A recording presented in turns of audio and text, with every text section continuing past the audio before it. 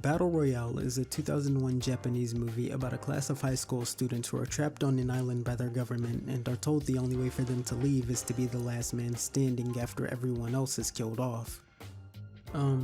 What would you do in this situation? Would you be one of the students who reluctantly plays by the rules of the game? Or do you refuse in hopes of finding another means of escape? Maybe you'd revel in the freedom, or maybe you'd realize the futility of escape and go out on your own terms. This is one of those movies that was stuck in my head for weeks after the first time I watched it, mostly due to the premise alone. But this movie didn't stick with me for the best reasons either.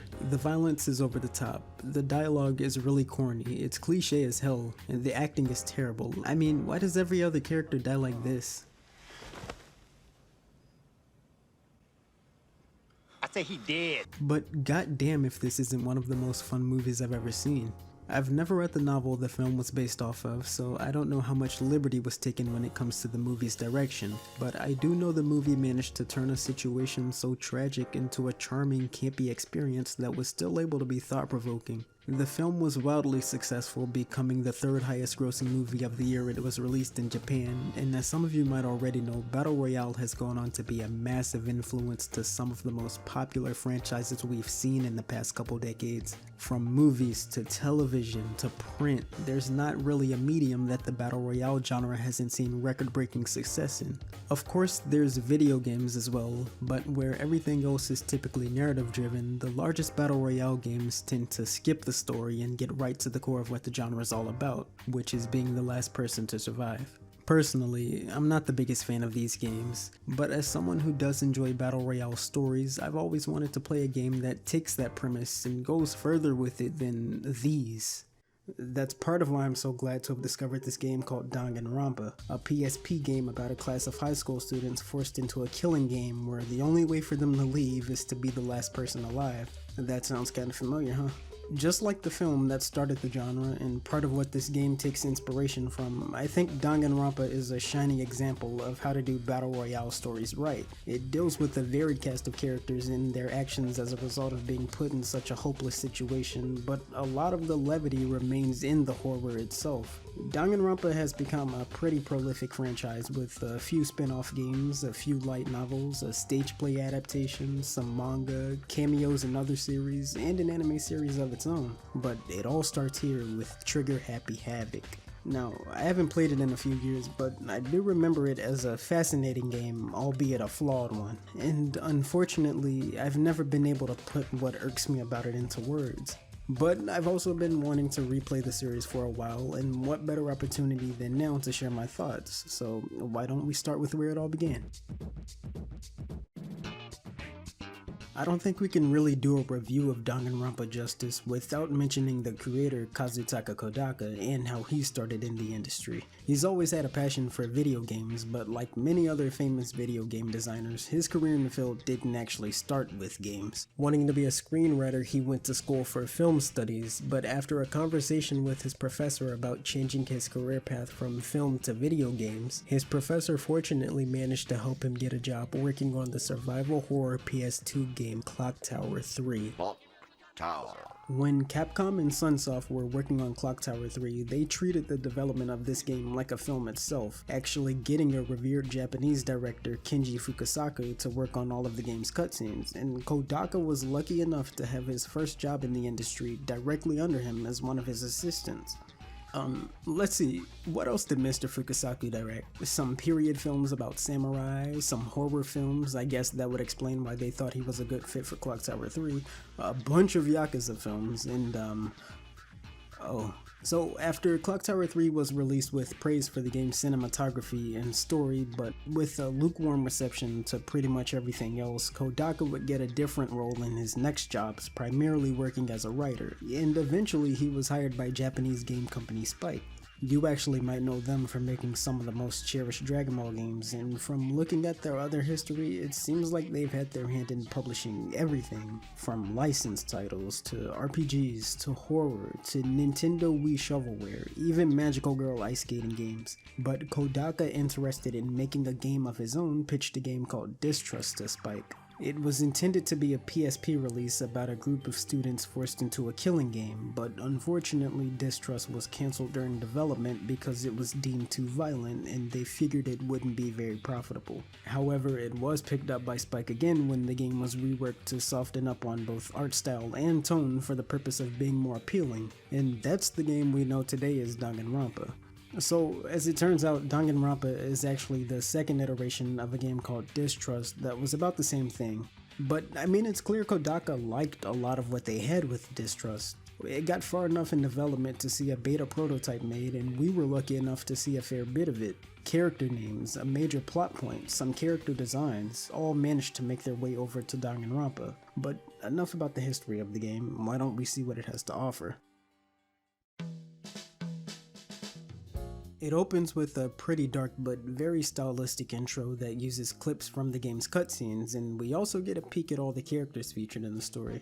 The title screen is pretty decent as well. I really like how there's someone new on the screen each time you start the game. Other than that, this title screen definitely looks Y2K enough to feel like something that came off of the PSP. There isn't much in the way of options when you initially start the game, but when you load from a save file, there's more for you to access, including a gallery where you can look at any cutscenes or artwork you want to see, or listen to any song. The first thing you actually see in the game is another cutscene, set in a dark creepy classroom with a cute black and white bear and what looks like a student or maybe teacher who's been tied up and blindfolded.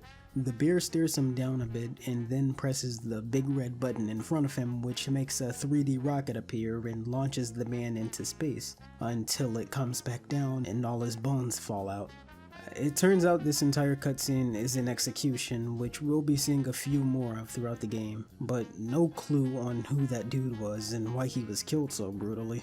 The story follows a boring, completely average student named Makoto Naegi who gets accepted to a private school called Hope's Peak. That's not just me insulting the character either, that's how he stands out to everyone in the story. Hope's Peak isn't just any school, it's an elite academy that chooses its own students, and it only accepts the best of the best. Leon, the ultimate baseball star, Sayaka, the ultimate pop sensation, Hina, the ultimate best girl. It turns out the only way a generic student like Makoto could make it into Hope's Peak is through a raffle, where he then becomes the ultimate lucky student.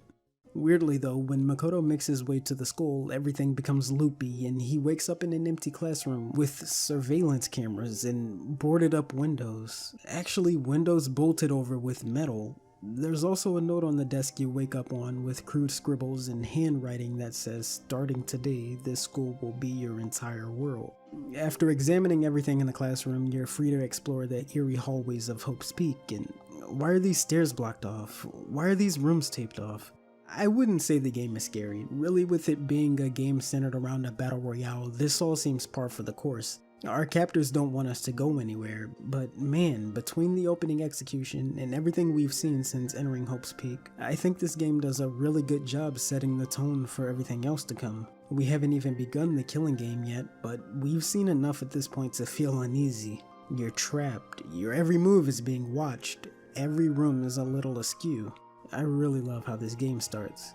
I also like how in every room you enter, everything in it pops up like a picture book or something. Anyways, when you make your way back to the main hall of the school where everything originally started twisting and turning, you see the entrance has now been locked up with what looks like a metal hatch you'd see in a bank vault, and turret guns, I'm guessing, to shoot anyone that tries to escape. This is also where you finally meet and greet the 14 other ultimate students of Hope's Peak for the first time. Some of them are really friendly like Sayaka, but with everyone here being ultimates, you have some standoffish or arrogant students like Byakuya. This guy is pretty much Seto Kaiba cranked to 11. You get out of my life and take your bad hair with you! You know what? Characters are very important in this game due to the nature of this story, so let's just go through them all. I already mentioned the ultimate lucky student and player character Makoto Naegi and the ultimate pop idol Sayaka. Apparently she was Makoto's classmate in the past before Hope's Peak and he didn't even recognize her. I also mentioned Leon, the ultimate baseball star, although he apparently wants to be a rock star now, which explains his drastic change in appearance. There's also Kiyotaka, the ultimate moral compass. He's just a boy scout that tries to keep everyone on the straight and narrow. And we can't forget everyone's favorite rich boy, Byakuya, Byakuya, the ultimate affluent progeny. He's from the Togami family, a conglomerate that's apparently powerful enough to influence the world. And there's also Hifumi, the ultimate fanfic creator. He's a pervert. There's Yasuhiro, the ultimate clairvoyant. He's a really laid-back guy with cool hair and poor money management skills. The exact opposite of Celestia, the ultimate gambler. She's cold, she's cunning, she's all that. She's not afraid to speak bluntly, but she's really good at hiding her true feelings as well. Same with Kyoko, the ultimate... Actually, we don't know her ultimate talent yet. I mentioned Hina before as well. She's the ultimate swimming pro. Her cheerful personality helps her grow close to Sakura, the ultimate martial artist, who is not as aggressive as she looks. There's Toko, the ultimate writing prodigy. She's the obligatory which is the anime girl archetype that likes to be used and abused and ordered around like an actual dog. I feel like it exists, but I don't know the word for it. Anyways, that's Toko. She's obsessed with Byakuya, and she's also the only character whose distrust designs I really preferred. There's Junko Inashima, a blondie fashionista. She's a worldwide famous gyaru. And there's Chihiro Fujisaki. I'm Chihiro Fujisaki, The ultimate programmer. She's timid, but very kind, too kind for this situation. And finally, there's my personal favorite character, Mondo, the ultimate biker gang leader. He's a delinquent and a hard ass, and he's very quick to anger, but underneath it all he still has morals and a code of honor, and he has a cool orange pompadour, and he doesn't remind me of anyone in particular, I promise. Props to the concept artist, by the way. Everyone's specifically designed to fit their talent, and I really like the way they're all illustrated in this game. I'm not an artist, but I think it's his technique of shading and attention to detail on things like wrinkles and hair that really makes his style stand out. The anatomy can look a little funky at times in some of these sprites, but it's nothing I can't overlook. Like I said though, I'm not an artist. I would love to see someone who actually knows what they're talking about do a breakdown of this game's art. Anyways, after getting to know everyone, you find out they all lost their memory and woke up somewhere in the school as well. Soon enough, a sudden announcement comes on the monitors and you're all told to go to the gym where you meet the final character and headmaster of the school for the first time. And what do you know, it's the same bear from the opening cutscene. His name is Monokuma, and that smile is permanently etched on his face. I think lovable jerk despot is a good way to describe him. He's a really diabolical little guy with a sarcastic sense of humor, and you can probably figure he's the one that introduces you all to the killing game. Of course, no one is willing to play Monokuma's sick game, but no one wants to spend the rest of their lives here either, so it turns out the only way to leave the school is to participate in the killing game. But it's not a last man standing situation, at least not directly. All someone would have to do was kill one other student discreetly. The murderer then becomes something called the Blackened, and when the dead body is found by the other students, a class trial is held to determine who the Blackened is. If the class guesses right, then the Blackened is executed and everyone else is allowed to live life as is in Hope's Peak again. However, if the class guesses wrong, everyone else is executed and the Blackened is free to leave the school. Or graduate. Just in case I was making it sound like there's some way to circumvent the killing game and by extension the game's entire story. There isn't. People die. A lot of them. Characters you grow attached to are gonna be killed. Or killed and then be killed themselves. Maybe some of them even. After meeting Monokuma, he hands you an e-handbook and the prologue concludes with the game's intro. The e-handbook is really handy. It has a map of Hope's Peak that you can fast travel with and the report cards of other students that keeps track of their personal information and how much you've bonded with them. It keeps track of all the mono coins you obtain as well. You'll find these little things hidden all around the school and you can use them to play the Mono Gachapon machine. Each capsule has a different present inside, and for every pull you gain a slightly higher chance of pulling the duplicate. However, for each coin you put into the machine, the better the chance you have of getting something new. I'm not gonna spoil what it's for, but if you do decide to play this game, keep pulling on the machine until you get number 91 of Man's Fantasy before chapter 3 starts for a hidden scene. Besides that, the e-handbook has an option called Truth Bullets. These Truth Bullets come into play a little later with the killing game's class trials. I was already hooked with the premise of the story, but this is what really sold me on Danganronpa the first time I saw it. When a murder happens, the game enters something called Deadly Life and becomes reminiscent of the Ace Attorney series, with time to investigate the crime scene to build your case, and question other characters to hear their testimonies. Instead of cross-examinations, Danganronpa has non-stop debates where everyone tries to figure out the case together, and if someone says something that sounds funny or contradicts the known details of the case, you can actually shoot at that text with the truth bullets. Yeah, truth bullets is just a fancy name for the evidence you find during the investigation phase. The only ways to fail the class trials is by contradicting the wrong piece of information or using the wrong truth bullets too many times. And you can run out of time as well, but they give you so much of it that it's unlikely to happen at any point. The non-stop debates are about all it lifts from Ace Attorney though. There's no pressing to make anyone elaborate on what they're saying, but sometimes you can highlight an important piece of information one of your classmates has said and use that to contradict something else. You can also shoot at this pink text to gain a little time. In addition to the non-stop debates, there are other mini-games like Hangman's Gambit, where you have to recall an important piece of information by shooting these letters individually to write out something at the bottom of the screen. There's one infamous Hangman's Gambit in the second trial when you find out one of the students has a split personality, and I'll spoil it. The answer to piece it all together is schizo, a different personality disorder from the one they're hinting at the entire time. The first time I played Danganronpa, I got stuck here for a while, but it's such an absurd answer that I haven't forgotten it since. There's also the bullet time battles, which is a rhythm minigame where you aim, shoot, and reload to the beat of the soundtrack. These usually happen at the end when the culprit or someone who knows vital information is cracking. And finally, there's the closing arguments. Here, Makoto just recaps the entire murder together piece by piece in this cool stylized comic book after everyone has all the details. For the most part, I think the class trials are way too easy. Keep in mind, I already beat this game once before, so I knew how everything played out in each trial, but even on my first playthrough, I don't recall this game giving me a lot of trouble. I beat it twice for this video, once on normal and once on the hardest difficulty, which I prefer, and the only times I really took damage was at my own incompetence in the controls. It's not that who killed who is obvious, but the game holds your hand way too much through these trials.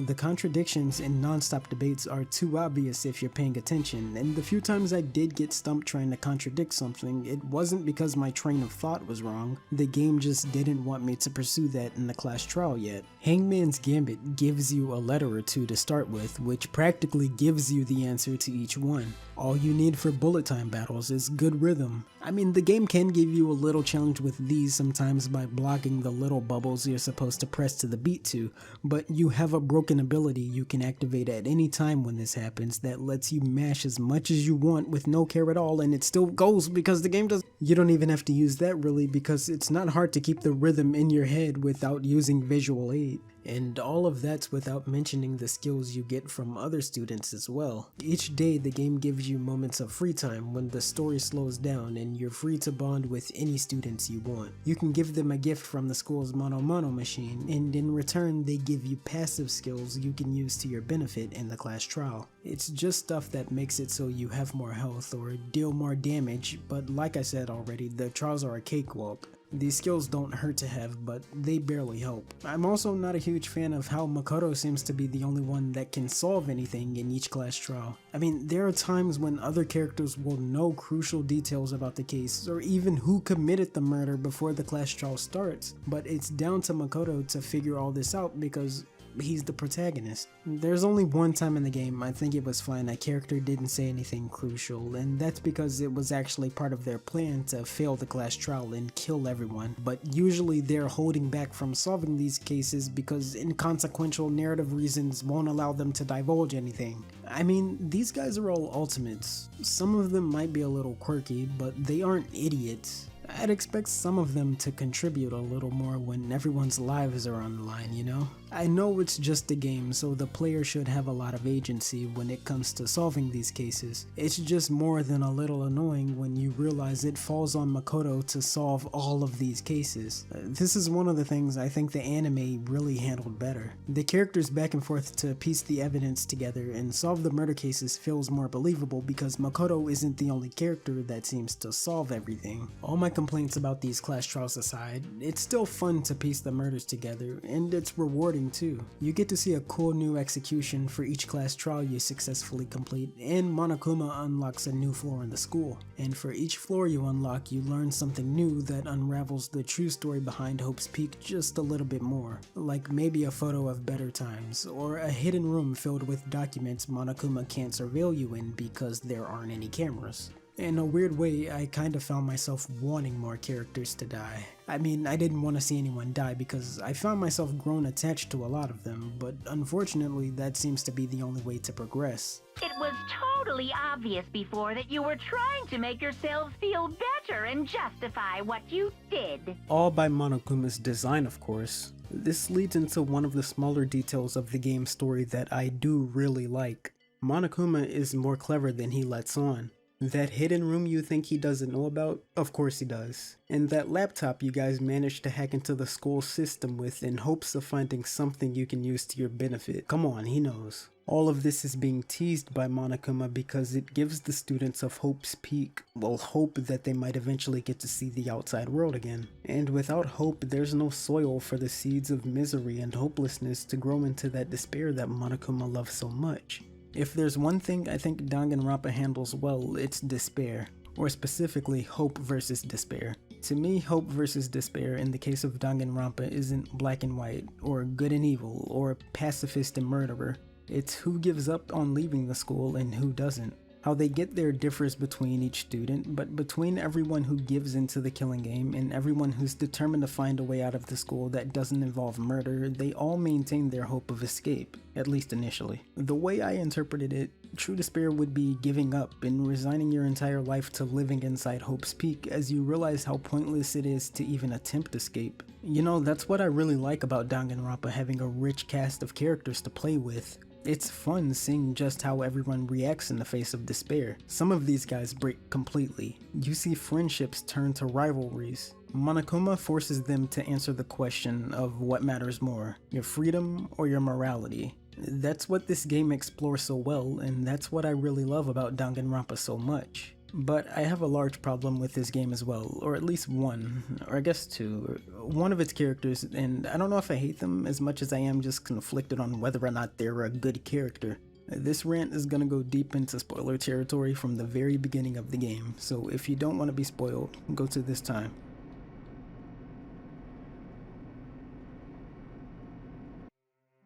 Throughout the story, you'll hear about this worldwide tragedy called The Tragedy. Not much is known about it, but the world is fucked, and of course Monokuma played a part. In fact, the world is so corrupted now that the cameras in the school aren't only there to surveil you, they're there for Monokuma to televise the killing game for the entire world's enjoyment.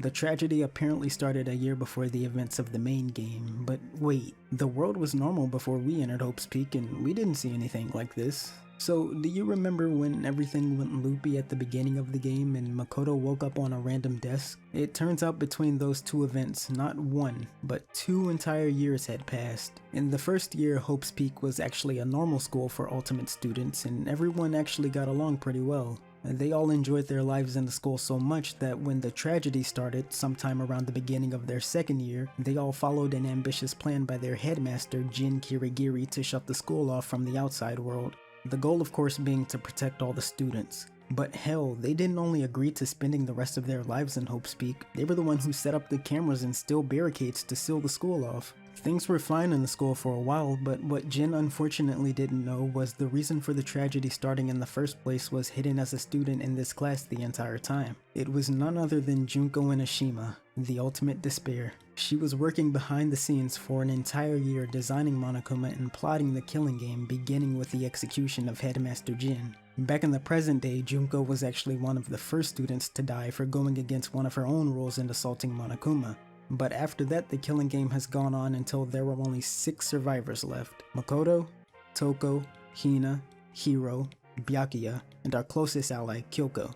Just as well, a seventh unknown victim is found and one final class trial is held to determine not only who killed them, but who this person is. The only reasonable suspects are Makoto and Kyoko, as they don't have great alibis, and from here the game branches off into two endings. In the first one, Kyoko is found guilty and everyone just spends the rest of their lives in Hope's Peak. I guess it's up to the player to decide if this ending is for the better or worse considering the state of the world and everything. However, if you pursue the true ending, you get an ending where Makoto is falsely found guilty of killing the masked victim and he's actually sent to be executed. Surprise, Monokuma cheats at his own game to get what he wants. But Makoto is saved before being executed and an extended trial is held where Junko reveals herself to still be alive and the true killer of the masked victim, Muguro Ikusaba, the 16th student, the ultimate soldier, and the twin sister of Junko. She was helping Junko every step of the way from starting the tragedy to running the killing game. She was even hiding in plain sight the entire time by posing as her sister Junko, and eventually she died by Junko's own hands. Now, when you figured all this out, Makoto realizes his true talent is the ultimate hope. Everyone bonds together in one big cheesy, impactful moment of friendship to save him, and Junko abides by her own rules of the class trial, executing herself. Junko easily embraces death with open arms because her ideology lives on, and although her plan to eradicate all hope in the school failed, she still gets to feel complete despair as she herself dies. And thankfully her death finally puts Monokuma out of commission since there's no one to control him, and everyone left is able to leave Hope's Peak, finally able to see the outside world again with their own eyes. And that's the story of Danganronpa. I know it's not all in reveal order, but I hope I got the important details on this plot right. For the most part, I think it's a pretty nice story, but I'm completely split on Junko as a villain. At first I hated her. The amount of bullshit they let her get away with that goes completely unanswered and you're supposed to accept for the sake of the plot is really annoying. When this game was finished, Kodaka had no plans to make a larger universe out of Danganronpa and create supplemental material that would go into greater detail about Junko yet.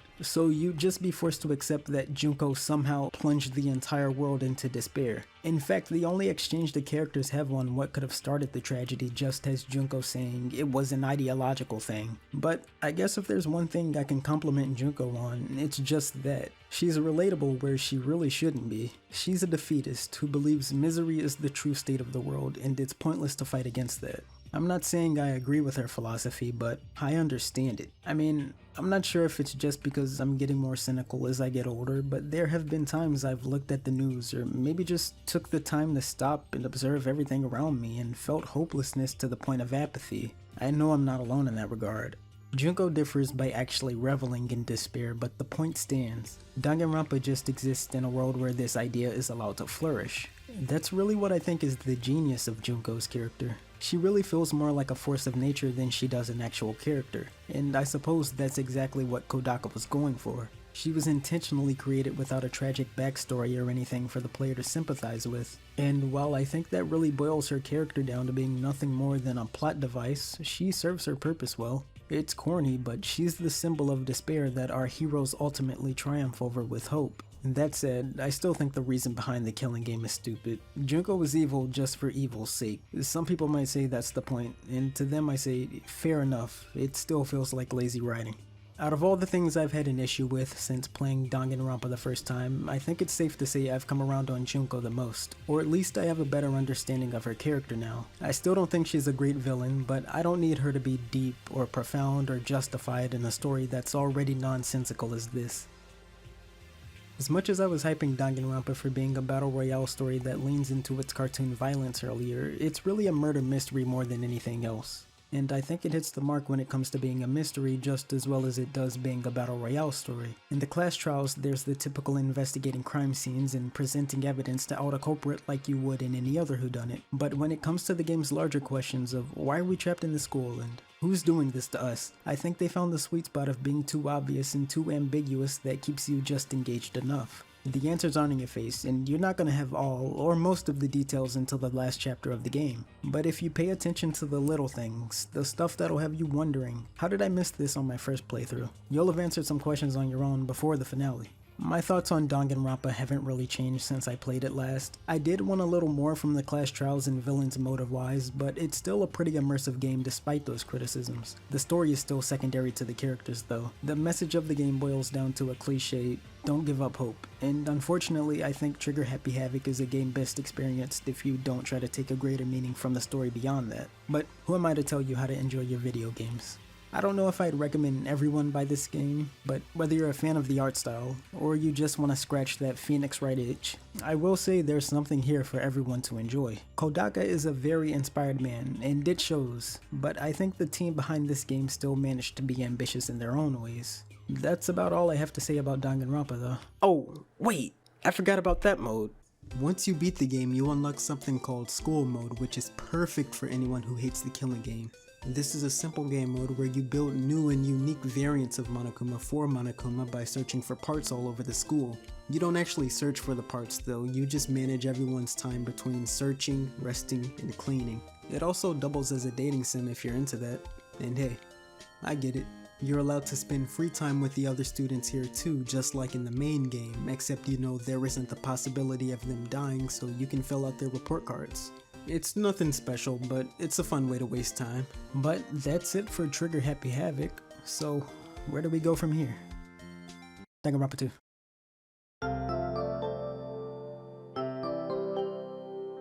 I always like it when video games play with scale. There's something about drastically changing the size and conventions of things we're normally used to that I find oddly refreshing in a way. Some games might turn the player into something of a god that towers over their defenseless creatures and creations, but what I really like are those games that do the exact opposite. Games where puddles become entire oceans, and a simple test like walking up the stairs becomes a challenge akin to hiking up a mountain. Chibi Robo and Pikmin are two good examples of what I'm talking about. These games knock it out of the park when it comes to making the player feel meager in relatively normal worlds. And I recently started playing a game called Little Nightmares that not only follows that concept but twists it into something grotesque. Little Nightmares is a puzzle platformer by independent developers Tarsier Studios that doubles, or I guess triples, as a horror game. On my researching quest to figure out what else these guys have made, I found out they've actually been around since 2004, but didn't have a game of their own to speak of until 2017. But that's not entirely fair of me to say. They did have one project under their belt called City of Metronome, an adventure game with an art style that reminds me of something by Tim Burton or Shane Acker, the guy who made 9. City of Metronome was shown off and pitched at E3 2005, but went unreleased due to Tarsier being unable to find a publisher. It looked interesting enough artistically, but I don't think this trailer does the actual game any justice. It's mostly just shots of them walking around slowly and showing off things happening in the world with no real gameplay at all besides some slow combat. But after that, Tarsier would go on to do work for other games, including the Little Big Planet series. I think the fact that Little Big Planet is a game that takes place in a storybook-like setting where you're a little hero running around actually rubbed off on Tarsier when they would go on to create Little Nightmares, their first fully original and actually released video game thanks to making a publishing deal with Bandai Namco. Little Nightmares is one of those games I've always seen and wanted to play but never really got around to until now. It centers around a little raincoat girl named Six who finds herself trapped in an iron vessel called the Maw, and it's up to us to help her find a way out. It's a game that doesn't tell you its story through dialogue or text, but relies on you to make your own interpretations. Believe it or not, the only way we know the names of anything in this game is through official descriptions and tweets and promotional material, etc. It starts near instantly after you select New Game. Six wakes up from a nightmare she has of a masked lady, and after that you're free to go. There's no hand-holding, there's no drawn-out tutorial, the game makes you learn everything yourself and sends you on your way. With this being a platformer, you'll be doing a lot of running and jumping to get around, as well as sliding to help you in some tight spots, but there's actually not a lot Six is capable of doing beyond that, besides grabbing and climbing things, that is. Mostly Six will rely on using everything in her environment to get around, so you'll have to drag this minecart here to jump onto a door handle, or jump on this side of the seesaw and quickly run to the other side to get on top of these drawers. You can climb pretty much everything you see in this game as well. Ladders, cages, stacks of books, stacks of plates. As long as Six can grab it and pull herself up, she can climb it. You also have a lighter that helps you see in some of the game's darker spots, but that's it as far as controls go. There's a little startup to 6's movement that I really like because it feels like there's weight to her character, and every long jump you have to make from running and jumping is more satisfying due to the momentum you need to build up as a result. There's no jumping from a fixed position and magically changing your direction in midair to land wherever you want. You have to earn it. Unfortunately, the camera doesn't help so much in this regard. The biggest enemy of jumping from platform to platform or just navigating the world in this game is depth perception. This was a bigger problem for me than it should have been. It's hard to tell how much space you have left on these platforms sometimes. There were so many times I ended up falling because I thought I was aligned with something I had to jump to, only to end up missing due to not being able to tell when to jump, and if I did, there was a 50-50 chance I'd undershoot my target or completely miss. This wasn't exclusive to jumping between platforms either. Sometimes I died just walking off stairs or walkways or between screens because I thought I was aligned with them well enough, but I guess not. You know, what would have really helped is giving the player more control over the camera, where we're actually able to rotate it around the center of the stage, or maybe just zoom into 6 a little more instead of just being able to pan it around. I get they were going for a cinematic thing, forcing their own perspectives, but I think it comes at too much of a detriment to the player. There is a saving grace to the bad depth of field though. You can just hold the grab button instead of timing when you press it to hold onto a ledge. At first I thought it was a good idea to just hold this throughout the entire game, but you'll end up picking up or clinging onto random objects, and that's not very helpful. So just remember to hold the grab button whenever you walk somewhere narrow. You'll grab the ledge and be able to pull yourself up. Don't let the bad perspective stop you from exploring though. This is a very beautiful game. I could get lost for hours just observing everything inside this ship. The muted colors and vast size of the maw makes the game feel very cold and desolate, but this game doesn't stick to one aesthetic. The hull of the ship feels more industrial with heavy usage of metal and everything, but by the end of the game you'll be in a relatively lavish Japanese bedroom. The game has a very soft look to it too, almost like it's all claymation. I think the lighting system helps a lot in this regard. It does a good job at highlighting those little creases and folds and cracks and everything that makes it feel like it was all handcrafted. And look at how almost everything is beveled to have round edges. All the models are lopsided too, in a way that makes the world feel very lived in. Yeah, this world just feels very alive. Whether it's seeing dozens of these hulking creatures walking around or hearing these faint sounds you can't discern from the ship itself or its inhabitants. There's always something going on that keeps your interest. The game also rewards you for searching every little nook and cranny with hidden collectibles all throughout the game. They come in the form of statues you have to throw and break, lamps you have to light, and these little creatures called gnomes you have to hug. Fun fact, these little gnomes are a reference to some creatures that were in the city of Metronome, and this little picture in the suitcase 6 was sleeping in is too. Maybe Tarja will return to City of Metronome in the future since they're not apprehensive about mentioning it. There's no benefit to the actual gameplay in finding every collectible in this game, but you unlock concept art you can see from the main menu. This stuff is so gross, I love it.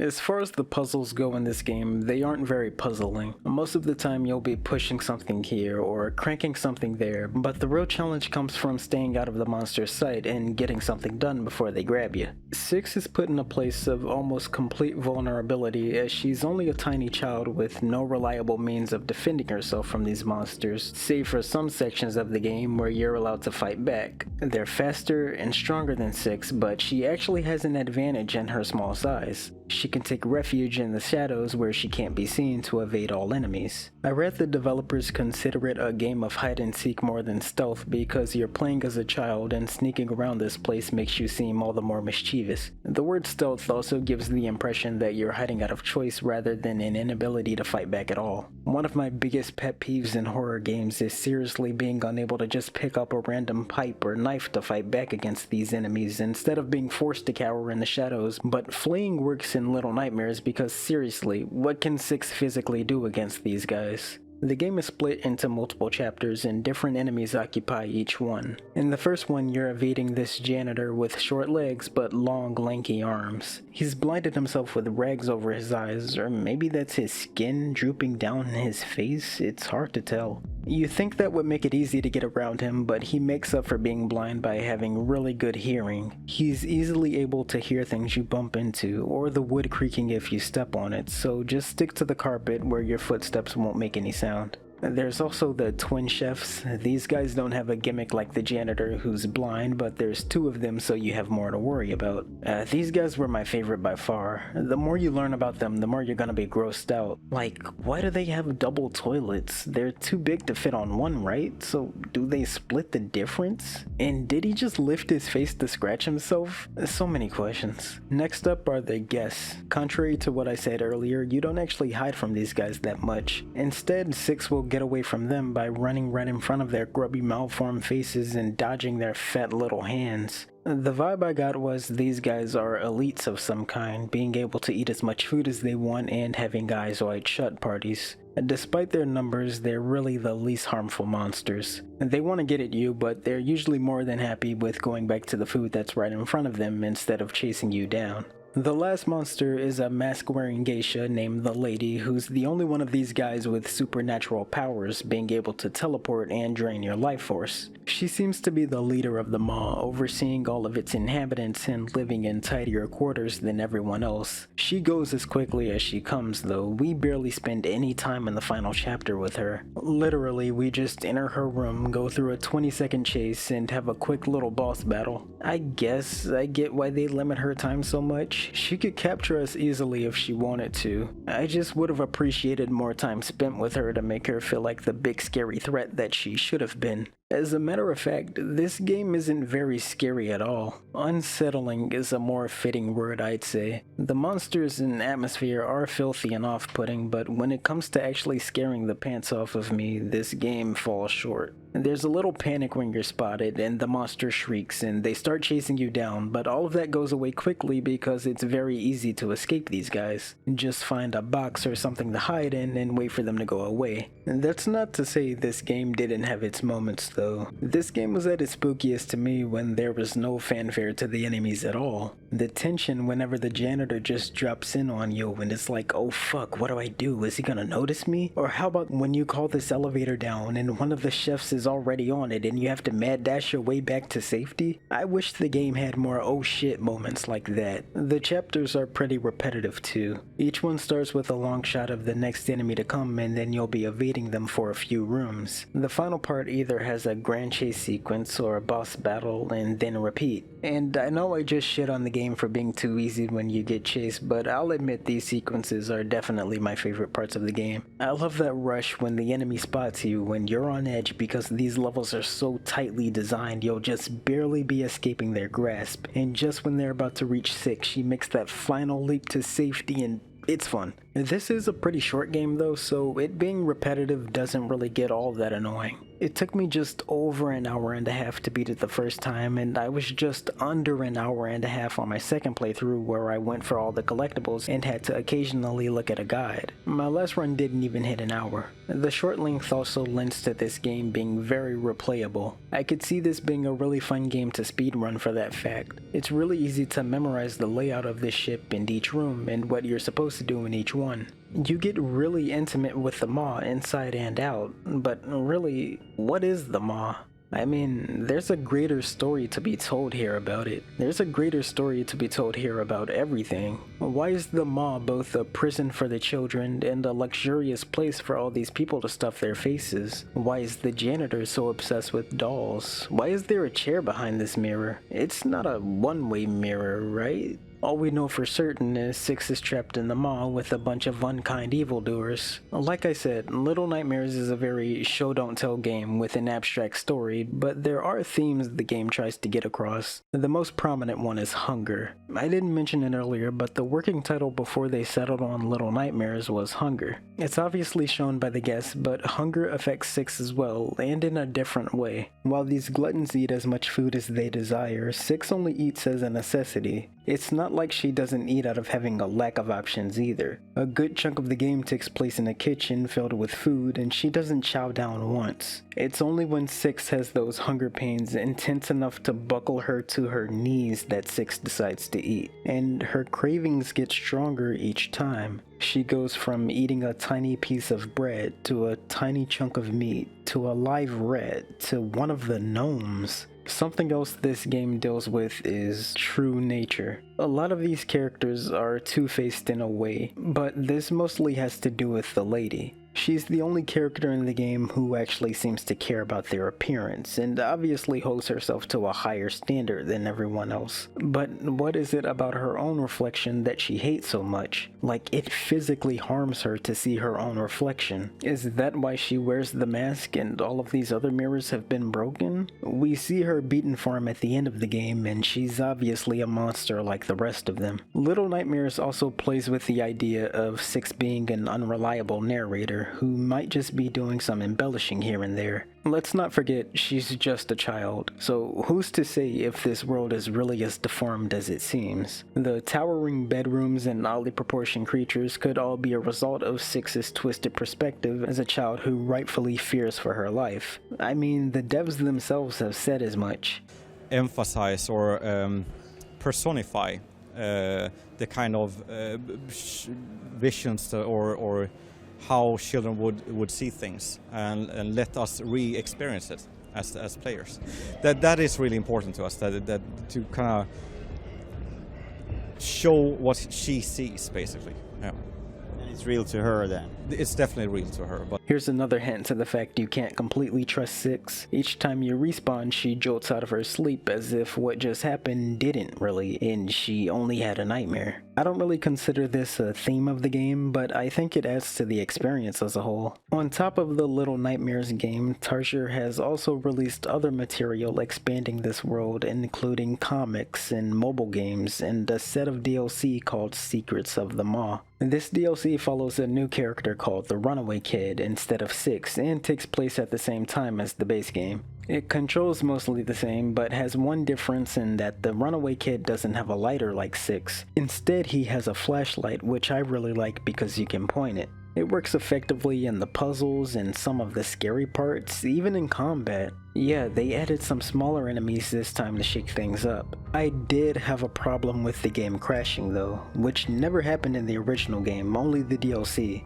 But besides that, I thought the DLC was just as fun as the main game. There are actual puzzles you have to solve this time, which gets a thumbs up from me. I like the twist at the end too that connects the Runaway Kid to Six's story, but I don't want to spoil it because it's really emotional. And there's other bonus content too, and special masks that Six can wear. You get the lady's mask after breaking enough statues, but the other ones are unlocked by purchasing them or using special codes you can get from the Bandai Namco website. The best costume is only in the Nintendo Switch version of the game though. If you have a Pac-Man amiibo, you can use it on this game, and Six's raincoat actually turns into a gross wrinkly Pacu mask with a gaping mouth. I wish this game had more mods. I would totally rock that as a skin. But man, I just like Little Nightmares a lot. It's not a perfect game, but there's just so much here to fall in love with. The atmosphere, the subject matter, the scale of it all. Little Nightmares is a game I can seriously see myself coming back to every so often just because it's so fun and quick to get through. That might be a knock against the game for some people, but if you really want more Little Nightmares, there's a sequel out called Little Nightmares 2. This time there's 2 children instead of 1 Six. I'll get around to it one day, but I gotta say, as far as the original goes, play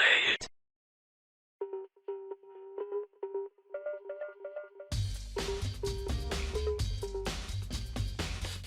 Danganronpa Trigger Happy Havoc is a game I came away from with mostly positive thoughts. The highlights of the game for me were the Ace Attorney-esque class trials and seeing just how each student reacted to the killing game they were put in. Would they give in to the killing or not, and if so, how and why?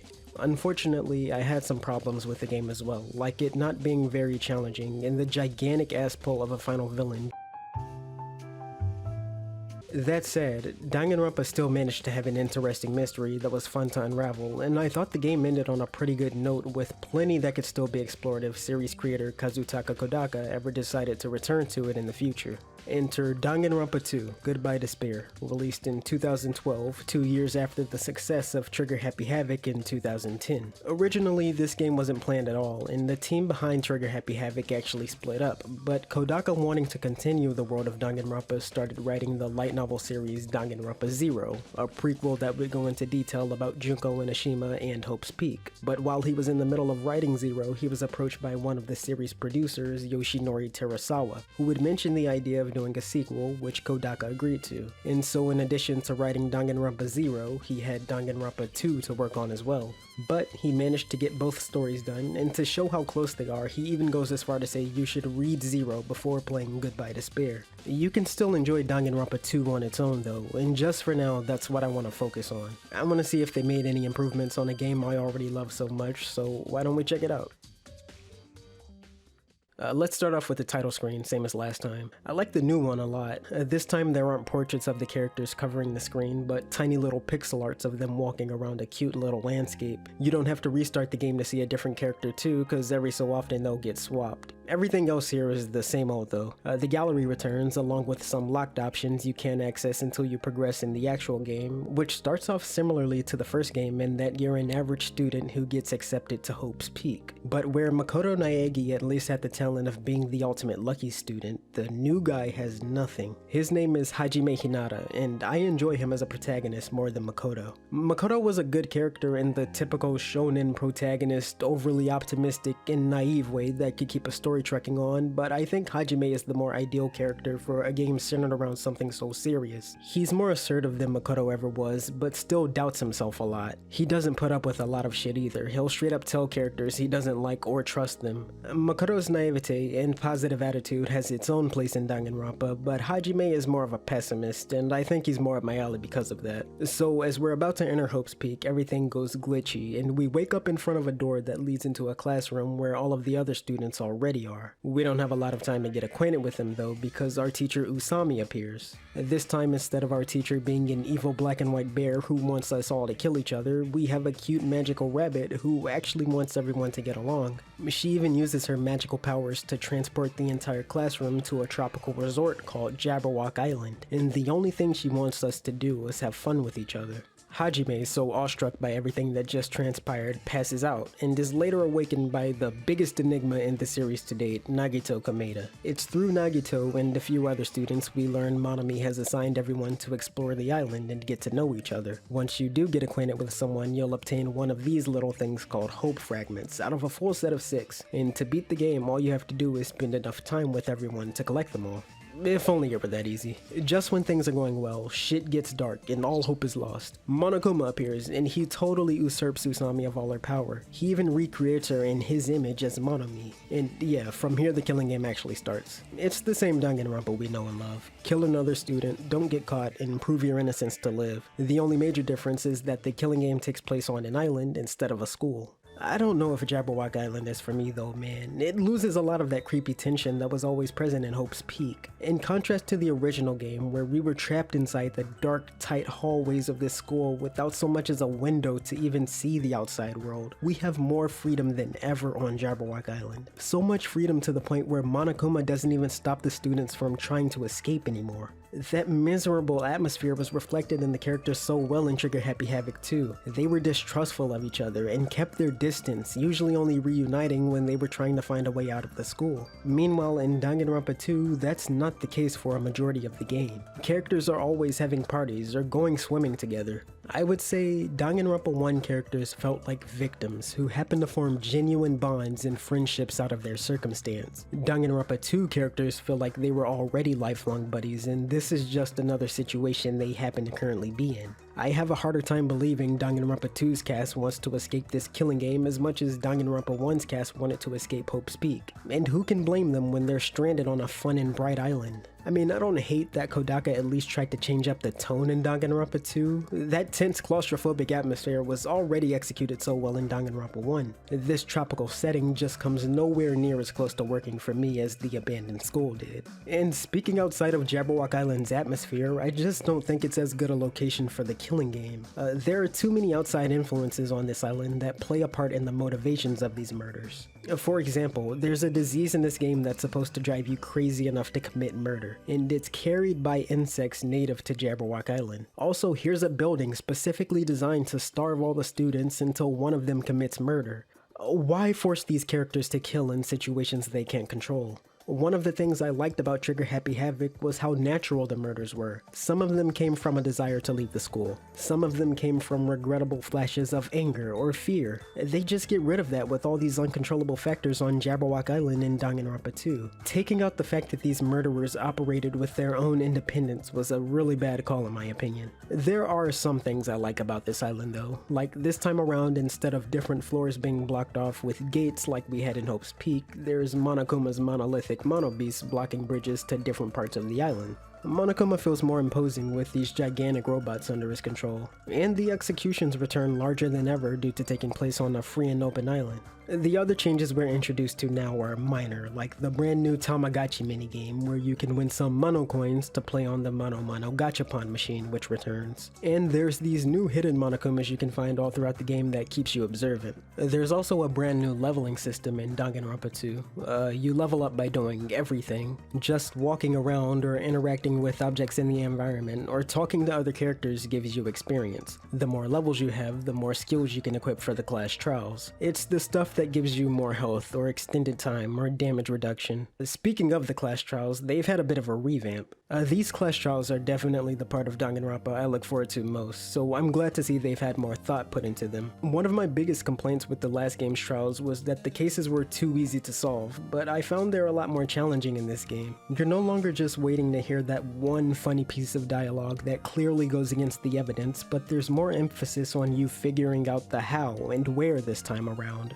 Most of the twists and turns and reveals are believable too and keep the trials going on so long they need intermissions now to let the player take a break. The minigames return of course. Non-stop debates play as normal with you being able to shoot the contradictions with the right truth bullets, but Danganronpa 2 has the addition of you being able to back up something another student says with the right truth bullets as well. I like that change. You don't always have to be proving someone wrong. There's also a new sub-minigame to the non-stop debates called Rebuttal Showdowns, where characters will call you out when you present evidence and you have to prove why what you said was right. It plays the same as the non-stop debates. Wait until the right text comes up and hit it with a truth bullet. Logic Dive is another great new minigame. You surf through this 3D environment, dodging obstacles and answering multiple choice questions that help Hajime piece events together. It reminds me of that Flash game Run. Anyone know what I'm talking about? A couple of the minigames get a little shaky in quality from here though. Hangman's Gambit is back with a makeover. They even refer to it as improved Hangman's Gambit now. You still shoot at these individual letters to spell something out like before, except you have to match two letters together now by stocking one of them and letting it connect with another one before you're allowed to shoot it. If two of the wrong letters connect, then you'll take damage. The new Hangman's Gambit is not a bad idea conceptually, but it doesn't work so well in actual gameplay. The game either operates on turtle speed, taking forever for the two letters you need to shoot to show up, or it overwhelms you with so many letters on screen at once that you can't help but take damage as you scramble to find the right letters you need. What I think would have really helped is letting the player choose which box they wanted to put a letter in instead of going through the word in its exact order.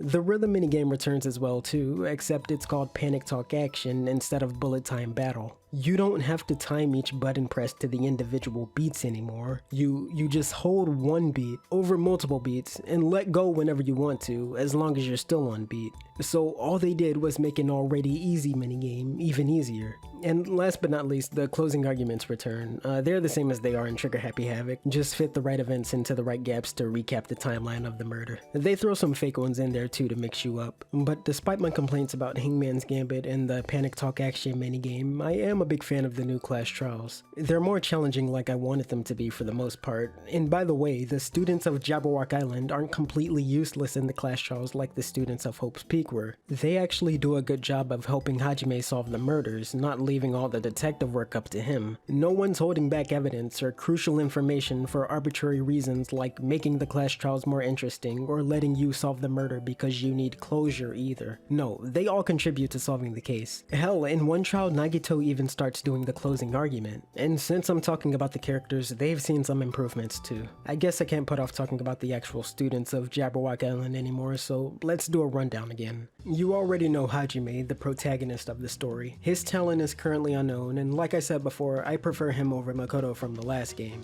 Besides him, there's Chiaki, the ultimate gamer. She's one of the more intelligent students and ends up being one of Hajime's closest allies, sort of like Kyoko from the last game. The elephant in the room is Fat Byakuya though. You gotta wonder why he's back at Hope's Peak. Could this game possibly be a prequel? He takes it upon himself to become the leader of the group and try to help everyone escape the island. Here's a fan favorite, Ibuki Miyota, the ultimate musician. She's a scene girl with a bunch of lol so random jokes included. I think you can tell this game was released in 2012.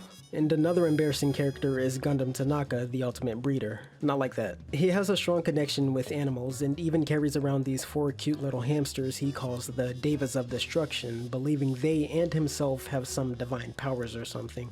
Gundam is a chunibyo, which is a Japanese term that basically describes adolescents who embarrassingly believe they have powers or some esoteric knowledge or just something about them that makes them special. It's cute as a kid and something I think most of us go through, but you have to get out of that I'm the main character phase eventually. There's also Mahiru, the ultimate photographer. I didn't really care for her. She's hard on the dudes and believes it's their duty to protect the women, and she's quick to scold them for every little thing they do. But I guess I warmed up to her a little bit when she was revealed to be a very caring person later on. I can't stand the ultimate mechanic Kazuichi though. He looks tough, but he's actually a huge coward, whining about every little thing. He's obsessed with Sonia Nevermind, the ultimate princess too. Whenever these two are in a scene together, he'll make some lowbrow sex joke and it gets very old, very quick. You know, the last game had Toko, who was obsessed with Byakuya, but it was funny there because that chick was psychotic. Kazuichi just comes off as a full creep. And there's a point where he tries to stalk and peep on Sonia too, going so far as to recruit Hajime to be his wingman so he has an excuse to be near her. To be fair though, he has his uses. He designs a video calling device at one point and is constantly looking for parts to make a ship or something to get off the island. He definitely comes off as the person most determined to leave. And back to Sonia, I guess. She's the princess of a foreign nation, but isn't a very regal person outside of her appearance. She's into researching dark stuff like serial killers and whatnot. I really like her relationship with Gundam too. She buys into all the stupid shit he says like he's been to hell and has demonic powers. These guys have a fun back and forth. We also have Teru, the ultimate chef, another pervert whose every other line is a sex joke. Then there's Mikan, the ultimate nurse. She's one of the more useful characters, being able to perform autopsies on dead victims and nurse the injured ones back to health. She's extremely pitiful though, constantly being bullied and crying at every little irritation. Also, she's a fan service character, accidentally finding herself in compromising situations on more than one occasion. They just went all out with the sex appeal in this game. Characters are always showing cleavage or making middle school level penis jokes. And like, look, I'm a degenerate too, but have some class about it. The first game had its moments, but it was more tasteful than this. Alongside the most basic tee-hee sex joke characters, Danganronpa 2 has some of the most well-thought, complex characters in the entire series. A great example being Fuyuhiko, the ultimate Yakuza. Just like my favorite character Mondo from Trigger Happy Havoc, he's a hard-ass and he's quick to anger, but he lacks those same morals that Mondo had that made him a redeemable character. Fuyuhiko genuinely doesn't care who lives or dies, but something tragic happens to him mid-game that forces him to change his mindset and try to become a better person. He goes through a redemption arc basically, and everything about him, from his backstory to his evolution to his ultimate payoff, is some of the best storytelling in the franchise. Baby Gangsta is by far the best boy. Then there's Peko, the ultimate swordswoman. She never goes anywhere without her bamboo blade. She kinda reminded me of Kyoko and Celeste in how cold she could be, but it wasn't out of malice or anything, just the lack of her knowing how to express her feelings. Another great character is Nekomaru, the ultimate team manager. He's a very bold and loud person, but he's also great at keeping everyone's morale up. Then there's Akane, the ultimate gymnast. She's probably the dumbest character of the bunch, only ever thinking about food and fighting, and the only time she's able to form coherent thoughts is when thinking about anything that concerns those two things. There's a little shit called Hiyoko. She's the ultimate traditional dancer. I don't like her. She's always exhibiting some little psycho behavior like killing animals or bullying Mikan, and then she hides behind her cute, innocent, childlike appearance. She grows close to Mahiru and shows that she does have a sentimental side underneath everything, but she's still a piece of shit as far as I'm concerned. And finally we have Nagito, the ultimate lucky student. Same talent as Makoto Naegi. He's a great wildcard to the class trials and story, often siding with the Blackened or doing some other diabolical things for his own twisted but well-intended reasons. Nagito loves hope and believes true hope can only come out in the face of true despair, which is why he does all the villain stuff he does. I think he has a really nice arc too.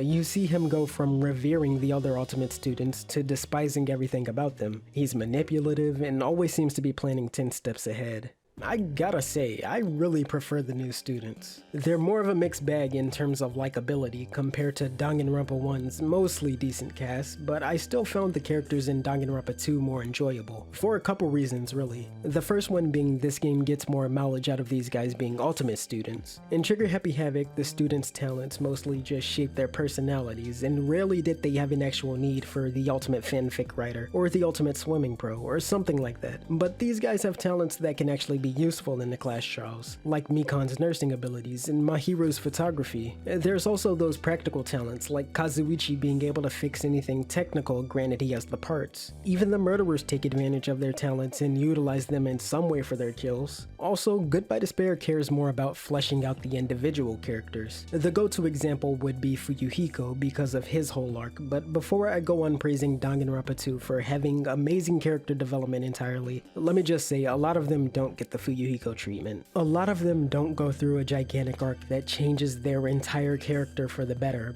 but this game does have more of those moments that gives everyone a little more depth. Moments where even the dogshit characters like Teru Teru and Hiyoko can justify why they are the way they are, or at least become someone you can feel sympathy for. I'm not talking about the completely optional free time events where you can bond with other students to get to know them better either. I'm talking about unskippable parts of the game crucial to the story. I just appreciate these small moments that builds everyone's character into someone you would care that much more about. Trigger Happy Havoc's characters are still likable and even had these moments of humanization as well, but they were rarer, and I would say half of those characters ended as the one-dimensional anime tropes they were introduced as. In Goodbye Despair, I would say maybe 1 or 2 characters don't go through some kind of growth or have their backstories explored. And speaking of backstories being explored, it's getting to that time for me to talk about the game's story again, so if you don't want to be spoiled on Danganronpa 2, go to this time that's currently on the screen.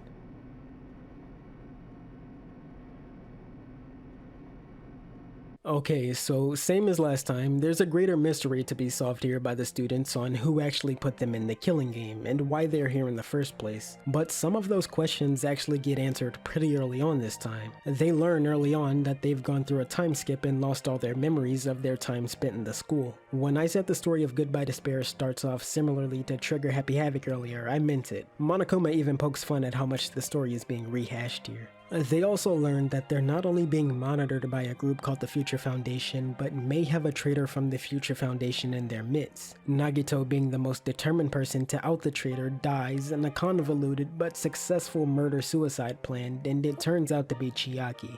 As Chiaki explains it, the Future Foundation aren't the bad guys, and she genuinely grew a liking to everyone, but was incapable of outing herself as the traitor. Also, Monomi was her partner, and after Monokuma executes the both of them, there are only a few survivors left. Hajime, Sonia, Kazuichi, Akane, and Fuyuhiko. Shit gets weird after Chiaki and Monomi die though. Dead students reappear, everything goes glitchy again, and Monokuma of all people wanting the killing game to end decides one final class trial will be held where we'll actually be on his side. Then as the final trial commences, Monokuma drops the bombshell that Jabberwock Island and our entire time spent on it has been a lie. All of these students were actually in a simulation by the Future Foundation called the Neo World Program. But before Monokuma goes too far, a member of Future Foundation appears. It's Makoto Naegi. He explains the reason why the students all had to be put in the Neo World Program was to rehabilitate them from being the ultimate despairs. The ultimate despairs. Yeah, so during their time in the school, before the time skip, they were all influenced by Junko's silver tongue and became just as sick and twisted as Junko and the rest of the world outside of Hope's Peak. Remember, as Junko explains at the end of Trigger Happy Havoc, it was an ideological thing that turned everyone to despair, but now it feels like something much more infectious and uncontrollable than that. Danganronpa gets pretty dark here, man. These people love Junko like a god. They took parts of her dead body and grafted them to themselves. They starved themselves to death. They did some other shit with Junko's body I'm not gonna repeat in order to continue her legacy. And this takes us back to the beginning of the game. The Neo World program plan actually worked as intended at the start, with the hope fragments Monomi tasked everyone with collecting as signs of progress on the road of these ultimate despair, slowly but surely regaining their humanity. But little did anyone know Junko was still alive in AI form as alter ego Junko thanks to some ultimate despair shenanigans. And like a virus, she would take over the Neo World program to start the killing game as Monokuma.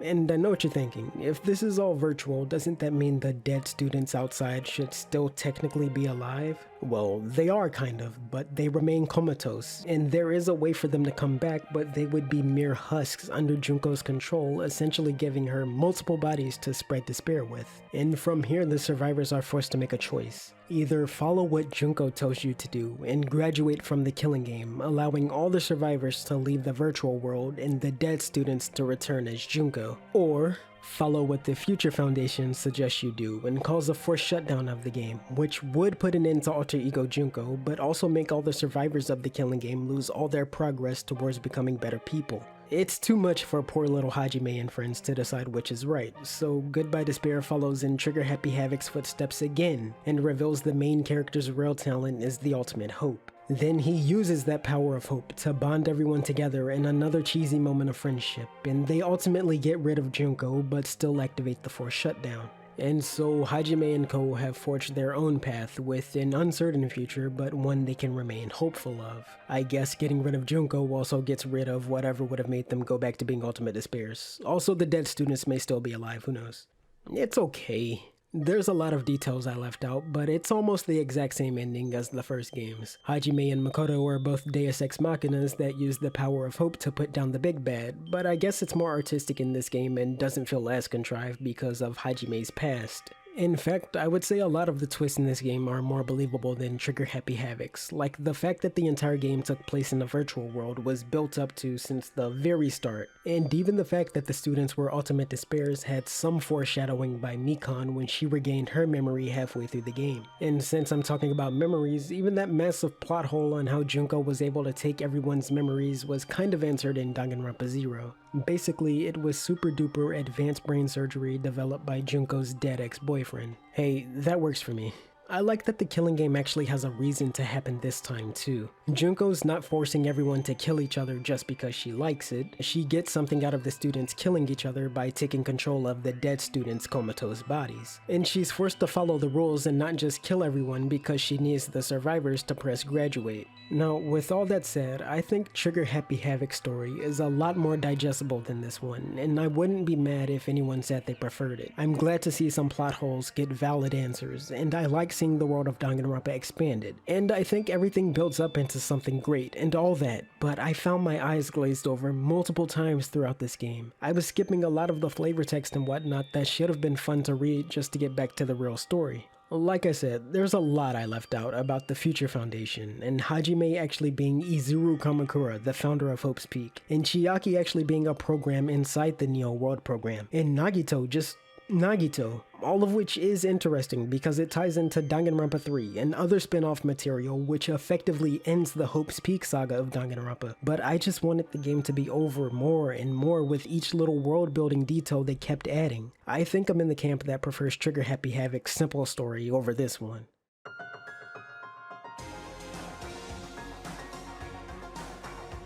As far as I can tell, Goodbye Despair is just as beloved by the fans as Trigger Happy Havoc is, and I understand why. It's essentially more of the same things that were so great about the first game. The unique art style, the black comedy, and the killing game all return, but Danganronpa 2 goes even further beyond. The class trials are more intricate, the characters are deeper, and while I still don't prefer Jabberwock Island's bright and cheerful atmosphere to Hope's Peak, which was more gloomy and depressing, I can see the appeal of this setting. There's more variety in this game too, like 1 second you're in this dystopian city, next thing you know you're in an amusement park. The executions are more creative too, and this game just throws in the most out there shit. Like one of the motives Monokuma presents to try and get everyone to kill each other is a Twilight Syndrome game of all things. Oh, and hey, since I'm talking about games within a game, that management mode that was in Trigger Happy Havoc returns here after you beat the game, along with the new minigame that's slowly unlocked as you progress through the story. Here you play as Monomi and defeat these Monobees one by one. I love how they turn the recurring gag of Monomi taking these guys down after each chapter into an actual game. I might as well mention Danganronpa If too, the special short story you unlock after beating the game. This story is a what-if scenario in which Makoto Naegi gets an escape button at the start of the Hope's Peak killing game. It's a fun read. But yeah, that's pretty much everything I wanted to say about Danganronpa 2. I enjoyed it. It's still a little rough around the edges in the class trials, and I really am not the biggest fan of the story. And I would rather play Trigger Happy Havoc before Goodbye Despair again. But I do think Danganronpa 2 improves on Danganronpa 1 in enough ways that I ultimately see it as the better game. But now I'm gonna be honest. I'm getting kind of tired of Danganronpa quicker than I thought I would. These games are fun, but they're very long to get through and fatiguing, taking a few days of non-stop playing to finish, and then another couple weeks of writing a script, editing a video, blah blah blah. So I'm glad the next Danganronpa game we'll take a look at is gonna shake the formula up a bit by not being a visual novel at all.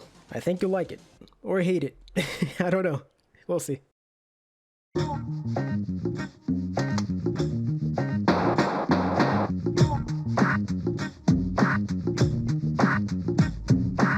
Recently, I've been thinking about whether or not video games have ever had a positive impact on my life before. I mean, I've played games that have left me with fond memories and nothing but great things to say about in the past, which I'm sure we all have. But when it comes to thinking of games that had such a profound effect on me that it actually changed my outlook on life, I'm really hard pressed to think of one. Not that video games need to be didactic or anything, but I think they have more value as something that can be educational than we give them credit for. As cheesy as it sounds, I know games that have helped people learn to discipline themselves, games that have helped people to find a sense of community, and games that were serious wake-up calls for others to do some introspection. I can really only think of one game that's affected me in the same kind of way, and it's this obscure little PS2 title called Chulip. I came across this game by watching bits and pieces of a let's play of it like a decade ago, just to date this video, but just a few years back I rediscovered it and started playing it on my own, and man, I really was not expecting what this game had to offer. At first glance, Chulip seems like this cute and quirky little adventure game about a boy who kisses every person, every animal, and every object he comes across. But once you start to play the game, you realize Chulip is actually a pretty relatable game about people who are just living their day-to-day lives. It's a game about an artist who has an internal conflict between getting a job or following his passion, a begging monk and his daughter, an aging shop owner and his dog. It's this weird clash between the game's absurd humor and serious but mundane problems these characters face that not only gives the game a lot of its charm, but also highlights the fact that no matter your eccentricities, we're all dealing with this thing called a life. I believe that's one of the main philosophies of the game's director, Yoshiro Kimura. If there's one thing you should know about Kimura, it's that he's a man who loves life. Kimura is a man who appreciates everything the world has to offer and finds fascination in all walks of life. One of his biggest passions besides designing video games is traveling the world and discovering different cultures. It should also come as no surprise that his experiences traveling the globe and meeting all different types of people have even had an effect on his career as a game designer. For example, after leaving the game dev company Square sometime in the 90s for lack of creative freedom, he started to grow dispassionate experiment with video games, and in an effort to find some excitement, he traveled to the South American country of Peru. While there, he stumbled across a small impoverished village who practically lived in tents, but noticed they had a makeshift arcade that was lined with Super Nintendos and filled with children who had nothing but the look of joy on their faces. Seeing just how much happiness these games from Japan could bring to these children who lived across the world, Kimura found his passion with video games reignited, and he joined the short-lived avant-garde studio Love-Delete.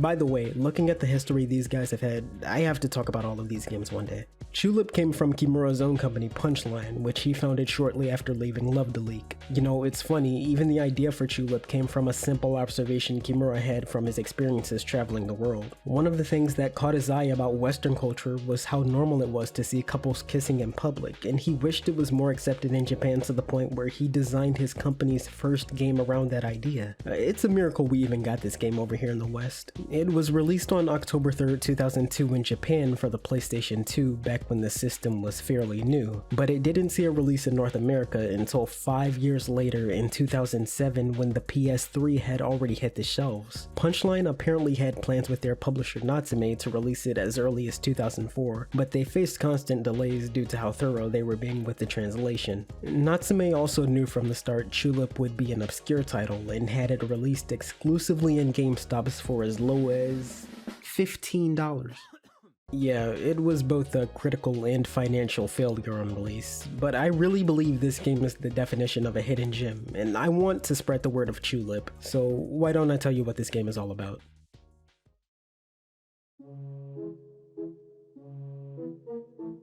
It's one of those games that begins right at the title screen. Once you select new game, a face pops out of this tree and both the player character, a poor boy, and his love interest walk up to it. You name the both of them and then the tree weds you. But not really, because it was just the dream the poor boy had while traveling to his new home with his father in Long Life Town. While your dad is getting settled in, he tells you to go greet your new neighbors, and this is where the poor boy meets the girl from his dreams. I named her Sunny with a V because I'm an idiot, but I'm gonna refer to her as Akiko from now on because that's the name Punchline used for her as a placeholder in development. She asks if you want to kiss her, but rejects the poor boy anyway for having no reputation. Defeated, the poor boy returns home, but his father comes up with the idea to write her a love letter that'll win her over, which he does. And after placing his confession inside a postbox, he hears a voice from the inside that tells him his letter sucks, and they'll teach him how to write a better letter that'll win Akiko's heart over. So you go searching for the sound of this voice and find out it came from this Mr. Saturn looking thing called Mr. Suzuki who lives underground and claims to be a teacher. True to his word, he teaches you how to increase your reputation by kissing other characters, and he says you need to use his special letter set to write the perfect love letter. But just as things start going well for the poor boy, the letter set is stolen by one of Mr. Suzuki's employees, Mr. Yamada. And just when you're about to retrieve the letter set from Mr. Yamada, he has the letter set stolen from him by other employees who disperse all over the map. And now our game really starts with the poor boy's goal being to find and retrieve all pieces of the letter set. It's a bit long for a prologue, but it does do everything it needs to. You get introduced to a few of the characters you're going to be seeing all throughout the game, and the game does a good job of hiding its tutorial in the story. So the main goal of the game, besides retrieving all pieces of the letter set, is to raise your reputation so Akiko will kiss you. And the way you do this is by getting in everyone's good graces. This is done by talking to them and learning what they're upset about, which ranges from someone losing their golden souvenir to a couple being in strife because they're in a broken marriage. Once you fix whatever's wrong, then they'll hit you with a kiss, give you some money, and raise your reputation by 1 point. Also, once your reputation crosses certain thresholds, you can level up by sleeping at home, which gives you more hit points. The really fun thing about getting a kiss from everyone isn't actually the kiss, but just figuring out how to get it in the first place. See, most characters won't actually just tell you what's wrong with them, they'll hint at something they're unhappy with. Then you'll have to gossip with other characters to learn more about them and what to do. You're able to do this by presenting items relevant to that character to others. Here's an easy kiss to show you how the game works, for example. In order to kiss this giant lion named Leo, you need to take a bath because he thinks you stink. But it's not just good enough for you to sit in the water and feel clean, you need to take a proper bath using these buckets to both wash and relax. He gets pissed at you if you do it in the wrong order though, and of course he won't teach you what to do, so you turn to the townsfolk, and by presenting Leo's bathhouse card to everyone, they'll collectively teach you the correct method for taking a bath. And so we take another bath again, in the correct order this time thanks to everyone's help, and look at that, we just got another kiss. Also, after you kiss a character once, you can kiss them again whenever you like, and have more extensive conversations with them about certain things. Like now I'm having tea with Leo talking about school, and it somehow gets into us talking about his dead girlfriend. That got dark. Here's another good example of how the game works too. I didn't get a kiss here, but I managed to stumble across a secret item. I went to the snack shop to buy some healing items and noticed the gum was notably more expensive than everything else, and so I figured this had to be something important, right? So I bought it and presented it to other characters and found out the bartender Julie, who was also Akiko's mother, just a quick FYI, is afraid of the gum for some reason. So I went to Julie and I presented the gum to her, and she had an entire story about how she and Leo were playing together as children and saw another kid disappear after they gave him some of their gum and heard the sound of crows. So then I went to Leo and presented the gum to him and learned the kid disappeared behind the very same snack shop I bought the gum from. So I went all the way back to the snack shop and waited for the sound of crows before eating the gum. And wouldn't you know it, there was a hidden item here all along. Alright, last example, and perhaps my favorite kiss, was Zombie Mika's. In order to kiss her, you have to speak with her a few times actually. If you head to this tree that's hidden in the corner of a graveyard at night, you'll see this green wisp that'll transport you to this dreamy garden where Mika rests under a tree. If you talk to her, you'll learn she really sucks at making tea, so much so that it pains the poor boy to drink it. But if you endure the pain, you'll also learn Mika enjoys making tea because a boy she liked when she was alive loved it. All the while Mika is just falling apart. I mean, she loses her arm, she loses her eye, which we're just able to pocket for some reason.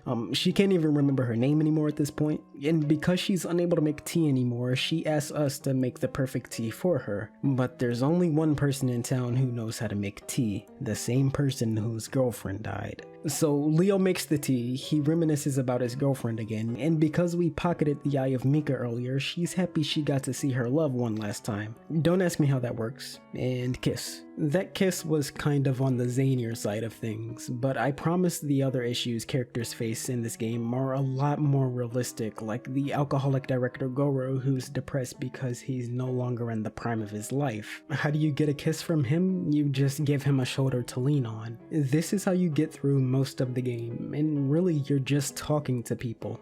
It's all about piecing together these little bits of information you learn from different residents of Long Life Town. It's a simple kind of gameplay, but a really fun one. The fact that these characters know so much about each other and Long Life Town really makes this town feel like a connected community with a lot of history as well. Another thing that helps the game to feel alive is the 24-hour day and night cycle all the NPCs adhere to with their very own schedules. I know this has been done in games before Chulip, and it can be really polarizing, but I'm a fan of this system. You'll spot characters in different places with new dialogues, and the town's creepy policeman goes on patrol at night. There's even a train you can travel to different locations with that operates on real time. Unfortunately, the day and night cycle also comes with its own downsides. The main objective of the game is to kiss other characters, right? But because they're all on their own schedules, this can mean you'll miss out on opportune moments and be forced to wait an entire in-game day to kiss them again. This goes beyond kissing characters too. You can miss out on the train and be stuck in a different area for hours. The game gives you ways to speed up time, but they're not always helpful. You can go home and sleep in your futon to pass the time, but you need to be in Long Life Town, and if you miss that last train back, you'll have to wait all night. You can buy comic books to read at train stops, which will pass the time as well, but your character will just rip them apart after a few uses anyways. Also, there's a 50-50 chance they'll hurt you after each use. And while I'm on the topic of being hurt, it feels like you unnecessarily take damage from a lot of things in this game. To be fair, the game will warn you most of the time about something that's gonna hurt you, but why is the game so picky about what hurts you in the first place? Like, if I go down this slide, I get hurt, but if I jump off this swing, it heals me? The only thing I kind of like being a gamble were the letters you'd get in your mailbox from certain characters after kissing them. 9 times out of 10, they were a free heal. Just save often, because if you die, it's all the way back to your last save, and you should be ready to die a lot in this game.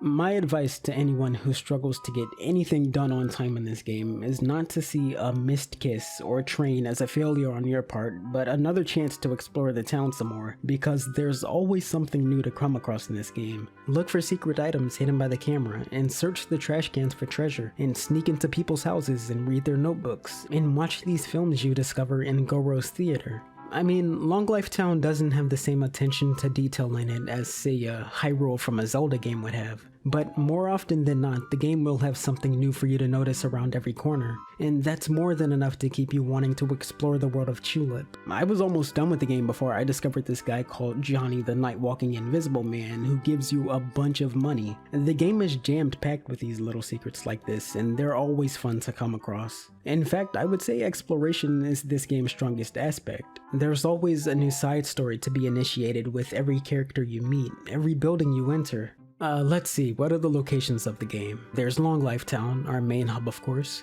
There's the Worldly Desire Temple where a monk and a bunch of supernatural creatures live. There's the Scarecrow Fields where you can plant seeds for vegetables. And the Funny Bone City, which has a factory you can become the president of. Honestly, the Funny Bone Factory was my least favorite area in the game, and I feel like it's worth mentioning just for how annoying it was. It was such a bitch to get around because you had to do so much just to navigate this place. So first you have to take a train to Funny Bone City, but you can't just get to Funny Bone City through Long Life Town. You have to take a train to the Worldly Desire Temple first, and buy a ticket that's 5 times the price of the ticket you bought for the Worldly Desire Temple to get there. And I hope you did all of that first thing in the morning too, because that's the only time you're gonna be able to get into the factory. They shoot you out of a cannon if you try to get in otherwise, and if you miss that last train back, you're gonna have to wait all night in this little square with nothing for you to do but save your game. But once you're able to enter the factory, you're free to do whatever you want. The game will automatically push you through different areas of the factory every so often whenever you're with the other workers and security guards. But if you talk to some of the workers, you'll learn there's a security guard who's kind of lazy and lacking in one of the areas which you're supposed to hide in so you can explore the factory after hours. What's really annoying about the lazy guard is it changes daily, so you can't expect to hide in the same spot 2 days in a row. But once the guard leaves and night falls, the factory is yours to explore as you wish.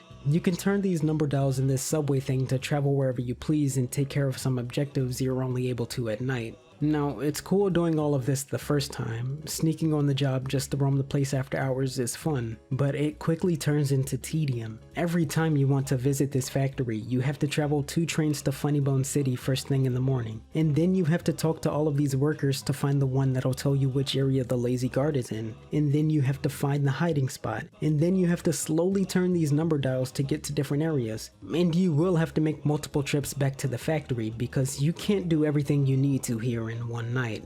I think a lot of this could have been fixed simply by making Funny Bone City accessible from Long Life Town's train station, where we spend like 75% of the game anyway, and by making it so we're able to enter the factory at any time we wanted to. Like, I get that we're going for a realism thing here, you have to show up on time for work in the morning, but I think some consistency can be sacrificed for the player's convenience. Also, I'm the goddamn president of the company now, let me enter whenever I want to. Why do I need to hide from the security guard now?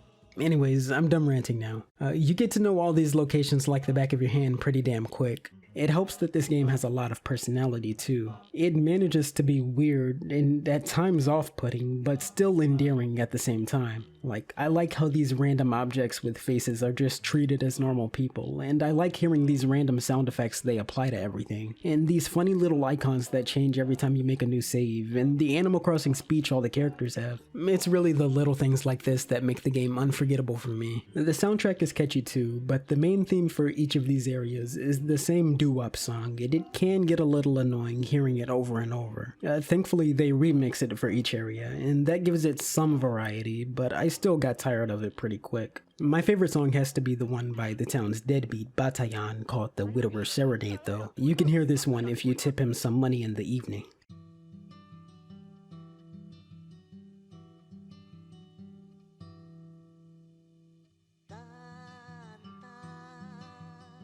The way I describe Chulip visually is crude, but still cute in its own childish way. Notice how both the clock and health bar on the HUD have been drawn in bold sketches, but look like they were colored in with some crayon or colored pencils. Also, the characters' models are all designed in a way that's meant to be both cartoonishly adorable, but still peculiar enough so everyone stands out in their own unique style. Even the game's environment manages to strike a balance between comforting with the ambient sounds of the townsfolk accompanying you on your slow strolls through Long Life Town, but still harsh with their intentionally being a general depression about everyone in the town.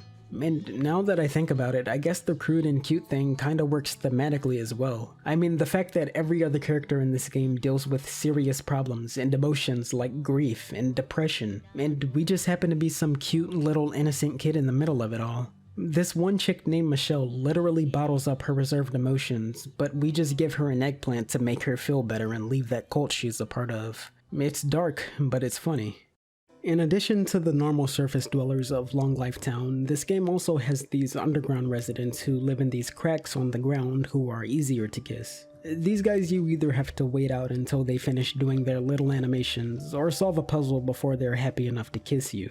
Be careful though, because if you kiss them too soon or too late, they'll hurt you, and some of these guys can hit hard. I should also mention, the underground residents only come out at certain times of the day, and this is yet another mark against the day and night system. You never know when they're gonna pop out of their holes. Sometimes if you take a peek down their crack, they'll hint at what time they're gonna pop out, so you can keep an eye on the clock and know when to be near the crack. But most of the times it's just a matter of you sitting by their holes and waiting for them to come out. Sometimes you'll get lucky and spot one of them outside of their holes, but most of the time it's a waiting game. It's especially tedious late game when you've kissed most everyone in the game already and have to wait God knows how long for the last few underground residents. Thankfully, the devs knew how irritating a problem this was, and by the time the game came over to the West, they had included a walkthrough for the underground residents inside the manual. It's actually a walkthrough for the entire game, but I recommend not using it because you can get through most of this game without it. Most of this game. Certain parts of the game I tried over and over to solve on my own, because that's the fun of Chulip, talking to everyone and figuring out what to do in every instance, whether it be to get a kiss or some secret item. But I scoured the game for what to do in some of these objectives, and the game just does not help you at all. Take this kiss concerning Dr. Dandy for example. You can't kiss him in the daytime because he's always sleeping, but if you observe him at night, you'll notice he has a vampiric alter ego that prowls the streets, and if he catches you, he'll take your blood, still preventing you from kissing him. But if you sneak into his office when he's out and about, you'll find there's a cure for the doctor. The only thing you need to do is gather up some ingredients to make it. Alright, so the cure needs a certain type of cicada. Well, I remember picking one of those up in the trash bins. They're easy enough to find. It also needs a frog with blue dots on the back. That's easy. I found some of those in the trash too. What's next? Sleep apple? Alright, well, there's probably one in the snack shop, right? Sleep apple? Nope, they don't have those. Alright, well, let's visit the general store. Maybe I overlooked something in there. No, there's nothing here either. Alright, well, let me check the trash bins again. After all, that's where I found both the frog and cicada. And nope, I'm just getting a lot of poop. Where the hell is the sleep apple? Alright, so get this. It turns out the sleep apple is in the snack shop, but it's not just called a sleep apple like it is in Dr. Dandy's notes. It's called popsicle. How? I mean, it works. I made the cure using the cicada, the frog, and the popsicle, and I got a kiss for my efforts, but how would I have known to buy the popsicle without using this walkthrough? Maybe it's my fault, and I missed something in the game, but I don't recall coming across anything that tells you sleep apples are also referred to as popsicles. It also could have just been a localization issue, and Natsume just forgot to clear it up in the translation, but no wait, they refer to it correctly as popsicle in the manual's walkthrough, so why not just change the name of the item in the game as well? And here's a really bad one. One of the last characters you need to kiss is an alien whose ship crashed in Long Life Town and just wants to get back to his home planet. And the fun thing about this guy is he speaks in alien, which actually can be translated through these dictionaries you find all throughout the game. I actually made a text file to document his vocabulary and translate everything he says, and after talking to him for a while, you find out he needs a few things too. But unlike Dr. Dandy, all his stuff is easier to get together. So you bring him everything he needs, and once night falls, he's managed to put together a device that sends out distress signals that'll call his people to retrieve him. Cool. What's next? Trouble codes, I forgot, help me, I'm going home, please. Okay, well, I planted these star seeds I came across earlier, so I guess that's the code I have to put into this machine, right? Something is written on the screen. Alright, well, let me put the code in. Something is written on the screen. Maybe I missed something. Let me talk to the alien again. Nope, he just says the same thing as before.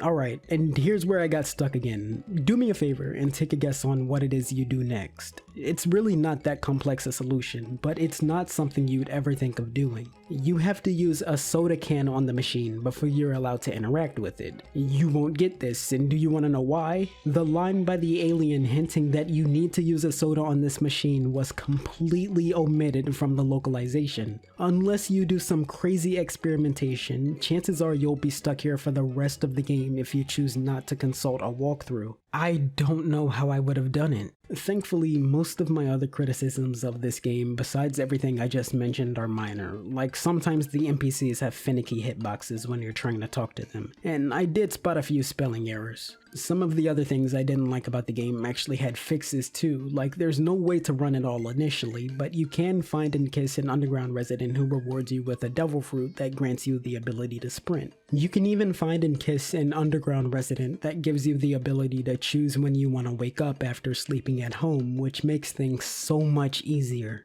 And now I've mentioned just about everything I wanted to, except for how the story ends. Spoilers, of course. I'm gonna put a timestamp on the screen that shows when I stop talking about the game's story, but chances are what you think is the ending is the ending. The game goes about it in an interesting way though, and if Chulip interests you at all, I think it's worth experiencing on your own. Last chance. Okay. Alright, so after you've kissed everyone to raise your reputation and retrieved all pieces of the letter set, Mr. Suzuki helps you write the perfect love letter, which you have to put in the postbox. Not the one you used before though, you gotta find the right mailbox this time, and the only place where you can go now is the playground. Once you make your way there, you find out your dad not only happens to be one of the weird Mr. Saturn things, but most everything you went through in this game was orchestrated by him in order to make you a better man. And he's not done just yet. You then fall into this hole they dug up, and things start to get surreal. You go through a weird gauntlet of sorts. In the first room you enter, Goro asks you to choose his correct head out of a lineup of lookalikes, which was easy, but weird. And then you walk into a room where Julie is singing to a bunch of chickens, but turns into a court trial where you have to defend her in court using the testimonies of townsfolk. Also easy, but weird. And then you walk into a room with a giant version of Akiko's cat who quizzes you on arbitrary things like how long has the conductor been working at his job, and what's the age of certain characters. Also kind of easy, but weird. I think it's interesting that this game ends on a quiz of all things, and not just any quiz, but one about everyone's ages, their relationships, their schedules, their idiosyncrasies. It's all very personal, but I think I get what Kimura was going for here. Correctly answering these questions shows that you really got to know and care for the residents of Long Life Town in the game's own way. I mean, it can be hard to remember we're all living our own lives with our own complex feelings and personal issues, and most people honestly wouldn't commit those things to memory about each other. But the endings quiz is essentially asking you if you cared for and paid enough attention to these characters to remember these finer details. It's all about compassion is what I'm trying to say, and if there's anything Chulip wants you to take away from it, I believe it's just that. Try to be the kind of person the poor boy's father was shaping his son into throughout the entire game. The kind of person who gives their friends a shoulder to lean on and genuinely cares for what they have to say. That's why I think it was such a good idea to make most of the problems these characters face realistic as well. Not everybody needs to beat a living anthropomorphic charcoal in combat for a sword to perform an exorcism on a monk, but that part about the monk needing donations just to keep the lights on is a very relatable day-to-day issue for a lot of people, and like I said, it can be hard for a lot of us to remember that. But no matter how miserable it got for some of these characters, and how much life kept putting them down, just having someone compassionate like the poor boy who could show them that someone cares about what they're going through meant the world. What I'm trying to say is, try to be more like the poor boy. It seems like the kind of ending that's open to a lot of interpretations. That's just how I see it. But yeah, after getting through the cat's quiz, the poor boy mails his love letter in the correct postbox, and then the hand of God places him in front of the tree he saw in his dream. Then Akiko appears and you finally kiss her. It's a happy ending for everyone. Literally, everyone is here. Wait a second. That is Chulip. If you can't tell by now, I like this game a lot. I played it to completion in one of my lowest, most miserable, just secluded from society, misanthropic points of my life. And the game's message on just being mindful of others really stuck with me and got me out of that funk. It was a reminder to me that everyone, literally everyone, is dealing with lives of their own, some much worse than mine, and now I honestly look back at that point of my life with embarrassment. I mean, I'm not perfect, I still have my moments of cynicism, and I'm still probably more of a hermit than I should be, but I try to be the kind of person that's more thoughtful of others these days, and a part of that is honestly thanks to Chulip. That's just what I took away from it though. Maybe it was more personal to me, but I still do think there's multiple lessons that can be taken away here once you look past how cartoonish and silly this game can be. This game made me a big fan of Yoshiro Kimura. Reading about him and learning his history was really fascinating. Today he works as president of the independent game studio Onion Games, which obtained the rights to Love Delic's magnum opus, Moon Remix, which was previously a Japanese PlayStation 1 exclusive, and not only gave it a modern port to all systems, but a full English translation for all regions. I hope Chulip can get that same remaster treatment eventually. I mean, if you want to play Chulip today, you might have to shell out up to $200 for a physical copy. Chulip is available for purchase on the PlayStation Store as a PS2 classic, but according to everywhere I check, it only has backwards compatibility on the PlayStation 3. I don't have a PlayStation 3, 4, or 5 though, so I have no way of verifying if that's true. You know, I really don't think Chulip would be as panned as it was in 2007 if it came out today either. I mean, this game is far from perfect. The day and night cycle can be very frustrating at times, and the constant deaths resetting you back to your last save can be very annoying. But if more people were able to just play Chulip without having to sail the high seas, I think they would be able to look past those issues, and there would be a lot of newfound appreciation for this game. These quirkier indie games thrive much more now than they did 20 years ago. If a modern port came out today that at least fixed the misspellings and included the completely omitted alien line about the soda can, I could easily see not only Chulip, but Love Delic as one of those indies that gathers a decent cult following. Not to say that there already isn't one though. Shout out to the unofficial Chulip Discord. They helped me ID the source of this picture and have a bunch of obscure material archived that I probably wouldn't have discovered on my own. Those guys are great, and I'm sure they'd all be down to buy a modern port of this game as well. But truthfully, I don't know if we'll ever get that theoretical remaster though. Onion Games' next game is supposedly Kimura's last, which he says he's putting his all into, and I'm really interested to see what'll come out of that. But I have no idea what that means for the future of Onion Games. The only thing I'm certain of is that if you can, please give Chulip a chance.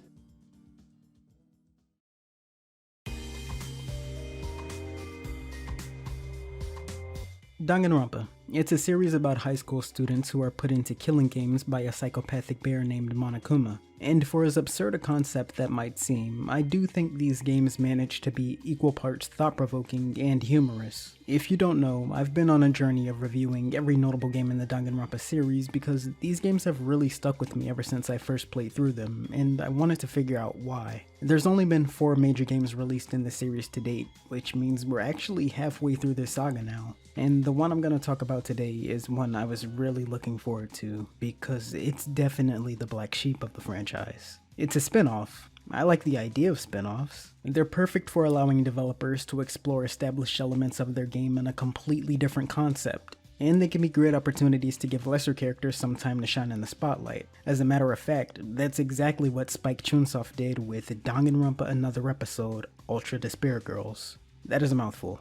So, coming off the heels of Danganronpa 2, Spike wanted a spin-off of the series that was more action-heavy, and series creator Kazutaka Kodaka, who was equally as eager to write a game in the Danganronpa universe that wasn't primarily a visual novel, started work on Ultra Despair Girls.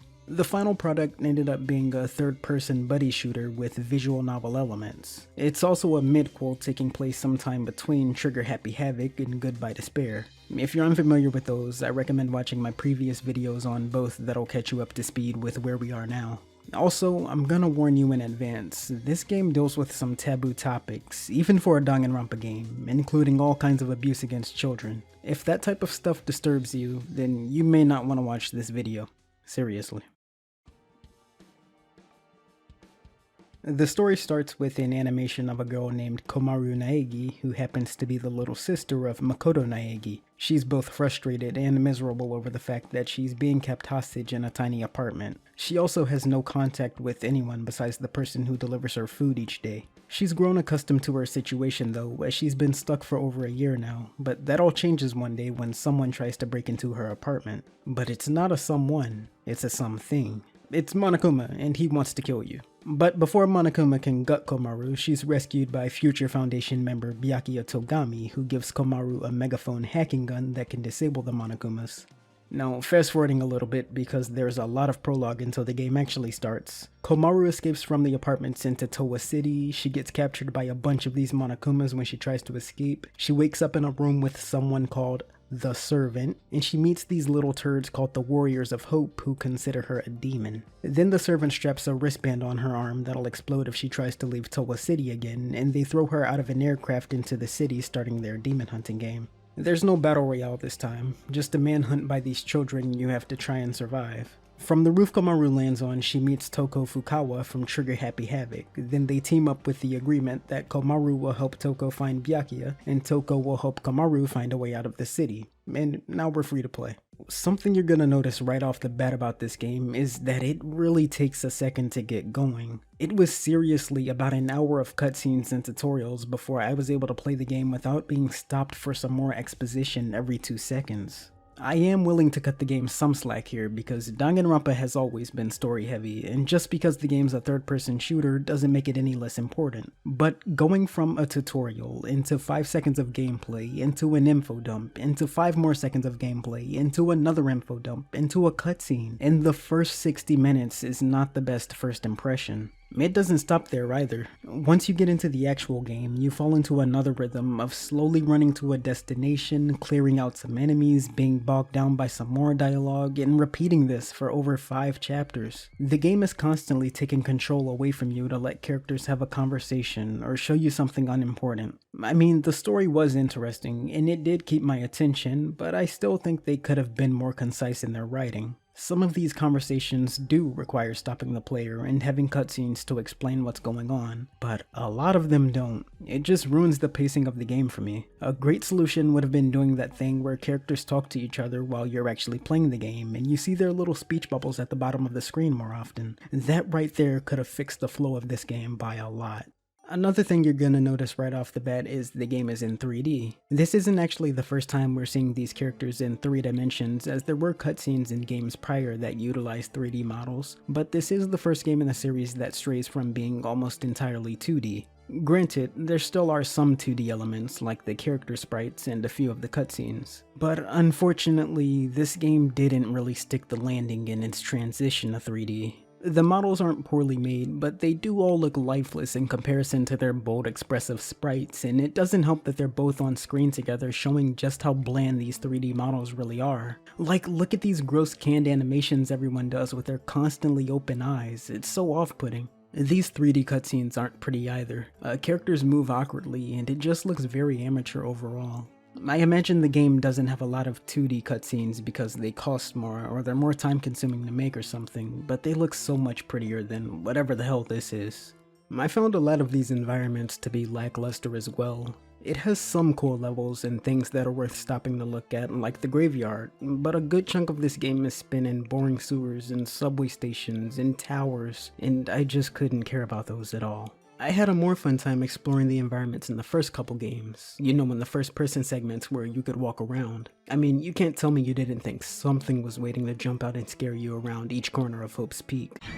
This game does have a couple of cool ideas when it comes to how they build out their environment though. Like, I like how most of the adult NPCs have their skin obscured so they can reuse the same models. And I'm not being a smartass, I think that's a really clever idea. And I like how the fire is just one wobbling PNG they just duplicated and changed the color of a couple of times. It's a really cool and simple effect. Another thing I want to compliment about this game's presentation are the different menus in the game's pause screen. These things are so full of character and pretty to look at. Like, look at these cute little chibis. I feel like whoever did the art for these screens had a lot of fun making them, and it shows. My favorite thing about Ultra Despair Girls has to be the soundtrack though. The soundtracks in these games are great, but I think it's especially fantastic here. It's a jazzier soundtrack, remixing a few of the series' older songs to be more mellow. It kind of reminds me of how some musicians will release live versions of their songs and have an unmixed band playing in the background. I might be biased though, because really, just add more drums to anything and you've won me over.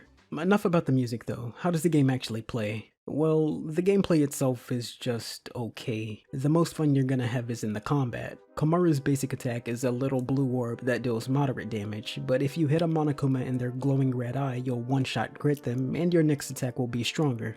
Throughout the game, you'll unlock new types of ammo too that gives you different attacks like Paralyze, which can shock enemies, and Burn, which is just a faster and weaker version of your basic attack that can't crit at all, so it's pretty useless. The hacking gun is also capable of doing more than attacking. You'll get this special ammo that lets you do things like make the Monokumas dance or even control them. They seem like gag effects at first, but they actually do open the game up to a bit of strategy. For example, if you fire the dance bullet at this Siren Monokuma that's standing in water, it'll attract all the nearby Monokumas to it, and then you can fire a Paralyze at one of them and watch as it electrocutes all the other Monokumas who are standing in water. Or maybe you want to sneak behind one of the big fat ball Monokumas to use a knockback bullet on it that'll send it rolling into other Monokumas. And if at any point you think the game is too hard, or you just want to go all out on these Monokumas, you can switch from playing as Komaru to Toko's second personality, Genocide Jill. She's invincible and has OP special attacks, but works on a timer, so you can't just plow through the entire game with her. I tried to stick with Komaru as much as possible anyways though, because using the hacking gun was way more fun.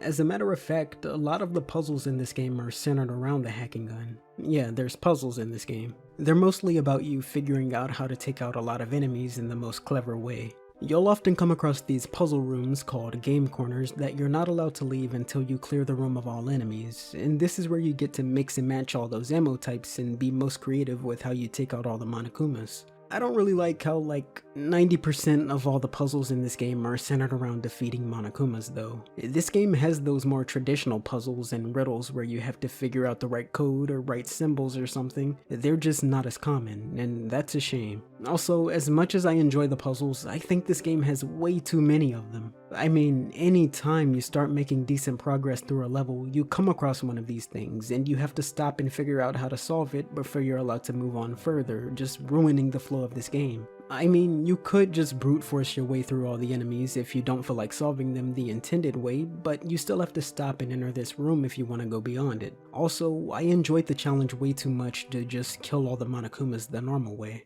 But if you want even more challenge, this game also has a few boss fights. These suck too. The main ones are all against these mechs, which I really like, but their fights are really boring. It's the standard wait for the enemy to attack and don't get hit, then attack their weak spot when it's exposed. Sometimes they require a little more involvement by you having to stun them first, but for more than half the bosses in the game, this is how you do it. Your attacks against them feel really weak and ineffective too. They just stand there and take it with tiny flinches as your gun makes this light pew sound. And when you finally beat them, it's like, that's it? There's no pomp and circumstance at all. Like seriously, look at this. A little more spectacle than these tiny explosions would go a long way. Besides the combat, this game is filled with hidden collectibles too. If you're like me, you're one of those people who like searching every little corner for every hidden note and document. My favorites were the bounty posters that showed other characters who were also participants of the demon hunting game. These guys were references to other characters in the series, and some of them you can actually meet in game.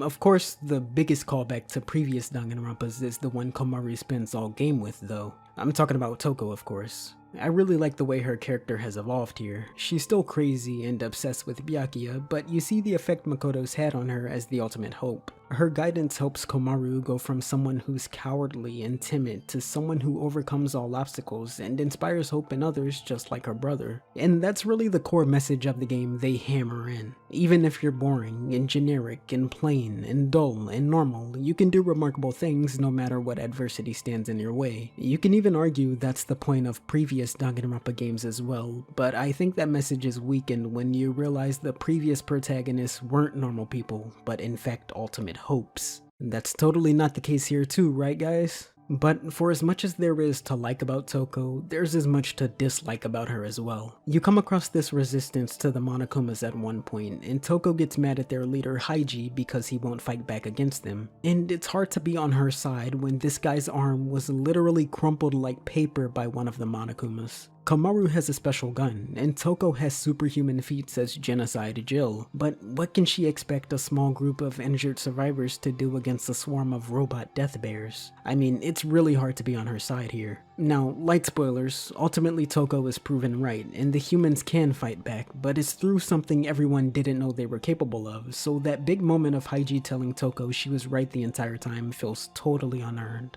With all that said, I do like the relationship between Komaru and Toko. It takes a while for them to really bond, but you can believe the chemistry between these two. They get along, they fight, they laugh, they cry, there's a betrayal, there's a reconciliation, and none of it really feels forced. I think they're the highlight of the game for a lot of people, and I get it.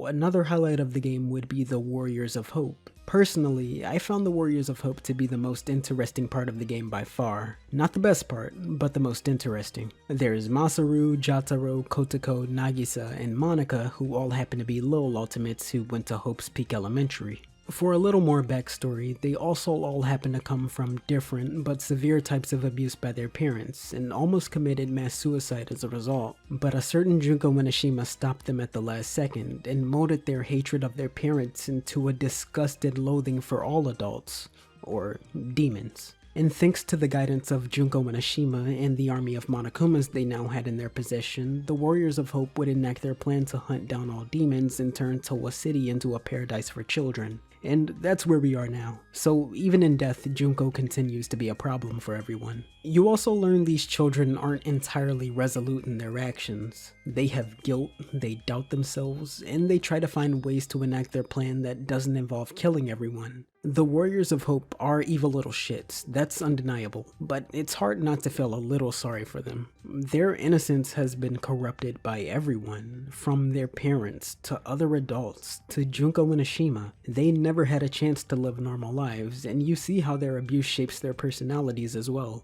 Masaru's reaction to fear is to literally beat it out of himself, a lingering effect of his father abusing him. Nagisa's super smart, but at the cost of his parents cruelly forcing him to study every day without rest. Jotaro's mom hated him so much that he started to find his happy place was in being abused. For the most part, I think the game is pretty mature and depressingly realistic in how it handles the trauma of each of these children, but I will criticize this game for how it treats Kotoko.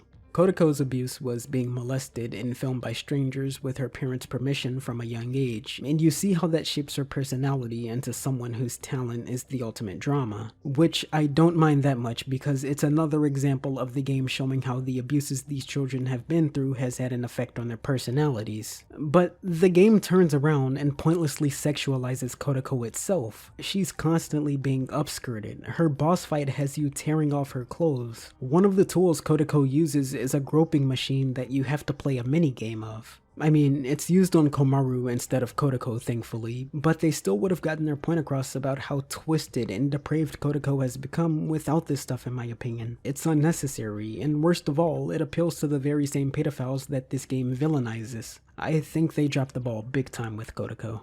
The Warriors of Hope also have a special Monokuma of their own called Kurokuma. He works as the advisor in their plan to kill off all the adults, and he also talks way too freaking much. I guess I can talk more about the game's story now too. There's no mystery here like there is in the other Danganronpa games. Everything's played fairly straight. The story here isn't as important in the grand scheme of things either, but for those of you who care and have never played the games before, there will be spoilers. So if you don't want to be spoiled, you know what to do.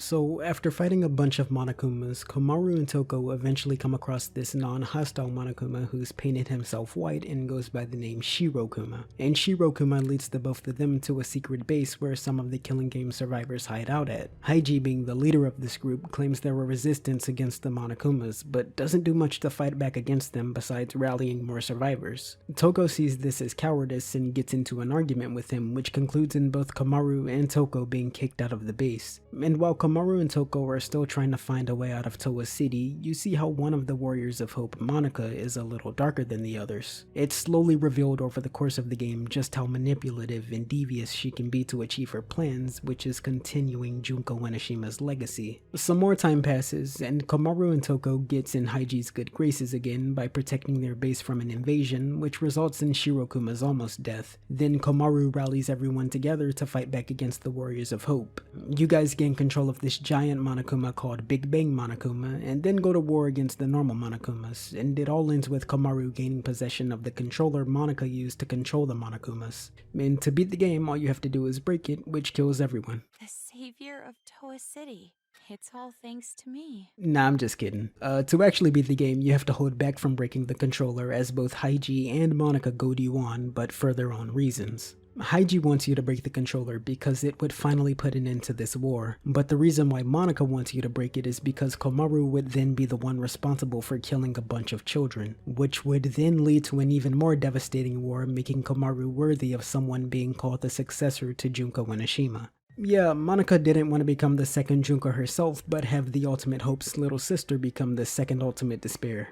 I like that twist a lot. It would have been a cool parallel. This just makes Komaru even more steadfast in her refusal to break the controller, but Monica says she knew this would happen and reveals she killed Komaru's parents to make her give in to despair, which actually almost works as Komaru begins to wonder if she should break the controller or not. But Toko saves her from making a big mistake at the last second. Soon after that, the gigantic Monokuma starts attacking everyone, and the final boss fight concludes with Komaru and Toko using the power of hope to put down the big Monokuma.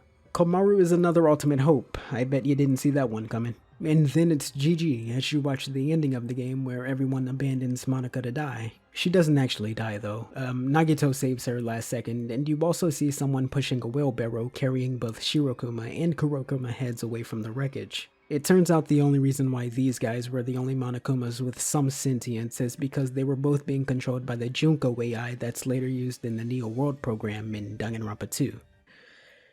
Man, that is a lot of Danganronpa to keep up with. I don't have a lot to say. It's another decent story in my opinion. I like the ending. It feels conclusive to the characters from Danganronpa 1, resolving several character arcs, and this plot gives a nice look into the wider world of Danganronpa 2. Also, seeing this city in ruin, and meeting all these characters who've been pushed to their wits' end, wishing they were dead rather than alive, really brings back that hopeless feeling that I didn't really feel in Danganronpa 2. And if there's one thing we like here, it's misery. I also think Haiji as a character is a good example of not all hope being a good thing. Toko and Komaru finally convinced him to fight back against the Warriors of Hope, but you see how he completely loses his sanity and is willing to kill children to end the war. I think this is what Komaru could have become if she didn't have a Toko around to support her. But that's Ultra Despair, girls. This is, without a doubt, the weakest game of the entire bunch. As far as the gameplay goes, well, it's a competently made game. I mean, it's not like it's filled with bugs or anything. What's here works as it should. But Ultra Despair Girls doesn't really offer anything unique or innovative like the other Danganronpa games do. And besides the art and music, I don't think it's polished enough in any one area to feel like there's something special here to appreciate either. The hacking gun is fun to use, but it's not nearly enough to save the game. And while I'm at it, what's with this completely throwaway line by Haiji where he admits to being a lolicon, and Komaru finding him more attractive because of that? This didn't need to be in the game. I would not recommend this game at the asking price of $30, even if you're a fan of the series. I'm not even gonna say wait for it to go on sale or something, just don't buy this game. This game is mediocre, and in some ways I think that's even worse than being offensively bad, because at least with a bad product, you can analyze what went wrong with something and suggest ways to make it more enjoyable. But this is just whatever. If the Danganronpa name wasn't attached, I'd consider Ultra Despair Girls a gross and mostly forgettable Japanese game that I played through one time. If you really want to know the story, go watch one of those movie videos with all the cutscenes and fights. If you want to play a game that I was reminded of constantly while playing this one, go pick up Resident Evil. Any one of them. There's even a lab section towards the end of this game. The good news is, we're 3 Danganronpa games down now with only 1 left to go. The next one is probably the most polarizing one in the entire series, but it's more of a traditional Danganronpa game, and really there's nowhere to go but up from here, so stay tuned.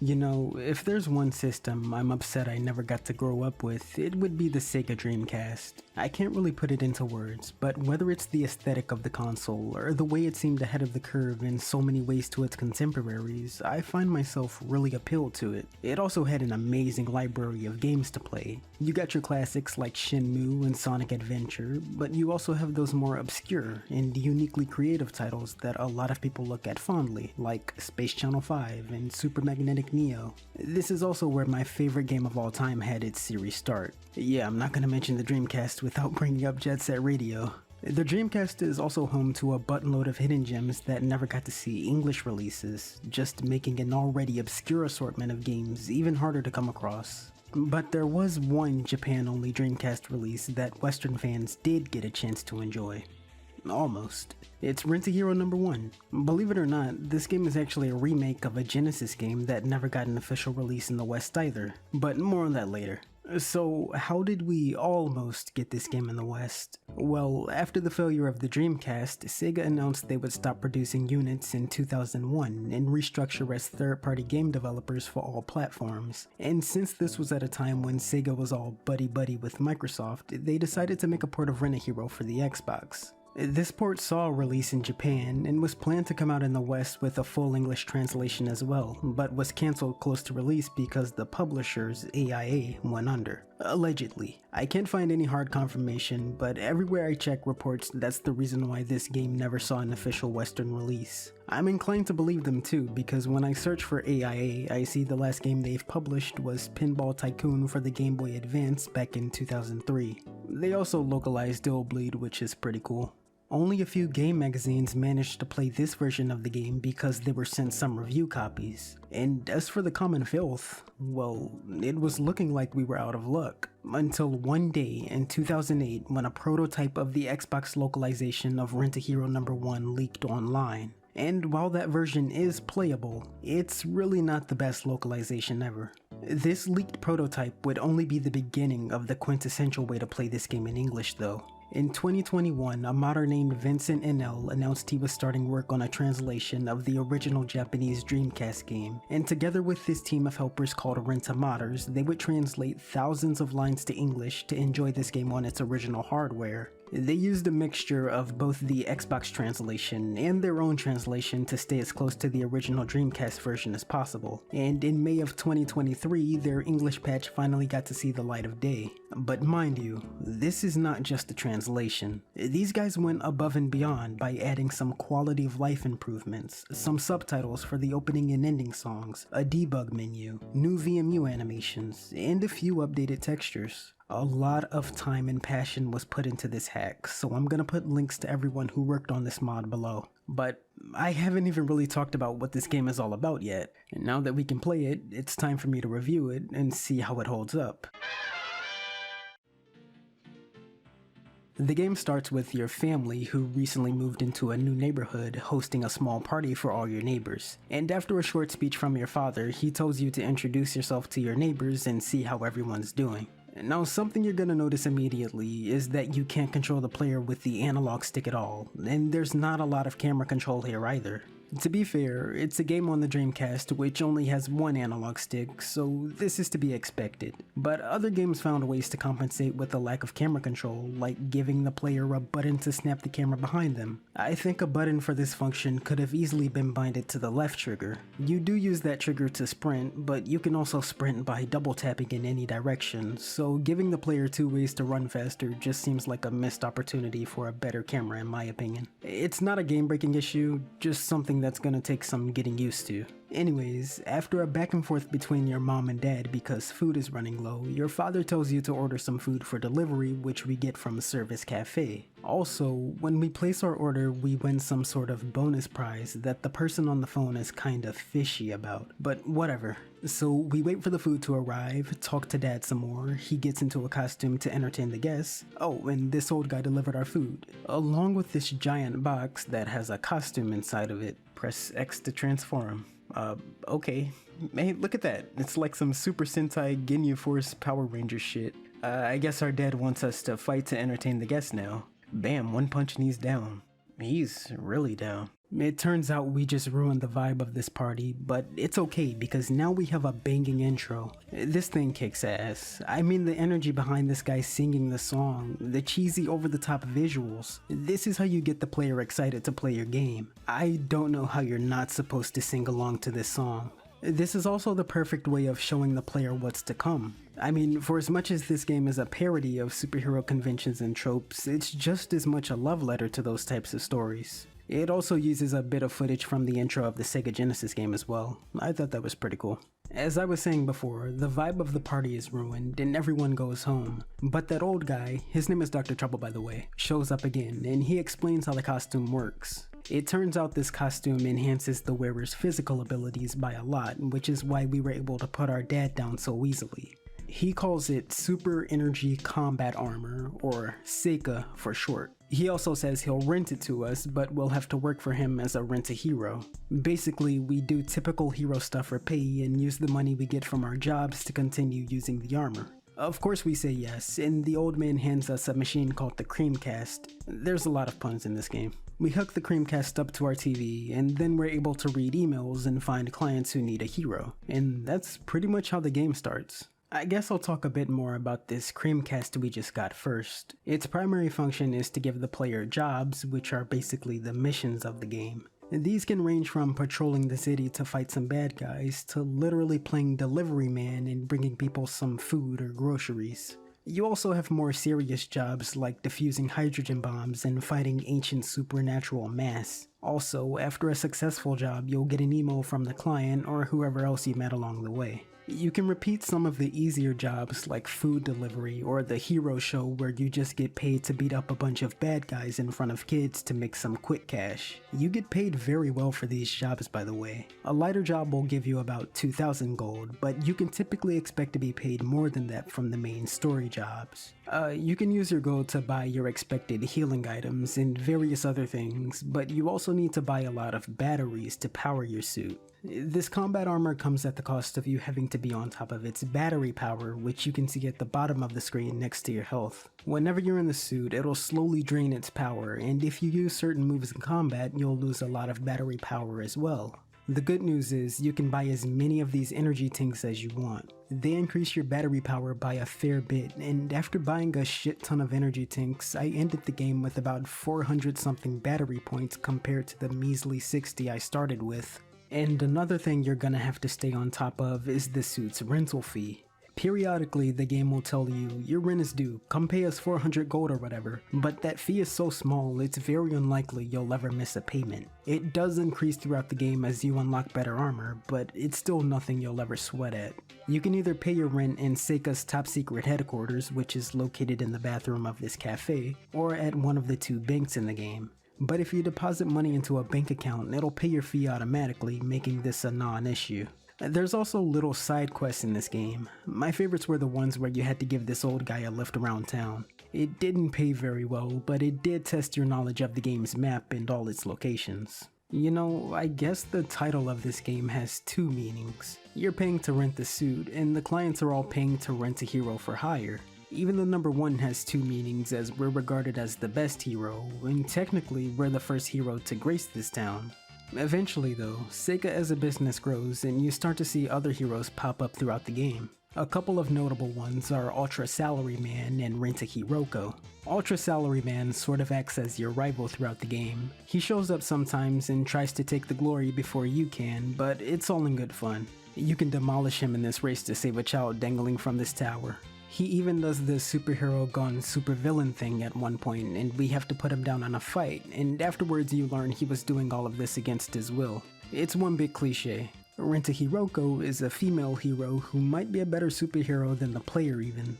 She often shows up and saves the day or acts as the voice of reason. I noticed in this one job that if you start it with your armor on, you'll have to fight a bad guy robbing this corner store. But if you start it untransformed, she'll take down the bad guy herself instead of you having to fight them. I gotta say though, for as much as Rent-a-Hiroko is used in all the promotional material and packaging of this game, it feels like they barely use her. It was cool whenever she did show up because she could help out with whatever was going on, but going into this game I was expecting her to have a larger presence in the story. In reality, she just kinda shows up every now and then. They do throw in a cheesy kiss between her and the player at the end of the game to make them into a thing, I guess. Besides Seika, a group of top scientists and heroes, there's also multiple other groups of evil mad scientists and supervillains and gangsters in this game. You have a bunch of different factions to keep up with, but it's not really that complicated.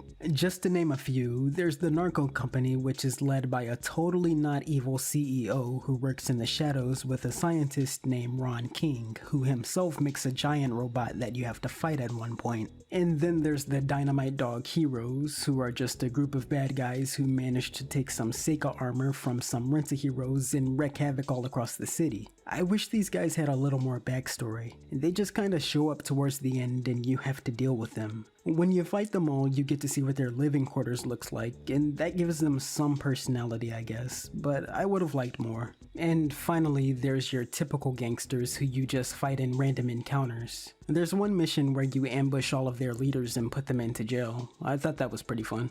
Speaking of fun, I haven't even mentioned the meat of the gameplay yet, which is the combat. The combat is fun. What the fuck? But definitely flawed. There's some good and bad to it. For starters, the combos are insanely easy to pull off. You just tap A until it finishes, and you can get new combos from sparring with Sagata Sanshiro of all people. These combos usually do enough damage to just demolish the enemy's health bar, but good luck landing a full combo on anyone because your guy will just auto-target random enemies right in front of the person you're trying to hit's face. This game really suffers from not having a way to lock onto the person you're trying to attack. It's not fun being cheated out of a combo and leaving yourself open to be punished because your character wants to hit someone else. Though I suppose there is kind of a silver lining to the auto-targeting. It can be useful for attacking enemies you can't see at all, the ones who spawn in off-screen mostly. Once you take an enemy down, another one will come into the fight, usually from the distance, or from these buildings, which is a nice attention to detail, and sometimes this is done behind your back because you have no camera control and won't see them coming at all. But just spam the attack button, and maybe your character will preemptively take care of them. Maybe. There's a greater chance of them just getting in a cheap shot that might even knock you off your feet. There's also more depth to the combat than just doing these one-button combos. There are ways for you to extend your attacks, like some of the combos allow you to launch enemies and you can follow those up with either another combo, or a dashing attack, or a charge move like the uppercut that lets you continuously juggle enemies in the air. The charge moves are really interesting. If you hold down the X button, you'll see this meter at the top rise, and depending on what level charge you let go on, you'll do special attacks that take up some of your battery power. You can buy these from Seika headquarters, and it's worth experimenting with them all to see what does what and works best for you. As long as I had the 3rd level healing charge, I was good to go. There's also a grab you can do if you just walk up to enemies.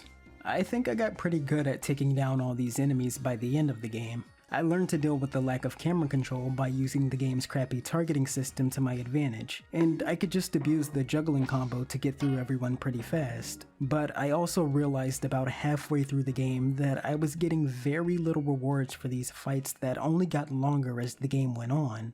Enemies might have dropped some money or some health for you to pick up after you defeated them, but there was no point to keep getting into these random encounters where I ran the risk of losing more health. This game considers itself an RPG, but think about any other RPG or RPG-inspired game you've ever played. Typically, whenever you finish fighting random bad guys, you'll be rewarded with experience, or money, or both, or at least something that benefits you. And even if it's a negligible amount, the game still rewards you for winning those fights. In Rent-a-Hero, you get next to nothing from these battles. It's as primitive as it gets in that regard. It really feels more like an arcade beat-em-up at times than it does an actual RPG game. Though I suppose that makes sense when you learn the fighting engine in this game is reused from an actual Sega arcade beat-em-up called Spike Out. I did find fighting in this game fun at first, but it just turned into a nuisance over time. Luckily, there is a way to stop all the random encounters. Just take the armor off at the cost of running from point A to point B a little slower. All of my criticisms stopped being a problem as soon as I learned there's an infinite combo you can do as soon as you unlock this all-striking combo though. Of course I learned this just at the end of the game. Just repeat the first 3 attacks with a little pause in between and no one will be able to touch you. I got through my second playthrough so much faster with this method, and I didn't mind the random fights as much since I could just plow through everyone. Even the bosses weren't terribly difficult. They could escape from hit stun easier than the normal grunts, but just back them into a wall and you're fine. And if you do somehow end up losing, you'll respawn in the hospital with full health. Something else I learned at the very end of the game was if you lose on certain missions, Renta Hiroko will complete the jobs for you. Even the final mission, which I was kind of split between being upset with because I didn't get to finish the game myself, but I also found it really humorous how you could get your ass kicked by the final boss and still beat the game technically. Speaking of final bosses, I'm not gonna spoil it. Normally this is the part where I segue into talking more about the game's story and say spoiler warning, but I'm not actually gonna do that this time. This story isn't the deepest, and there's a twist at the end you're gonna see coming from a mile away, but I do want a lot of this game to stay a surprise to anyone who's never played it. So instead of talking more about the game's story, I'll talk more about the other versions of this game.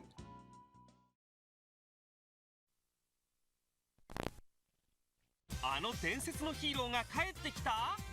セガエンタープライゼスからはドリームキャスト用 3D アクション RPG レンタヒーロー No.1 が見参だ。 We can start with a version of Rent-A-Hero that's not actually playable. Thanks to Toge Pichu, one of the Renta modders, I was able to come across footage of Rent-A-Hero No.1 that shows what this game looked like in its beta stage. This was shown off at Japan's V-Jump V Festival in 1999. That's my born year. The HUD differences are obvious, but what really stood out to me is the addition of a mini-map that's completely missing from all versions of the game that we got. That would have really helped in the maze section at the end of the game. The combat also looks like it could have been turn-based in the beta, with these fight scenes having a more dynamic camera, and enemies who aren't attacking the player at all. But this could all just be the result of the developers making this trailer look more cinematic. Who knows? It's a much more vibrant game too.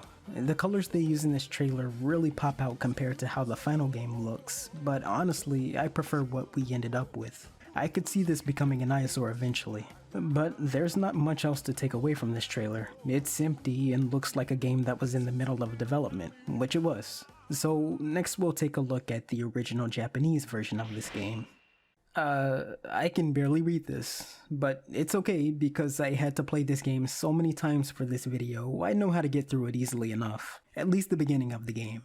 It plays the same mostly, but something I noticed about this version of the game is that a lot of the textures were Japanese originally, which meant the Renta modders altered those to be in English as well. I'm talking about those little billboards and posters you'd see around town. These were always a treat to read just because they were fun little distractions, but to see they went the extra mile of translating even these to English really put a smile on my face.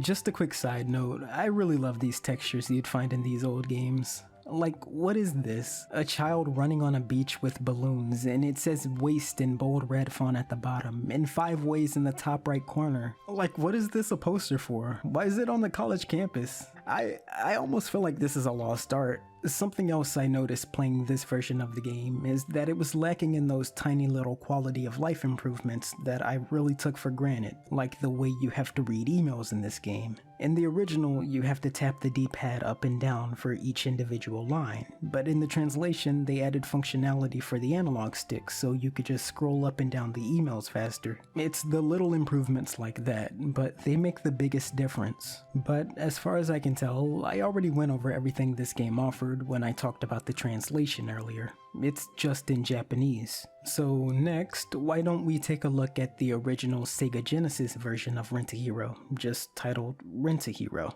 This was also Japan only and received a fan translation of its own in 2021.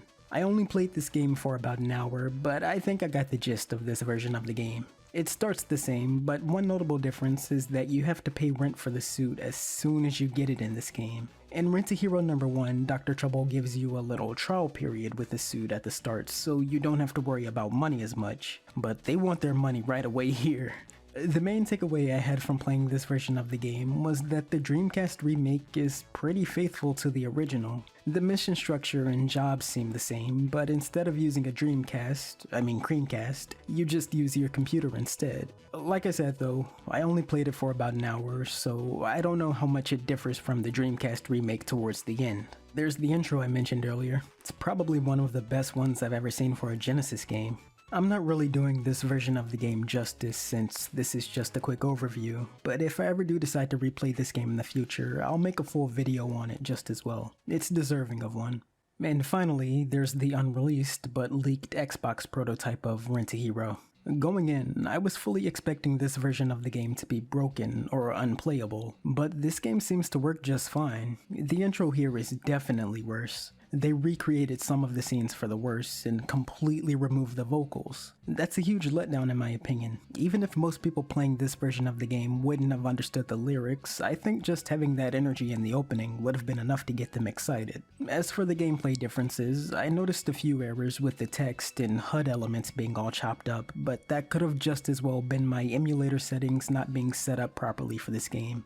I also only played this version of the game for about an hour before stopping, but the game crashed on me and I didn't save and I was too lazy to start all over. But up until that point, everything worked just fine. Also, I did kind of know what to expect later on in the game. According to Toge Pichu, they pretty much had to localize the game themselves because the Xbox translation took a lot of liberties when it came to certain things, and the entire game wasn't finished being translated.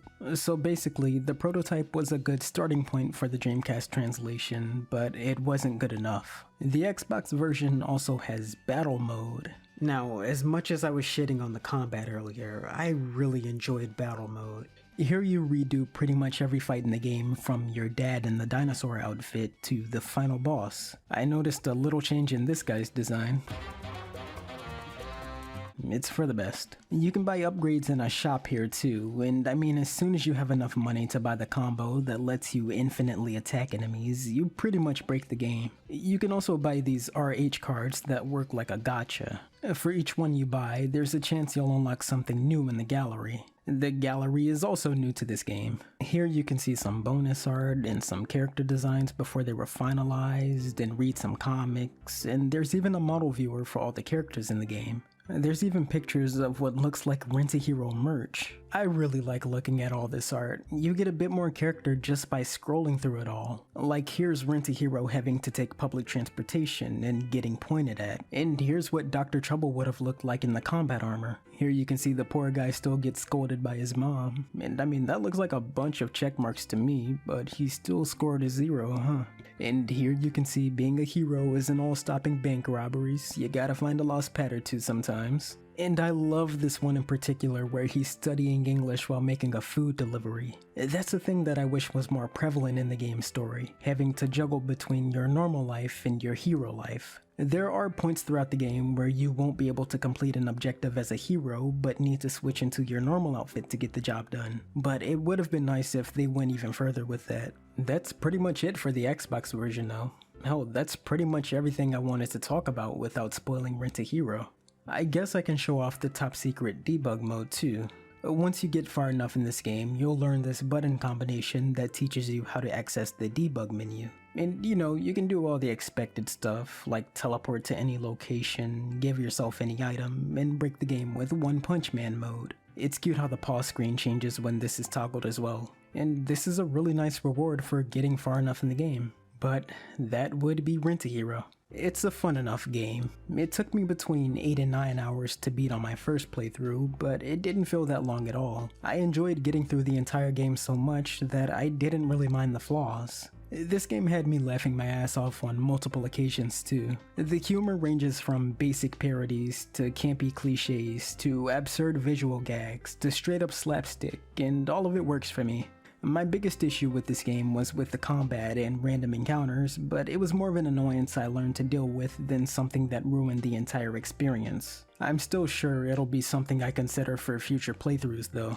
Now, while I was researching Rent-A-Hero for this video, I learned there were talks of a Rent-A-Hero film being in the works at one point, but the last time we got any updates on it was the date it was announced back in 2016, so don't hold your breath for a film anytime soon. I think there's potential for a sequel to Rent a Hero right in this game though. There's one job in this game where you have to find a little girl who needs heart surgery, and you find her at a hero show because she looks up to heroes and wants to be one. And she bonds with this kid named Gabe, who happens to be the son of that totally not evil CEO I mentioned earlier. And he could work as her sidekick with a tragic backstory or something. I'm just saying, if they ever decide to bring Rent a Hero back in the future, they have the perfect groundwork right here. And once again, I want to thank Vincent and the Rent-A-Modders for all their work. I never would have played this game, or probably even have come across it if it weren't for all of you guys. I love it when these older, obscure games still have strong, dedicated communities. Thankfully, Sega is so lenient with fan projects too.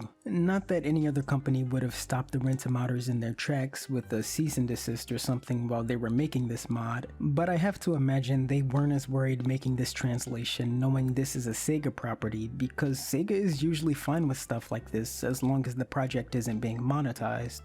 But hey, just between you and me, if you do enjoy this game, or just want to thank Vincent for his work, you can donate at one of the links below. Like I said before, I'm gonna put links to everyone who helped work on this mod below. Buy them a coffee, you know? Do the hero thing.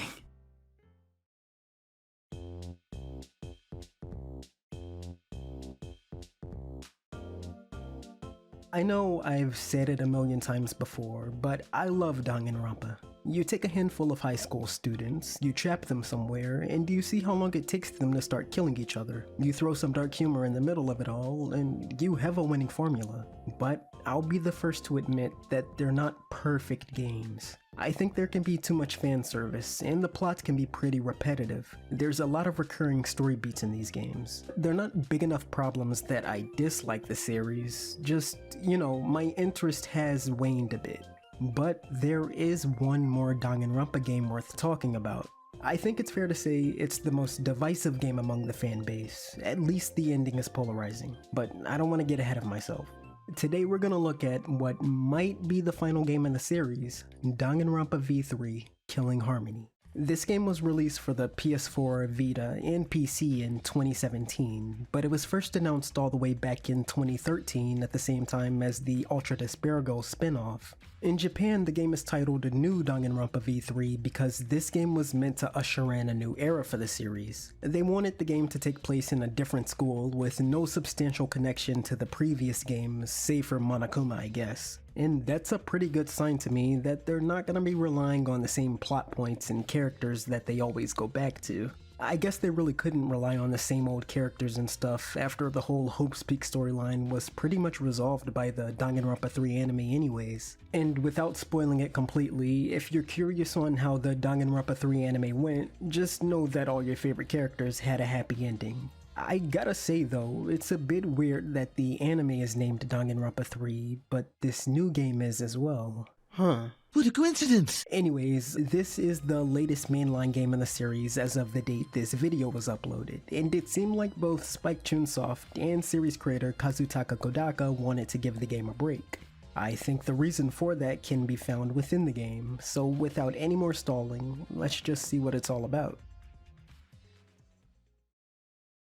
Starting with the title screen as always, there's no character portraits or little pixel arts of everyone in the game this time. It's just a screen with a building that says Team Danganronpa on it, along with a lot of locked options as usual. It's the same old same old. Upon starting a new game, you're greeted with an intro that shows scenes from the games prior. There's some clips from Trigger Happy Havoc, some from Goodbye Despair, Ultra Despair Girls, and even the Danganronpa 3 anime. But then it gets real ominous and says there's still more to come. I'm interested. Then we're introduced to our protagonist for this game, Kaede Akamatsu.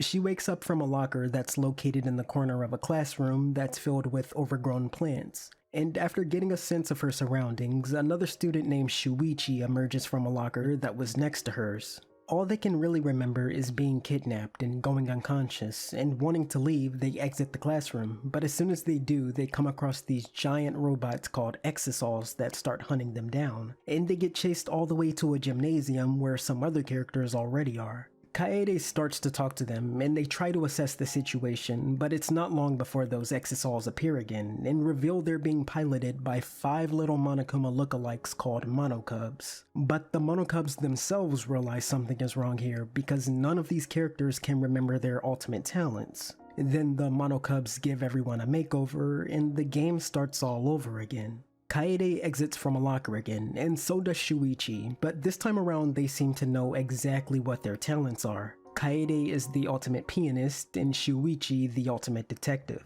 There's no Monocubs and Exisals chasing you around this time either. Now they're much less hostile, and explain you're all students of the Ultimate Academy. As you might have expected, you're locked in a school again, but at least you can explore the campus this time. And then, after introducing yourself to all the characters, everyone's told to meet up in the gym, where you-know-who, Monokuma, finally makes an appearance and explains the rules of the killing game. You gotta kill someone covertly, you gotta defend yourself in a class trial that's held to find the killer, and repeat until either someone wins or there's not enough players to continue the game. And this is just about where the prologue ends. I skipped a bit there because for the most part, we know how this all begins. Ultimate talents have been explained before, and so have the killing games, but man, they really hit the ground running here. Not 2 seconds into the game, and you're already running for your life from these giant death machines. After the intro, you'll just spot them around the academy doing their thing. Exisals, assemble!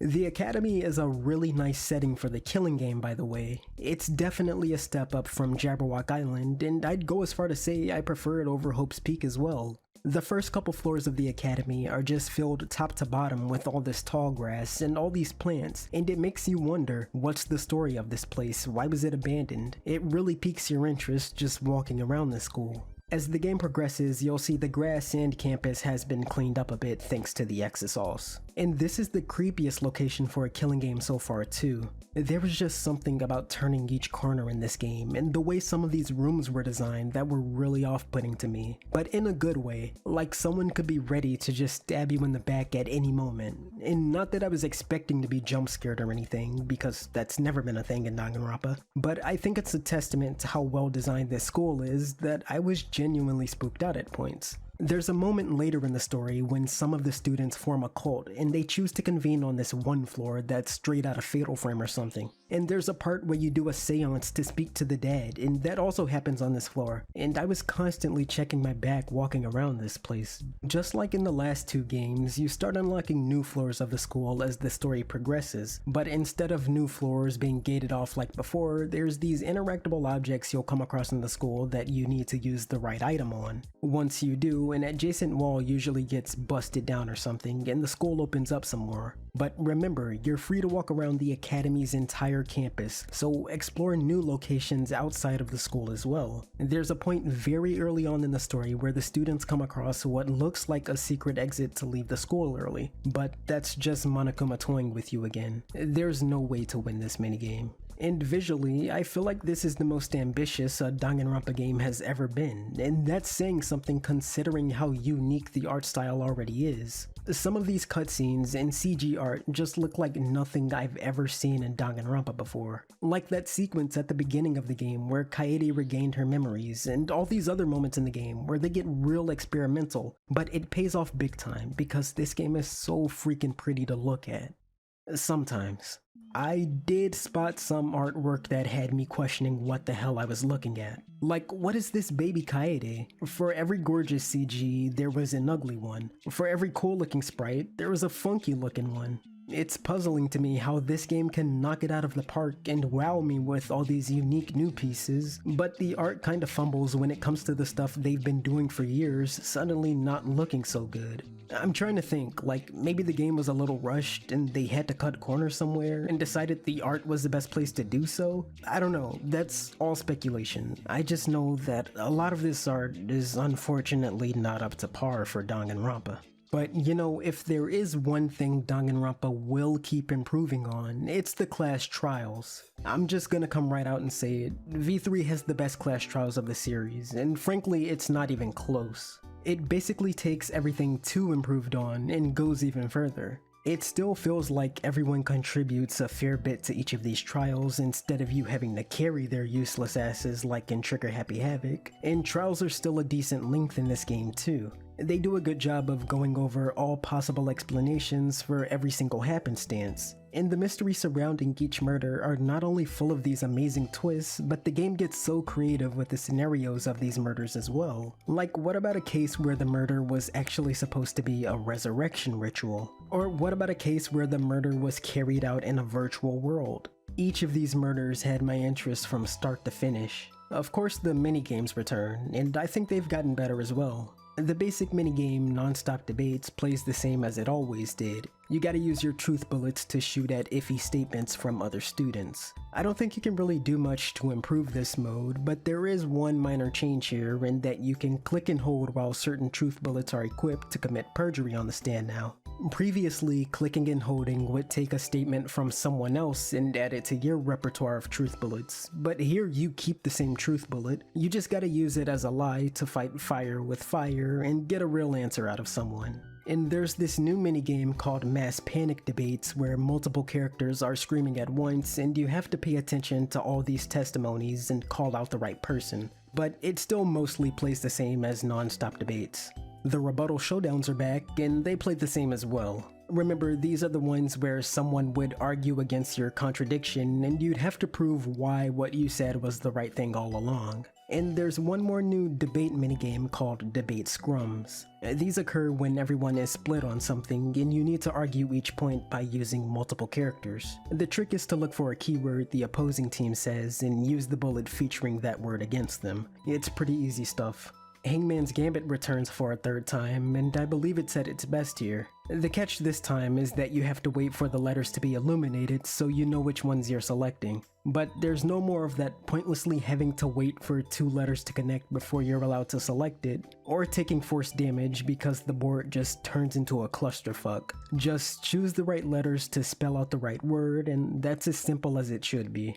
There's a few new minigames I'm a big fan of too. The first one is called Psych Taxi and basically replaces that minigame from 2 that reminded me of Run. Here you drive down a long stretch of road and collect these Mario Kart item boxes until the game asks you a question about the murder case, and you choose the right answer by picking these girls up. Answer wrong and you murder them in cold blood. One of the other new minigames is this little puzzle game called Mind Mime. You just have to clear this board of blocks to get to whatever object is hidden behind them. You do this by choosing a set of blocks that are connected by color, and for a little challenge, all the adjacent blocks change to another color. Sometimes you won't be able to get rid of all of them that are blocking the answer, and you'll have to take out single blocks individually, and the game does penalize you for that. But you only lose like 10 seconds on the timer, not health or anything, so who cares? And the final new game would be the rhythm games called Argument Armaments. Just like before, these happen at the end of the trial when the killer or someone who knows something crucial is on the ropes. There's no gimmicks this time either, like holding the button over multiple beats. Just press the right button when the bar is filled up. And notice I said when the bar is filled up instead of timing your button presses to the beat, because the button presses are not synced to the music at all in this game.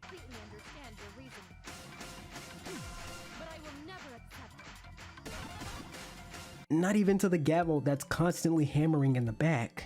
Man, if it's not one thing, it's another with these rhythm minigames. Still though, it's not hard to keep a combo. You can get through these easy enough. And of course, the closing arguments return as well. It's the same as before, just place the right events into the right boxes to recap the timeline of the murder. And when it's all said and done, you get to see those execution cutscenes for the murderers. These minigames are fun as always, and none of them were annoying, they just keep getting bigger and better. You know, I'm convinced now that these class trials absolutely need that antagonistic wildcard to fuck up everyone's trains of thought too. Danganronpa 1 had no one in particular, but 2 had Nagito, and he absolutely stole the show as far as these class trials went. And thankfully V3 has a Nagito of its own and this little edgelord named Kokichi. He's one of those characters who knows more than they let on. He often goes on his own little adventures and finds crucial information to use in the class trials, but they never make him so smart a character that it feels like he's directing the entire thing.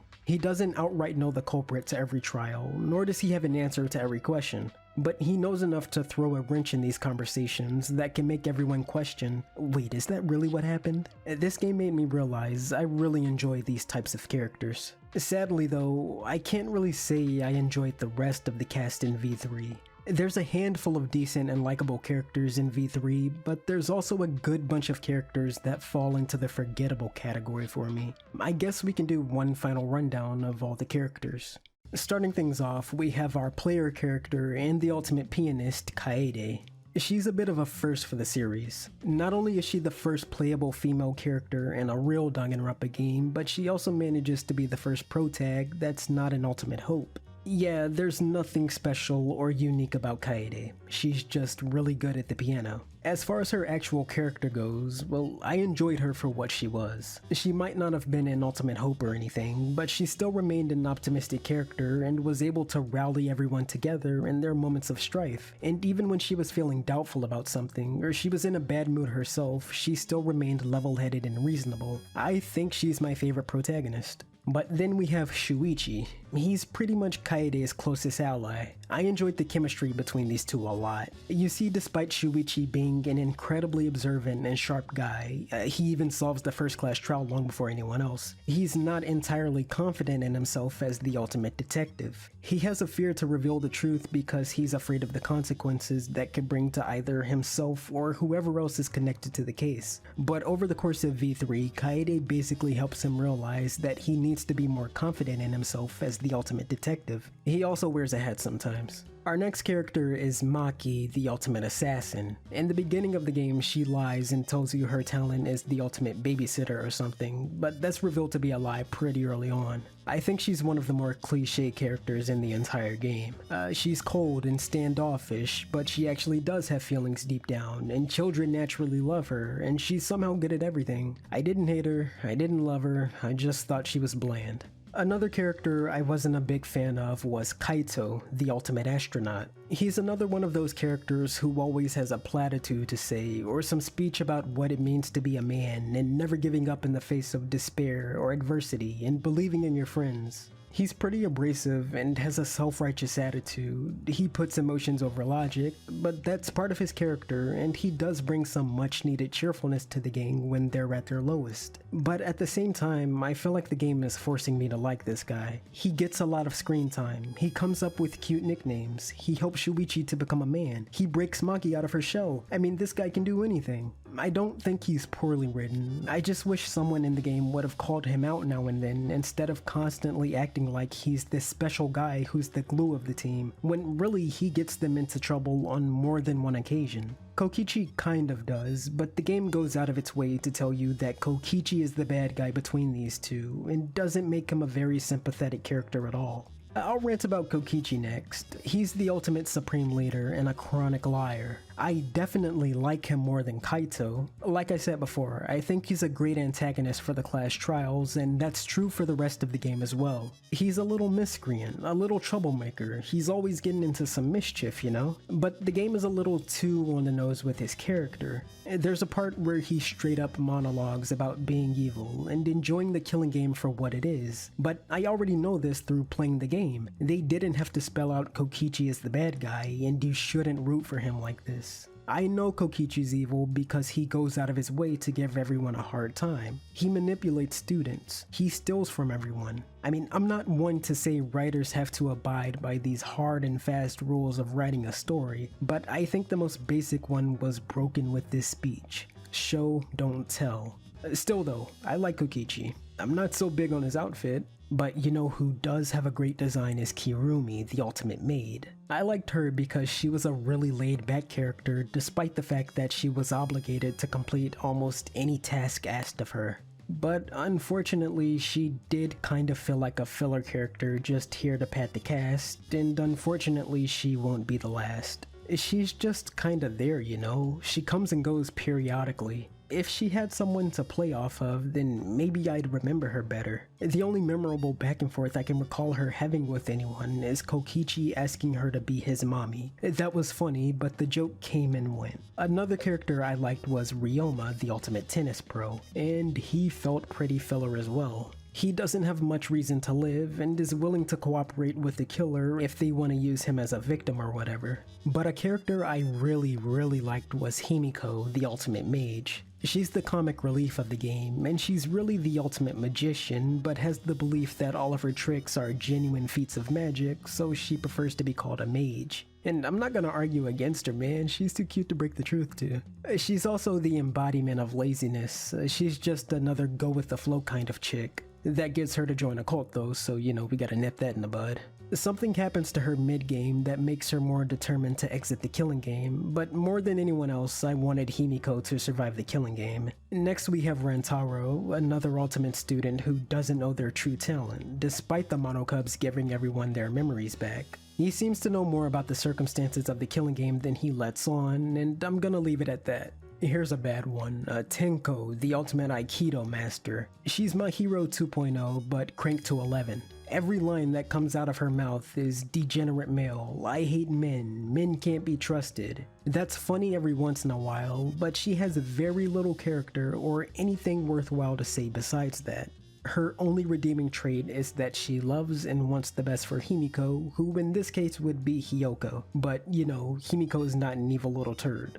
Next is Gonta. I like this guy a lot. He's the ultimate entomologist. Like Tarzan, he was raised in the wilderness by wolves and learned to speak with animals and insects. This also gave him some freak strength, but eventually he was reintroduced into civilization and learned to become a gentleman. But he's not the smartest guy. He does his best not to give in to his animalistic urges, but of course his brute strength and low intelligence is taken advantage of by you-know-who. Oh, and here's a snooze fest, Tsumugi, the ultimate cosplayer. I am not exaggerating when I tell you Tsumugi is the most boring character in the entire series. She doesn't get in anyone's way. She does nothing. She's just another character who is there to fill out the cast. What is there to say about her? She talks like Princess Peach, her hair is blue. Oh, here's something fun about her. She's fine when cosplaying as fictional characters, but her skin turns pink when she cosplays as real people. She never cosplays as anyone ever though, so cool. Thankfully, V3 has a character that's the polar opposite of everything that's wrong with Tsumugi, Angie, the ultimate artist. She believes in some all-loving god named Atua and convinces some other characters to believe in him as well, including but not limited to Gonta and Himiko. She gets in everyone's shit, going as far as destroying things that could help everyone to regain their lost memories, and placing a curfew on everyone so they're no longer allowed to leave their dorms after certain hours. She brings some much needed chaos to the killing game when Kokichi isn't around to do his thing. Next, there's Korekiyo, the ultimate anthropologist, another character with a really cool design. I thought he was really creepy in the way he talks and postures, but he proves himself to be a valuable character. As someone who studies cultures and how everyone behaves, he's able to offer a different perspective on certain things. He has a really fucked up backstory too. Let's just say there's a reason why he wears that mask. And then there's Miyu, the ultimate inventor. She's a foul-mouthed young lady whose every line is a sex joke. It's annoying when she's in a scene for too long, but she crumples at any pushback, and I thought that was a funny way to shut her up. And finally, we have K1B0, or Kibo, the ultimate robot. I thought he was one of the highlights. He gets picked on a lot by robophobic individuals, but he proves himself to be useful multiple times throughout the game. He's part flashlight, part camera, part audio recording device, and once he gets his armaments, he proves to be more than useful in a fight. I guess he has a thing with Miyu or something as well. She grows a special interest in him for being a robot and likes tinkering with his body. And that would be the entire cast of V3. I'd place them below both 1 and 2's cast. I think this game regresses from what Danganronpa 2 did so well in giving everyone a little time to shine in the spotlight.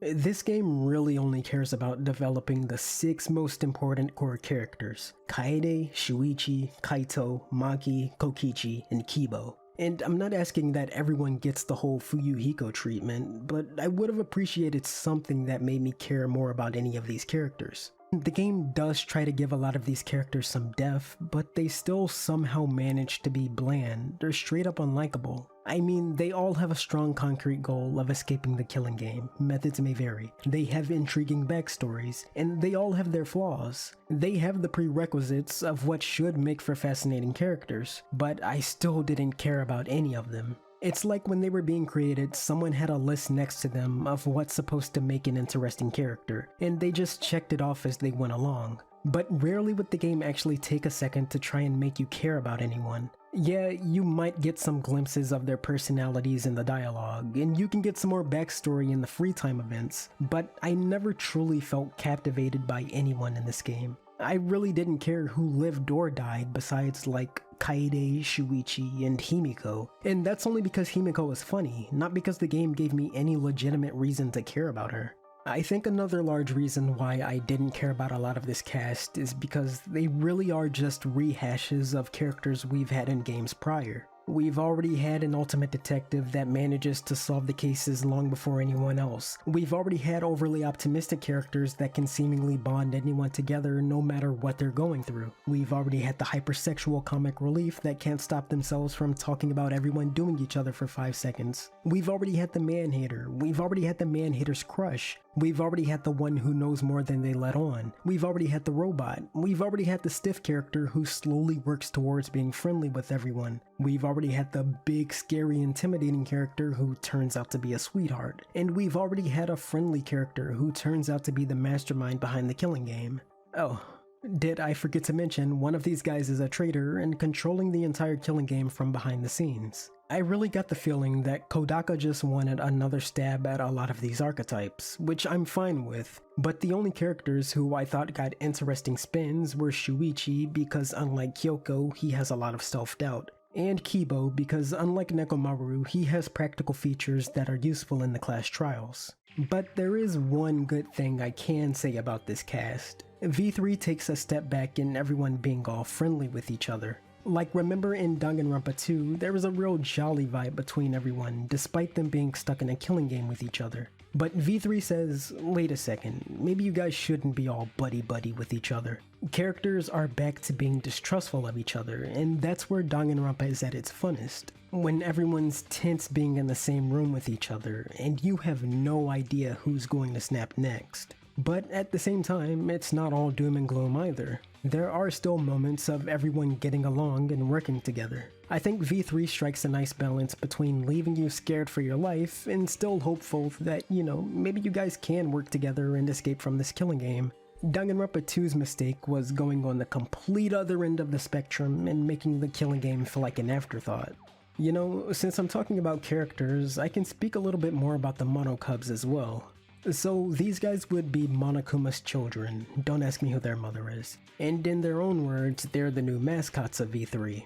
In 2 we had Usami the rabbit, who Monokuma reformed in his image as his sister Monami. But here we have Mono Kid, Monosuke, Mono Dam, Mono Fini, and Mono Taro. They are a pointless addition to the game and the least funny characters in Danganronpa to date. Every joke that comes from them is either an anime reference, or a video game reference, or a topical 2016 politics reference, and there's multiple incest storylines between these guys for some reason. I'm not joking when I say there's a lot of incest in this game. But hey, at least one of them dies after each trial. I thought it was fun to see them get executed. They also stage an uprising against Monokuma at one point, and actually run the killing game without him, but that doesn't last very long. And I suppose I've mentioned just about everything that's important now, except for how the story ends. The big reveal that divided the fan base, We're getting into spoiler territory now, so if you don't want to see how the story ends, well,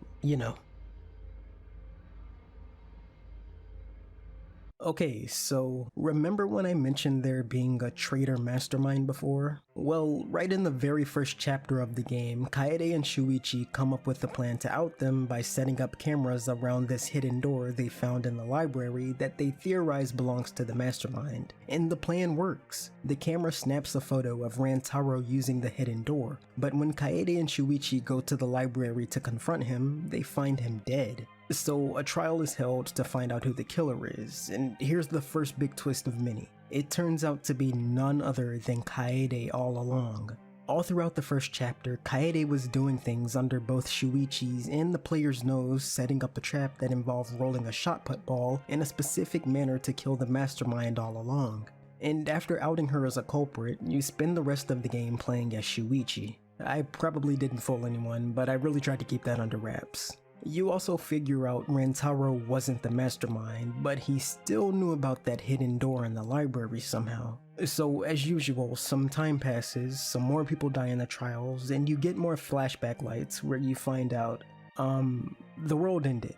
Basically, a bunch of meteorites started crashing into the Earth, and in an effort to preserve some of humanity's brightest minds, 16 Ultimate students were sent into space as something called the Gopher Project. But because this is Danganronpa and no plan can go off without a hitch, an extremist cult thought it would be a good idea to hunt down the Ultimates and kill them so they couldn't go into space. And it's around this time they're finally sent into space and are put into a deep sleep for hundreds of years. But again, because no plan in Danganronpa ends well, it turns out the leader of the cult that organized the hunt on all the Ultimate students was one of the students who was sent into space as well. That very same person is the one behind the killing game. That person is the one controlling Monokuma, and it turns out to be none other than the one you expected the least because it's the one you expected the most. Kokichi is the mastermind. He never met Junko, but he loves her ideology of despair all the same. When the truth all comes out and it's revealed to everyone in the penultimate chapter of the game that this killing game takes place on a spaceship that re-landed on Earth after hundreds of years have passed, there's 7 survivors left: Shuichi, Kibo, Himiko, Maki, Tsumugi, Kaito, and of course, Kokichi. And Kaito actually ends up killing Kokichi in a plan by Kokichi to end the killing game because, here comes another big twist, Kokichi wasn't running the killing game at all. That was just another one of his lies that the person actually controlling Monokuma didn't spoil because it worked to their advantage. So after Kaito's trial, Kibo's had enough of this shit and goes on an absolute rampage, destroying the academy, and the survivors propose one more trial to Monokuma where they'll find enough evidence to expose the true mastermind, and he agrees with the condition that if they fail to do so, they all die. And if you thought the writing got insane earlier, you haven't seen anything yet. It turns out Rantaro knew a lot about the killing game and the ultimate hunt because he was actually a participant, no winner, in a previous killing game and was rewarded with something called the Survivor's Perk that gave him a few things for his benefit, plus a map of the academy where he could see there was a hidden room in the library. And once he stumbled across the hidden door, well, you know what happens next.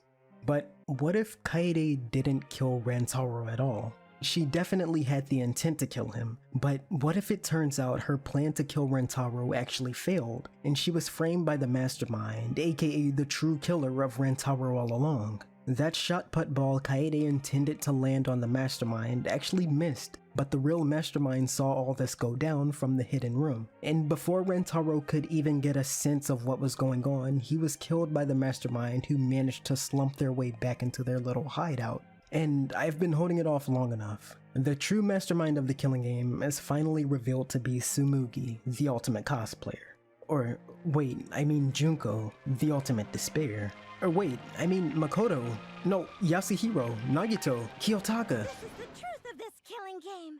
Isn't it the ultimate real fiction? We were forced to play some fictional killing game? Danganronpa!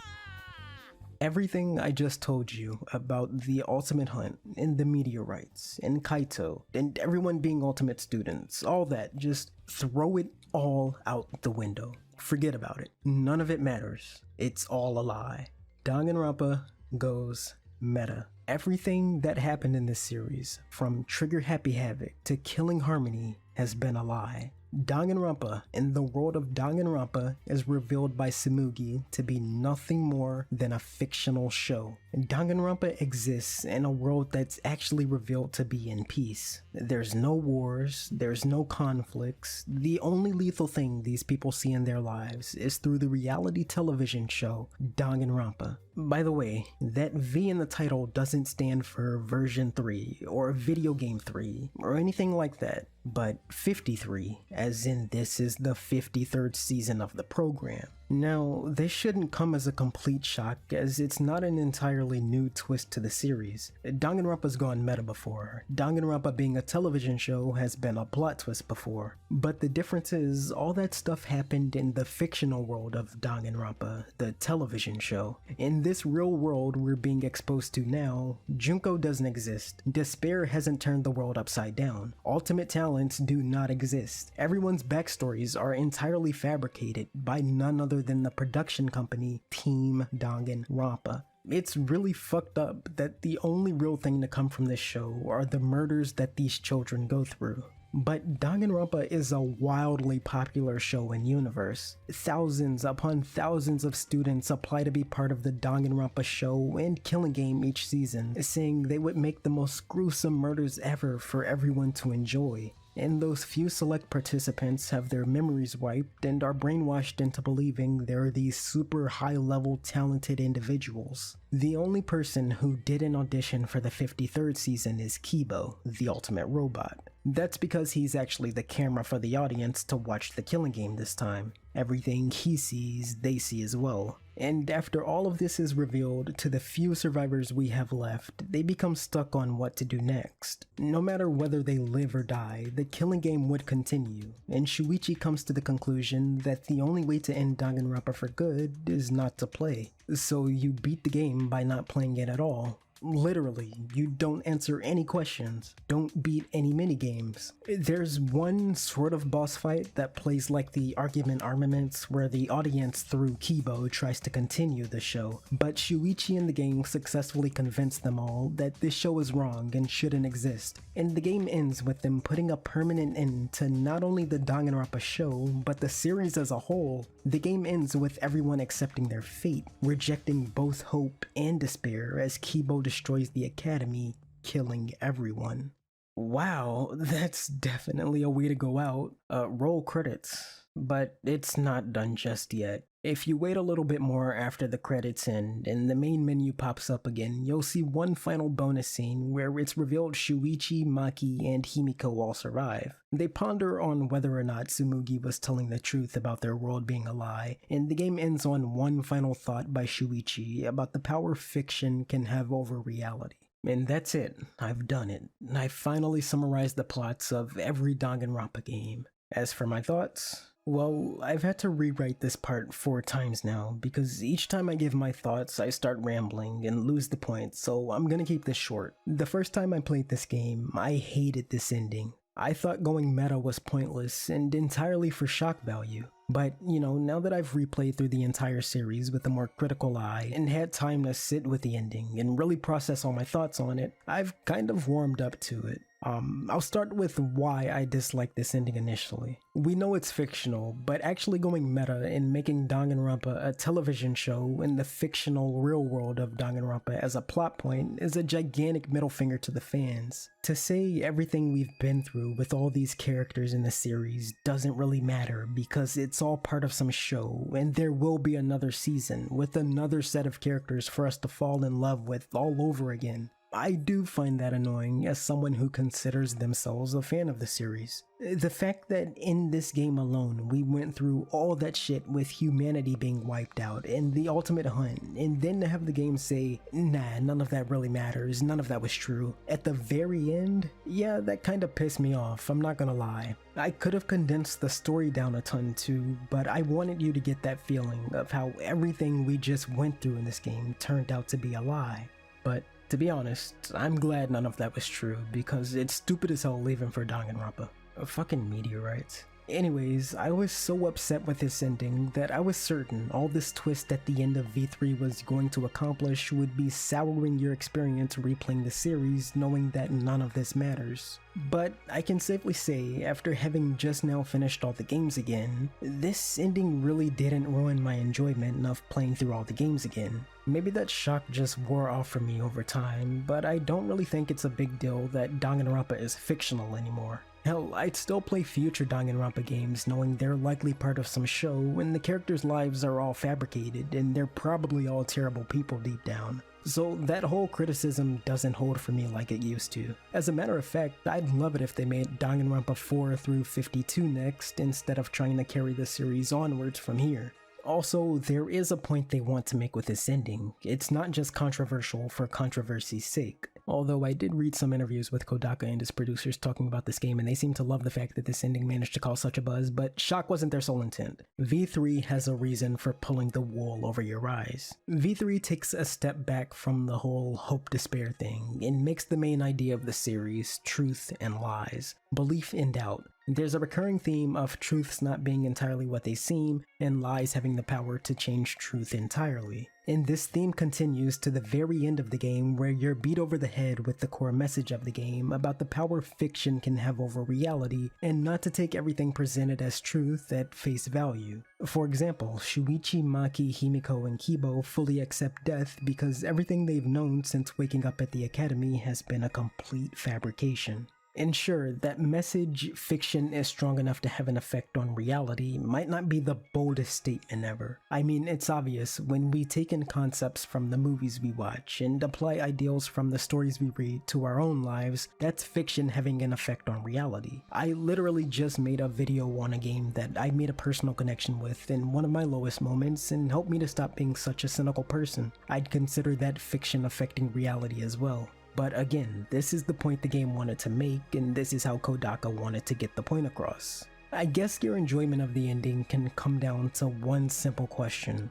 Do you think it was worth Kodaka pretty much killing the series to get the point of V3 across? And personally, yeah, I think it's worth it. But only if Spike Chunsoft fully commits to it and the series stays dead. We, the audience, literally said no more and ended Danganronpa. And I know I said I'd play through future Danganronpas, or Danganronpa 4 through 52, which I still would, but to ever bring the series back would invalidate the meta-commentary of this ending, even leaving it open-ended with that epilogue with the teaser that maybe Tsumugi was lying about everything at the end kind of spoils the ending for me. For the first time in the Danganronpa series, I think there's a valuable lesson to be taken away from these games besides the basic never give up hope, or always look forwards towards the future, or you can do remarkable things even if you're unremarkable. I never gave a shit about the messages they tried to get across at the end of these games. The real fun of Danganronpa was always everything in between the beginning and the end. It's about the journey, you know? But now that I've had time to replay all the games, and sit with this ending in particular, I think for once the real fun is in the destination. So please, don't bring the series back. But, you know, as for my thoughts on the rest of the plot besides the ending, I think it's engaging if nothing else. It starts off balls to the walls crazy, and it did a good job of keeping my interest. There were times the pacing felt a little sluggish, but it was never so bad that I found myself skipping dialogue. Trigger Happy Havoc still has the best story as far as I'm concerned. I love the setting of Hope's Peak and unraveling the mystery behind that school. It didn't feel so large scale that you had to keep up with a million other things to know what was going on in the story. Yeah, there was the big reveal about Monokuma having taken over the world at the end of the game, but that's just it. It's at the end of the story. The only things you were concerned about in Danganronpa 1, besides the killing game, was finding out who the mastermind was and getting outside of the school. In V3, you have to figure out who the mastermind is, and how to get out of the school, and you have to figure out whatever the fuck the ultimate hunt is, and how you're all dead, but you're not actually, and what's with these meteorites, and it's all fun getting to the bottom of everything. It's just, I really preferred when the story was more contained. Oh, and one more quick thing about V3 I really like. This is not Shuichi's story. The game starts as Kaede. Kaito gets the girl. You're his sidekick. The antagonist cares more about him than he cares about you. And Kibo ends up being the ultimate hope of the game. Yeah, there's another ultimate hope in this game. Shuichi is just a really smart side character essentially, and I like that a lot. But that's pretty much everything I have to say about V3's story. Oh no, wait, I almost forgot. There is an alternate ending to this game. Do you remember that secret exit tunnel we found all the way back in the beginning of the game? Well, it turns out you can beat it, but this is hard as shit and you will die multiple times. But if you can get to the end, you'll be rewarded with a hidden scene where everyone survives and gets to see what the world looks like outside of the campus. This is before the big Tsumugi reveal though, so it's implied they see the fake destroyed Earth after it's been hit with meteorites. But hey, you can beat the game early technically, so that's cool. It's not worth it.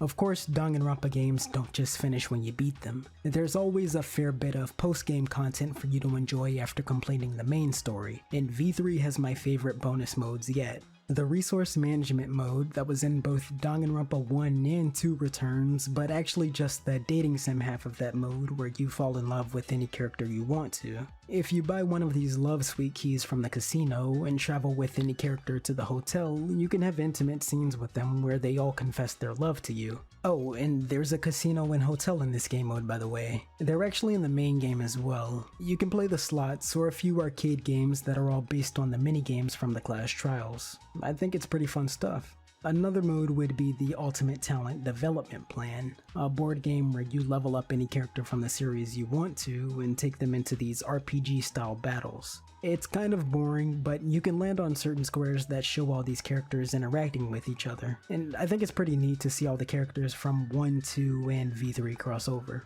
And if you just want to do the RPG battles, there's a dungeon crawling game called Monokuma's Test where you use your level up characters from the board game mode. And with that said, I think I've brought up everything notable about V3.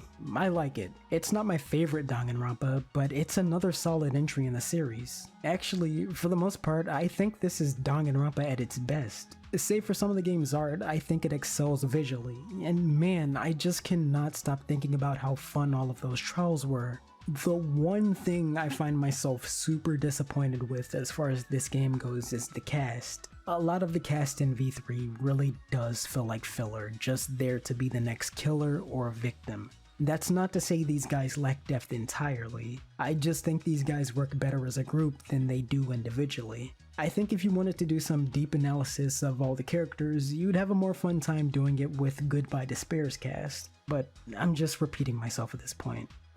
That's the gist of all my thoughts on V3. So, if I had to rank the games by quality, it would look something like this. But if I had to rank them by how much I enjoyed them, it would probably look closer to this. If I can leave you with one last thought, it's that if these games seem up your alley, you should play them sometime.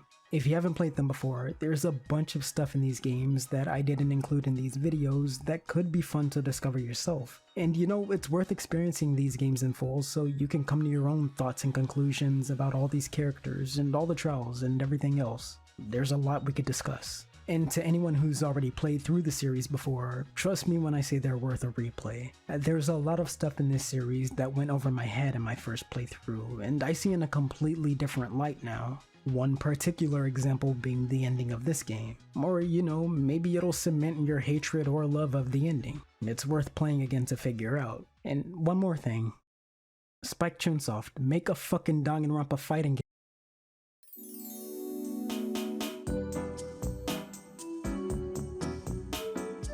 Have you ever heard of Gregory Horror Show? It's an old horror comedy anime about a creepy mouse named Gregory who runs a hotel that's located out in the middle of a forest. The entire show went on for 4 seasons, most of which followed a new guest who managed to stumble across Gregory, but the episodes themselves are short and real quick to get through. They all last about 2 or 3 minutes.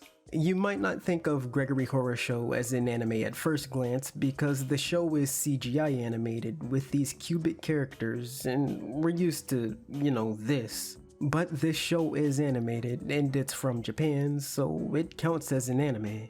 To be more specific, it comes from the mind of Japanese illustrator and film director Naomi Iwata.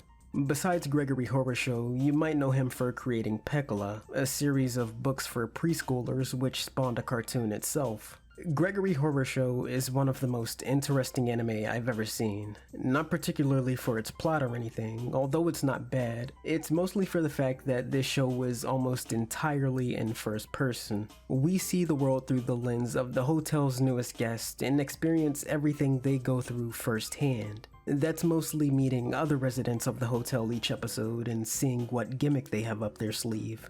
For example, there's Judgment Boy, a weird balance scale monster thing that holds a heart in one cage and a symbol of your vanity in the other. He usually comes up and offers extreme hypothetical situations, and depending on your answer, he either guilt trips you or nothing really happens. There's also Clockmaster and his son, who's referred to as My Son. I don't know if he has an actual name, but everyone calls him My Son, so we're sticking with that. Clockmaster's whole shtick is that he can time travel, but he has poor control over his powers, so he can't go as far forwards or backwards as he would like to. But my favorite resident of them all is Cactus Gunman, the living Cactus Gunman. He's a revolutionary who likes talking a big game, but in reality is just a huge coward. And there was a survival horror PS2 game based on the show that followed the same exact premise. In this game, you play as a new guest who comes across Gregory's hotel. It's called Gregory Horror Show Soul Collector in Japan, but just Gregory Horror Show in Europe. And only Europe, because this game never came out in North America. This game was developed by Capcom and released in 2003, and besides that, I can't really find any more information about the development history of this game. It's not completely obscure. Gregory Horror Show has its following, but there's still not a lot of information to go off of. That's not going to stop me from playing this game and seeing what it's all about, so let's check it out. The game begins much like the television show. You're walking through a forest and then come across Gregory's hotel, and having nowhere else to spend the night, you reluctantly check in. Then, after Gregory shows you to your room, you start to hear the sounds of a cat purring from the room next to yours. You peek in on them through their door's keyhole and see a cat that looks all stitched up, and this is where the show's plot and the game's plot starts to differ. In the show, Gregory is the one who introduces you to all the different guests and guides you through the hotel, which he still kind of does here, but for the most part, this cat here, better known as Neko Zombie, acts as your tutorial. He teaches you about eavesdropping on residents of the hotel by peeking through keyholes to learn new information, and he teaches you how to collect lost souls. That's actually the main objective of the game, hence the name of the title. You have to collect everyone's souls and bring them to the Grim Reaper, Death, who you can see in your sleep. You can tell who you need to collect a soul from by the blue aura following them, and once you bring Death enough souls, then he'll help you to escape the hotel. And after that short tutorial from Neko Zombie, you're free to play the game as you wish. But I gotta mention these controls real quick. They're not bad, but the game gives you options in how you want to play. You can play in either 2D controls, which lets you play in full 360 analog like you would expect, or 3D controls, better known as tank controls. I actually like tank controls a lot, and I would have stuck with them in this game if I wasn't forced to use the analog stick. You have two speeds you can move at in this game. You can either move at normal speed, which I guess is running, by using the analog stick, or you can sneak around all stealth-like with the D-pad. If I was gonna use tank controls, I'd have preferred to use the D-pad mostly, but you can see how moving this slowly gets you into trouble when you're being chased. I didn't mind using the 2D controls though, it's not a big deal, it's just a personal preference thing. I do have a little problem with this camera though. I actually like that they give you a button to snap it behind you, as there are times you might want to turn around quickly from danger or whatever else, but you have to deal with this annoying zoom in every time. It's kind of disorienting. You can kinda play this game in first person if you want to.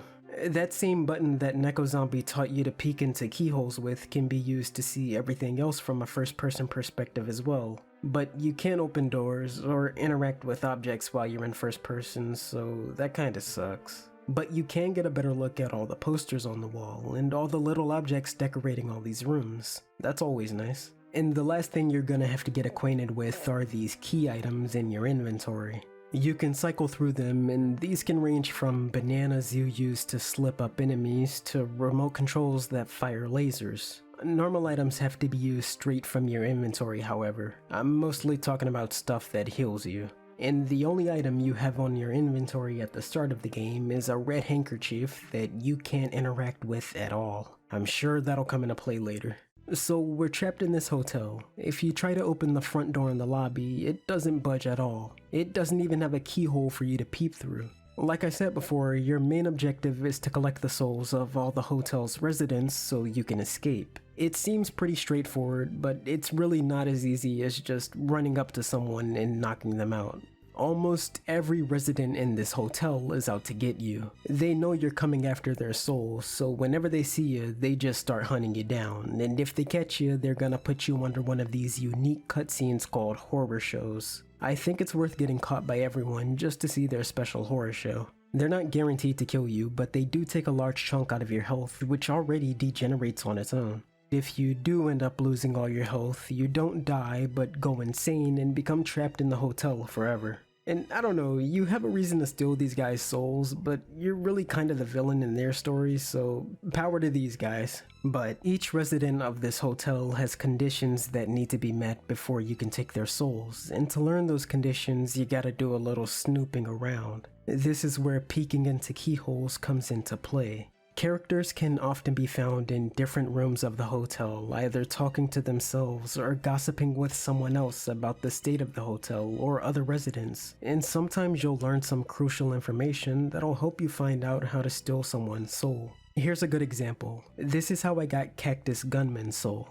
I remember hearing something earlier from James, Gregory's grandson, about how it's good to try some things 3 times. Obviously a hint that I was gonna have to do something 3 times at one point or another. And later on, I peeked in on a conversation between these 2 other residents and noticed they were talking about Cactus Gunman being a coward. I'm learning more about his character, but I still don't have enough to figure out how to take his soul yet. But then I talked to Gregory about Cactus Gunman, and he not only mentions Cactus Gunman being a coward, but him running away from you if you knock on his door. So I knocked on the door of the room he was in, and I noticed he did get scared. And not only did he freak out, but he made a note about how it takes more than 1 knock to scare this hombre. And then it dawned on me that maybe this is what James was hinting to earlier. Maybe I have to knock 3 times. So I knocked again, and he got scared again. And by the 3rd knock, he was so frightened that he ran to his room and left his soul behind. I'll admit it's not the most clever puzzle in the world, but when you piece all this information together from these different characters and accomplish a task, it makes you feel good, you know? It's kind of like Chulip in that regard. It's actually like Chulip in a few regards.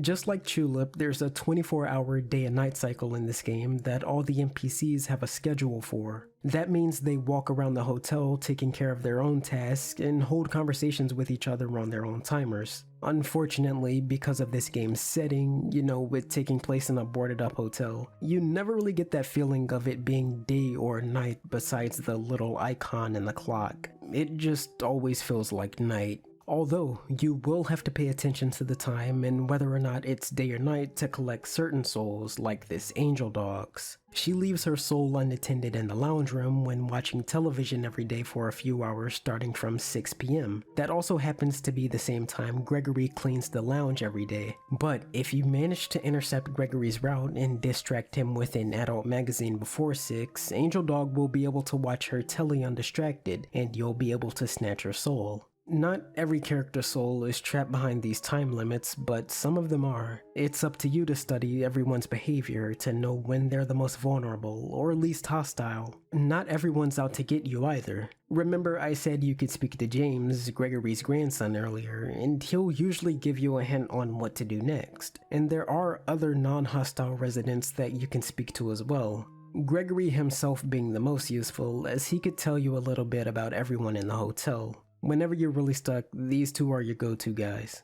A majority of the game's challenge for me never came from being stuck on how to obtain someone's soul though. It was actually due to these illnesses and conditions you could contract. There's tiredness, nervousness, darkness, and so on. Tiredness only meant you were awake for too long and was the game's way of telling you to go to sleep before you got headaches, and if you did get headaches, then you were in real trouble. Not only does your health degenerate faster, but if you let headaches go on for too long, then you would fall into nervousness, which lowers the potency of all healing items. And if you're nervous for too long, you fall into confusion where all of the game's controls are mirrored. This can really bite you in the ass if you're not used to it. There's also melancholy, which can happen when a resident puts you in a horror show after you've already collected their soul. This one was the worst one by far. You move at a snail's pace, which means residents can easily catch up to you. It really requires you not to cross paths with anyone because if they catch you, you are fucked. And finally, there's darkness, another really easy one to deal with. It just dims the game a bit. The only one of these illnesses you can cure on your own is tiredness by sleeping in your bedroom, but the other ones require you to use the correct medicine, like eye drops for darkness and sedatives for confusion. You can get medicine by finding them in these gift boxes littered all throughout the hotel, or by finding them in these hidden objects by knocking on them, or by buying them from a store inside the hotel that's run by Gregory. And there's no currency in this game though. You get everything in the store through trading. So say you wanted a 4-star item from the store, like a yellow herb tea, which heals you for a lot, then you would need to trade objects from your inventory that Gregory deems equal to or greater than 4 stars. This shop is one of the very few refuges you have from all the monsters, by the way. They never enter this room, the save room, or your own bedroom. If you ever have a resident on your tail, just duck into one of these havens, look through the keyhole to make sure they've walked past the room, wait a little bit to make sure they're really gone, and now you can get back to collecting those souls. It's really easy to get away from enemies in this game. Hell, it's really easy to not be spotted at all if you know what you're doing. I do wish the game leaned a little bit more into being a horror. I know this game is cartoonish and prioritizes comedy, but it's still a horror game. There's never really any suspense or tension, you know? As a matter of fact, having this map that tags everyone's current location makes it feel like the developers went out of their way to make this game not scary at all. It's handy in the beginning of the game because it marks all the points of interest and helps you get acquainted with the place, but because it also marks the location of every resident in the hotel, I know exactly which rooms and halls to avoid. And if someone is in a room that I need to be in, I can just take care of other objectives or go searching for more hidden items until they leave. I'd have really preferred it if you knew which halls you shouldn't go down by peeking around corners, which the game hints at, and which rooms you shouldn't enter by looking through the keyholes and seeing if anyone was inside, rather than having the option to just bring up the map and go, oh, someone's in there? Cool, I'll come back later. It's not like the game forces you to use the map. I could self-impose my own challenge by refusing to bring up the map at all if I really did want to make the game any scarier or any more challenging, but why would I not use something this broken to my advantage? And also, snooping in this game never felt as scary or tense as I would have liked it to. You're completely vulnerable when you're looking through these keyholes, right? You can't see who might be around you when you're peeking through them, and if you make too much noise, the person inside or outside the room might be alerted and come out to catch you. But while you might not be able to see who's around you while you're peeking into people's rooms, you can hear their footsteps, which gives you more than enough time to run away before they even aggro you. And that noise that might alert anyone to your presence only happens when you're moving the camera around too much. Unless you're required to be caught by a resident to collect their soul, you either have to go out of your own way or be ignorant of your surroundings to be chased by anyone in this game. And I'm willing to acknowledge and agree, if you're good enough at the game to stay vigilant and dodge all the residents, you don't deserve to be scared by them at all. But if I'm playing a horror game, even one as cartoonish as this, I still want to be a little spooked, you know? I'm not saying throw some cheap thrills in there like jump scares or force the player into dangerous interactions with the other residents, but I would have really appreciated if maybe like when you had darkness, you also saw faint visions of the other residents. They wouldn't scare you, but they would make you question if you really just saw someone next to you. Things like that are what I'm talking about. Mess with the player a little bit more, leave them unsettled. The last thing I want to mention before talking about the game's story some more are the collectibles. There are really only 2 of note, and first are the books. Just like every other item in the game, you can find these scattered all throughout the hotel. I didn't know what the fuck to do with these at first, because they take up space in your inventory, and the game says you can use them, but doesn't let you. What you have to do is take them back to your bedroom and read them in there. They can heal you and pass the time faster, but if you read too many of them at once, you can become tired. I was pretty casual about collecting them. If I had enough inventory space to spare and came across a book, I'd take it back to my room and stock it there for safekeeping. You can also collect these 3D models of all the residents in the game. I wasn't really sure how I was obtaining these because they just showed up in my room randomly, but according to this 2004 GameFAQs strategy guide by Evil7, these are obtained when you've logged a character's schedule enough. That just means snooping on everyone and listening to their conversations until you fill out these pages in a memo that keep track of what they were up to at that hour. I only managed to collect 4, but it is really cool looking at them all. I'm never gonna be upset at bonus stuff like this. I'm actually still in the middle of my second playthrough right now, and I think I did the right thing saving the completionist route for my second, since all your progress on the models carries over when you start a new game from a completed file.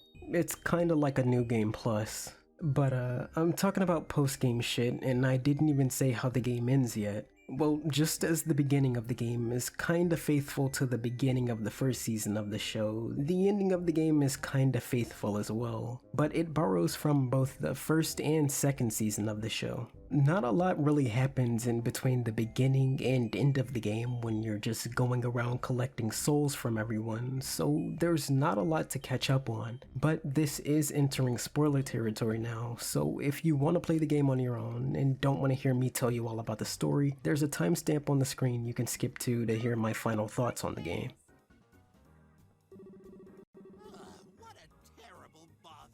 So, as you're collecting souls throughout the game and bringing them to death, you'll see these conversations between Gregory and his mama. She yells at him about the guest stealing all of her souls that she uses to stay pretty and youthful. But we don't care about that, we just want to go home. And when we finish bringing Death all the souls, he says he'll show us the way out of the hotel, which is the front door in the lobby. Thanks, Death. But wait, the door still won't budge. Then Mama Rat finally makes an appearance and clobbers you on the head with her staff. But before we pass out completely, we notice she's cracked the door open just a little bit. And after waking up in this dark chamber to a vision of a supportive Neko zombie, you work your way through this labyrinth that's hidden underneath the hotel. And when you finally make your way back to the lobby, Gregory Mama confronts you again. But this time she doesn't knock you out cold. Now we enter the game's only boss fight. It's pretty easy. You just gotta keep dodging Gregory Mama until she does her fireball attack and try to make her aim at the front door. And when she finally breaks it, you make your big break out of there. As you're leaving Gregory's hotel, he confronts you as a ghost and tries his best to convince you to stay, but you manage to escape back to reality. But the game's not done just yet. Cutting back to the hotel, you see a cutscene of Neko Zombie donning the guest's only possession, the red handkerchief. And he burns the hotel to the ground, killing Gregory, Gregory's mom, Neko Zombie himself, and every other resident. If you want the good ending, just stop there and pretend that's the end of the game, because there's a twist as the credits roll. It turns out the hotel was actually your mind's own creation and served as an escape for the player from having to suffer reality. Then the game actually ends with one final cutscene of the hotel being reconstructed and Gregory welcoming you back inside. And that's Gregory Horror Show. I don't want to do some deep dive into the greater meaning of this hotel, but this story here has more going for it than I thought it would initially. You get hints of this being an internal story at various points throughout the game, like these whispers you can hear if you just sit around in your room for a while.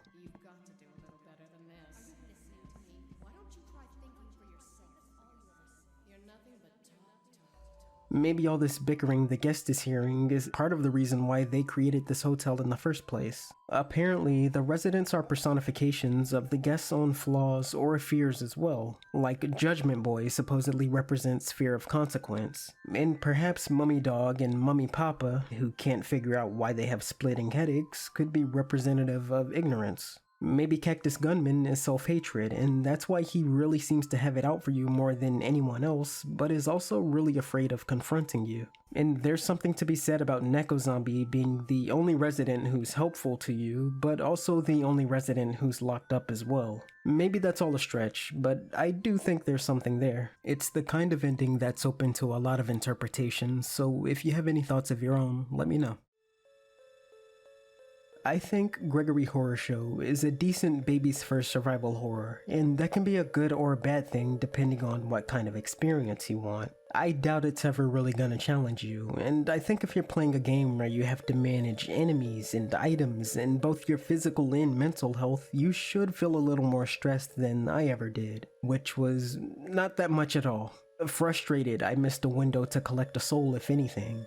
And I doubt the game is ever going to get a genuine fright out of you either. But looking back on it now, I think I was a little too hard on this game not being scary. I mean, this game is rated for preteens, so I'll cut it some slack. And I'm not gonna pretend I didn't have a fun time playing it. It's cute, it's weird, it's fun. There are some puzzles you'll have to solve, and I had a good laugh at times. I think if you're a fan of the show and you want more of this world, then you should play it. If you're a fan of the visuals and think it's worth looking at, then you should play it too. It is a pretty game and has a diverse amount of settings. Just looking at everything in the hotel in first person was one of my favorite things to do. And to everyone who might want to try a horror game without going into the deep end first, I think it's worth a shot.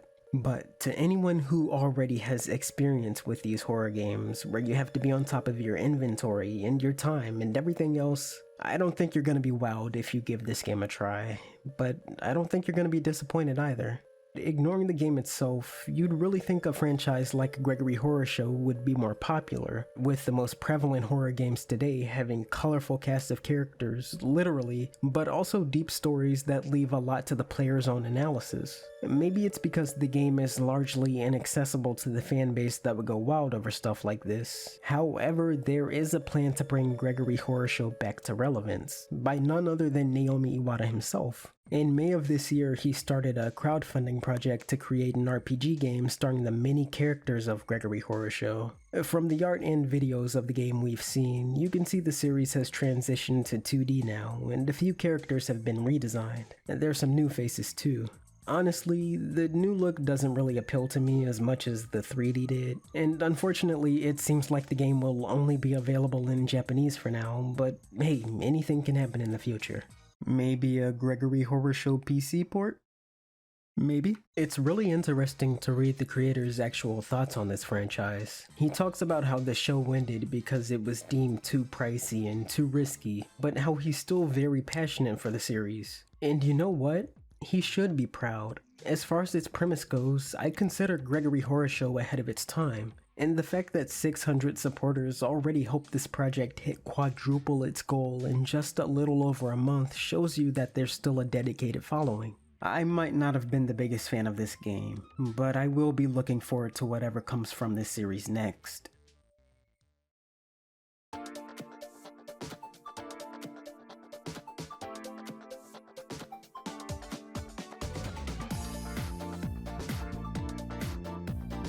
A few years ago, I was browsing the Steam store out of complete boredom, and I saw this game recommended to me called Yakuza 0. I always knew of the Yakuza series, but never had a chance to play any of the games growing up because they were always released on PlayStation, and I had Xbox and Nintendo consoles. So when I saw the series was finally on PC, I bought the game, which at the time was on sale for the low price of $5. In short, it's an over-the-top crime drama of two young members of the Yakuza who become embroiled in both a conspiracy and complex power struggle. The story had my attention from beginning to end. I thought all the characters were interesting, and visually, the game was gorgeous. There's enough content here for you to sink your teeth into for hours too. Seriously, I remember spending like 24 hours straight beating this one minigame which has a complete side story of its own. But my point is, it was $5 very well spent, and I wanted more. So I went back to the store and saw there were two other Yakuza games called Yakuza Kiwami and Yakuza Kiwami 2.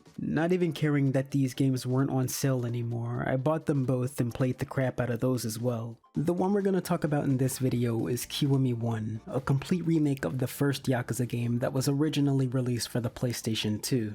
But if I'm gonna do a video talking about Yakuza Kiwami, I think it's smart to start with how this game came about in the first place. The game originated from the mind of Japanese game director Toshihiro Nagoshi, who had been working at Sega for over a decade. He has credits working on Shenmue, Daytona USA, the Virtua Fighter series, the OG Rent-A-Hero, hey, Spike Out, F-Zero, and I think most famously the Monkey Ball series. In the year 2000, he had become the president of one of Sega's internal development studios and came up with the idea for a new grittier IP that would deal with the organized crime world of Yakuza. Initially, the idea was met with some rejection by higher-ups because his studio was mostly known for creating arcade titles. But after a while, Sega gave Nagoshi the go-ahead and his team was able to create Yakuza, or as it's known in Japan, Ryugagatoku, which translates to like a dragon. In 2005, Yakuza saw a very successful release for the PlayStation 2, selling 300,000 copies in its first year. Some of that success can be attributed to the game's localization, which Sega didn't cut any corners on. They managed to score an all-star cast including, but definitely not limited to, Michael Madsen and Mark Hamill. When you have kids of your own, you're gonna have to teach them a little respect. Due to the success of Yakuza, the series would go on to spawn about a couple dozen sequels. Some of them mainline games, some of them spin-offs, and some of them remakes. Come 2016, and Yakuza Kiwami is released. Now, there's a couple of obvious questions you might have that I should answer. First, why would I start with 1 instead of 0 if that's where the story begins and when I first experienced the series? The answer is simply because I want to beat these games in release order. And to that you might say, well, Kiwami came out in 2016, so wouldn't it make more sense to review the original PS2 game instead? And yeah, I suppose it would, but I don't want to review Yakuza 1 twice. Also, you gotta realize this game was remade in the first place because it's a little primitive by today's standards, and Kiwami is so much more than a simple overhaul of the graphics and audio. The story has been expanded to give everyone a little more characterization, the combat system has been updated to fit more in line with the Yakuza games of the time, and there are new mechanics in this game to give the player an easier time. Well, I'm not saying all of that is good, but we'll get to that in a second. I know I sound pretty head over heels for the series, but trust me, these games have their fair share of problems too. But I think we've done enough prefacing, so I can finally talk about what this game is all about now. Are you ready?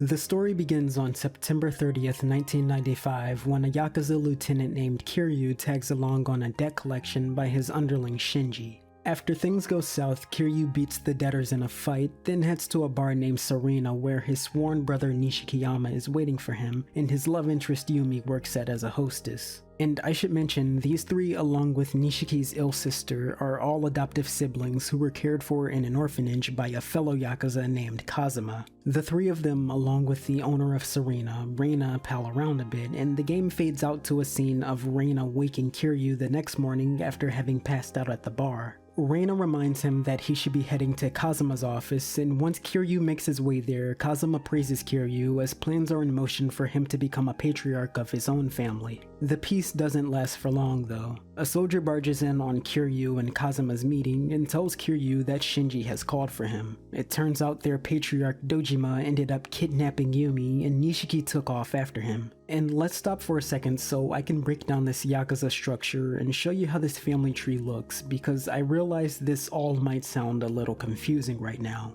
And it's only gonna get more confusing, but bear with me and I promise you it's not that hard to understand. The Yakuza group Kiryu and Nishiki and Shinji and Kazuma and Dojima all belong to is called the Tojo clan. Each clan has a high-ranking chairman who oversees their organization's entire structure, and under that chairman are subsidiary families run by important Yakuza who call their own shots but still answer to the chairman. These are called patriarchs. And those subsidiary families can have subsidiaries of their own, which is exactly what Kazuma's family is to Dojima's. Now, if we pop all the characters we've met so far into place, the Tojo clan looks something like this. Dojima answers to the Tojo clan chairman Sarah, who's been unseen as of yet. Kazuma answers to Dojima as captain. Nishiki and this other guy who we'll be seeing more of later named Kashiwagi answer to Kazuma. Kiryu, despite being raised by Kazuma, answers to Dojima directly as lieutenant, which isn't exactly high ranking as captain, but is still pretty damn important. And Shinji answers to Kiryu. If Kiryu would have gotten a family of his own, it's likely he still would have had to answer to Dojima. But that's only if Kiryu ever got a family of his own, because he never got the chance. After Nishiki chased Dojima down, he confronted him in his office attempting to rape Yumi, and Nishiki in blind rage shoots and kills Dojima. Kiryu tells Nishiki he'll take the fall for the murder of their patriarch since he wants Nishiki to be there for his sister, and after Kiryu's arrest, he's sentenced to prison for 10 years. During his time in prison, he's told by Shinji that he's been expelled from the clan by the chairman and Yumi has gone missing. But after serving 10 years of hard time and surviving a few assassination attempts, he comes back to a new world. The Tojo clan chairman Sarah has died. A rival family run by this bastard Shimano is pushing on Dojima territory. And since Kiryu wasn't around to lead a family of his own, Nishiki has become a ruthless patriarch with Shinji under his command. From there, it's up to Kiryu to figure out why Yumi's missing, and what happened to Nishiki, and what's up with this 10 billion yen everyone keeps talking about. And who is this little girl? Her name is Haruka. She's looking for her mother, who just so happens to be Yumi's sister, and tags along with Kiryu for the ride. The circumstances we meet her under are pretty fucked up, but this entire town is pretty fucked up. You can't walk 2 feet down the street without someone trying to rough you up. It's called Kamurocho, and this is where most of the game goes down. It's a spoof of the real-life Tokyo nightlife district, Kabukicho. From what I've read, it's a pretty damn accurate virtual representation of this neighborhood too. You can spot a lot of the city's landmarks in this game, like the Red Gate on Tenkaichi Street, and the Theater Square, and this Don Quixote on the corner of a street. The most notable difference between the real Kabukicho and the fictional Kamurocho is the missing Hotel Gracery. In Yakuza, it was replaced with Kamurocho's very own Millennium Tower. I just figure it's worth mentioning because we'll be coming back to this tower a lot. But like I was saying before, Kamurocho is a really scummy town. It feels like every other person in the city has a bone to pick with you. If they're not trying to fight you, they're trying to scam you. And if they're not trying to scam you, they're doing something else behind your back to screw you over. Thankfully, Kiryu is a pretty formidable guy, you know what with him being a former Yakuza and everything. His name and title, Dragon of Dojima, still carry a lot of weight in Kamurocho's underworld since Dojima's murder. If anything, taking the fall for Dojima's murder just made him more infamous because you get all these goons and punks and other Yakuza who don't like the look of your face and want to fight. That's where the combat comes into play, the most fun part of the game in my opinion. It seems pretty rudimentary for a beat 'em up at first. You got your light attacks, which you can chain into heavies, and a grab that lets you either pummel enemies or throw them. You can also pick up weapons from the environment that you can use to smack down all your foes. But Yakuza also offers 2 mechanics that spice up the combat a bit. First are the heat actions. If you look under that health bar in the top left, you'll see a blue meter that fills up when you damage enemies. And once that bar is high enough, you can pull off these context-sensitive attacks that deal brutal damage. These are best used against enemies with a lot of health and bosses, but you can heat action anyone you want to in this game. I like using this one move where you grab a goon by his collar and swing him around so he hurts his own buddies. You can finish smaller fights really quick with this method. Be aware that if you do the same heat action multiple times in the same fight, it'll deal less damage, so it might not always be in your best interest to do one of these moves. The other thing Kiwami's combat has going for it are the fighting styles that you can swap between on the fly. You got Brawler, which gives you the basic 1-2 combos. I think it's a nice mix of strength and speed. And you also have my favorite style, Beast, where Kiryu pretty much turns into a beast. He moves slower in this mode, but you also deal increased damage. You also pick up weapons automatically and swing them around like a madman when you attack. This can be really useful when you're fighting large groups of enemies. I also like how the guard in this mode isn't really a guard, but a powerful stance Kiryu takes where he doesn't flinch at any damage at all. I think that's funny. Another style you're able to swap to is called Rush. I'm not gonna lie, I wasn't the biggest fan of this one. Your attacks are super fast, and you have the ability to do like 1,000,000 dodges in a row to get away from enemies, but you're also super weak. There's a bit of a learning curve to getting good with Rush. You can't just attack heavy and follow it up with more combos like you would with the other fighting styles. Chances are you'd be punished for that. You really gotta play the defensive with Rush. Dodge the enemy's attacks, learn their windows, take your licks when you can get them, and repeat. You know, there's really only one fight in the game I can think of that Rush works best for. It's against this guy called Arase who uses guns that can stun you.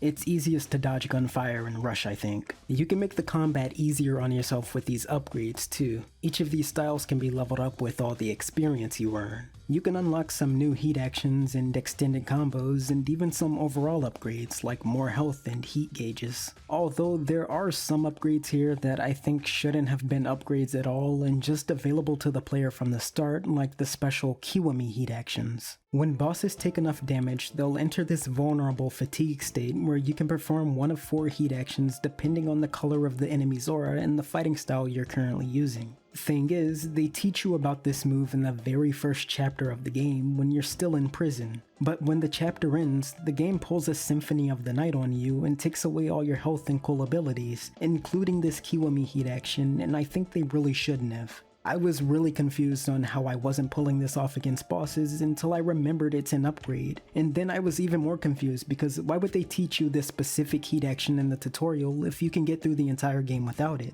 Also, you might have noticed I mentioned 4 Kiwami heat actions a second ago, but there's only 3 fighting styles. Well, I just chose not to mention Kiryu's 4th style, Dragon style. You wanna know what Dragon does? Light, light, heavy. That's it. It's a completely useless fighting style until you manage to upgrade it. And to be fair, it is fun to use when it's fully upgraded. But in order to upgrade this style at all, you gotta train with this old martial arts master named Komaki and fight this guy named Majima, the Mad Dog or captain of Shimano's family. This guy has an obsession with Kiryu. After Kiryu's 10-year bid, he noticed Kiryu wasn't in tip-top shape anymore and vowed to fight him whenever he had the chance. So if you see this guy while you're walking around Kamurocho, he'll chase you down or pop out from a manhole or something to fight you and bring Kiryu back to peak form. That's actually an inclusion to Kiwami as a mechanic called Majima Everywhere. It works because it fits the story and helps the player to level up faster. Once you beat Majima, you get a buttload of experience and earn a new upgrade for the Dragon style. I really appreciated the Majima Everywhere system because in the early game you're getting so many levels it helps you out when you're trying to upgrade your abilities. But I'll also admit that later on it can get pretty annoying fighting Majima so often. Like, you can fight him outside of a building you want to enter, and as soon as you come out, you'll hear his iconic, which means he's somewhere close and already wants to fight you again. I went from hunting this guy down myself in hopes of farming some experience to saying, well, I won't duck him if I see him, to do not interact with this man, call the authorities if you see him pretty damn quick. And that's only for the encounters where you can run away from Majima. There are other times you'll come across these inescapable Majima fights, like when he joins in the middle of a fight you're already having with these random punks. Like, I just wanted to get to the Papo store and buy some healing items, dude, why are you in my way? Luckily, there is a way to make Majima leave you alone. Every so often his goon will message you on your phone and tell you Majima's waiting somewhere for you to come and fight him, but you don't have to go to those at all. Just leave him be, cause he won't be roaming the overworld while those missions are active, and just go about playing the rest of the game as you wish. It's worth it when you're all leveled up though. It's the coolest shit in the world when you're weaving through all these attacks, utilizing all the different styles and these new heat actions. The combat here is pretty solid, but I'll also say there's a lot to it in this game that's been done better in other Yakuzas. But besides all the gangsters looking for a fight, there are other people in Kamurocho who look to Kiryu for assistance. These take place in little side quests called sub-stories. I think like half of them end with someone trying to scam Kiryu. Here's a sub-story that takes place in a shady bar with a meathead bartender and some seductive woman who definitely aren't trying to drug you after you've rescued the lady from some drunk. And here's a group of thugs that act like you injured one of them so you'll pay up. And here's a sub-story where some charlatans try to convince you to pay them like 500k yen for a stone that's destined to change your fate. Man, it's tough out here for Kiryu. But then there's that other half, you know? Sub-stories where Kiryu gets to help good people out of tight spots and reunite loved ones and set punks who want to be gangsters on the straight and narrow. I love these sub-stories most because we got to see another side of Kiryu. The side of Kiryu that doesn't resolve to solving every problem with his fists, deadly as they may be. We learn as much about Kiryu's character in these sub-stories as we do in the main story. He might be a tough and stoic former Yakuza who did some bad things in the past like extortion, but he's also the kind of guy who's willing to help sell matches on the street for a poor girl's family and pretend to be an elderly man's dad's son if it can make him feel any better. You'd catch these other Yakuza roughing someone up on the street before they do anything nice like that, but that's just the kind of guy Kiryu is. He's not really afraid of playing the fool either. Silly shit is always going down in Kamurocho, and more often than not, he's willing to play along, even if it brings him some embarrassment. I love that he takes this slot racing minigame called Pocket Circuits so seriously. Look at how much it hurts him when he loses. It's so dramatic, but I love it.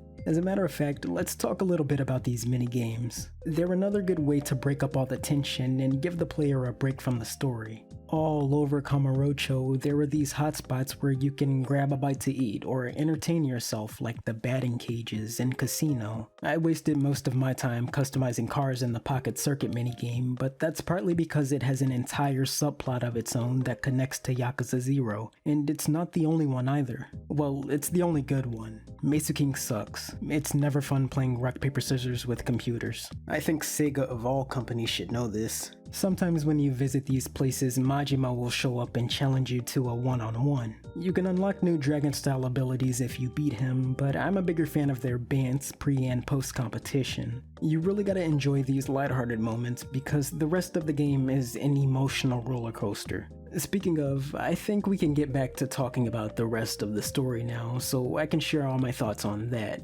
Now, spoiler warning, skip to the timestamp if you've never played Yakuza, but might want to try it for yourself eventually because I definitely think it's a story worth experiencing on your own. But if you've already played the games or just don't give a shit about spoilers, then stick around. And this one's gonna take a while cause this is a long story, and this is where most of my criticism lies.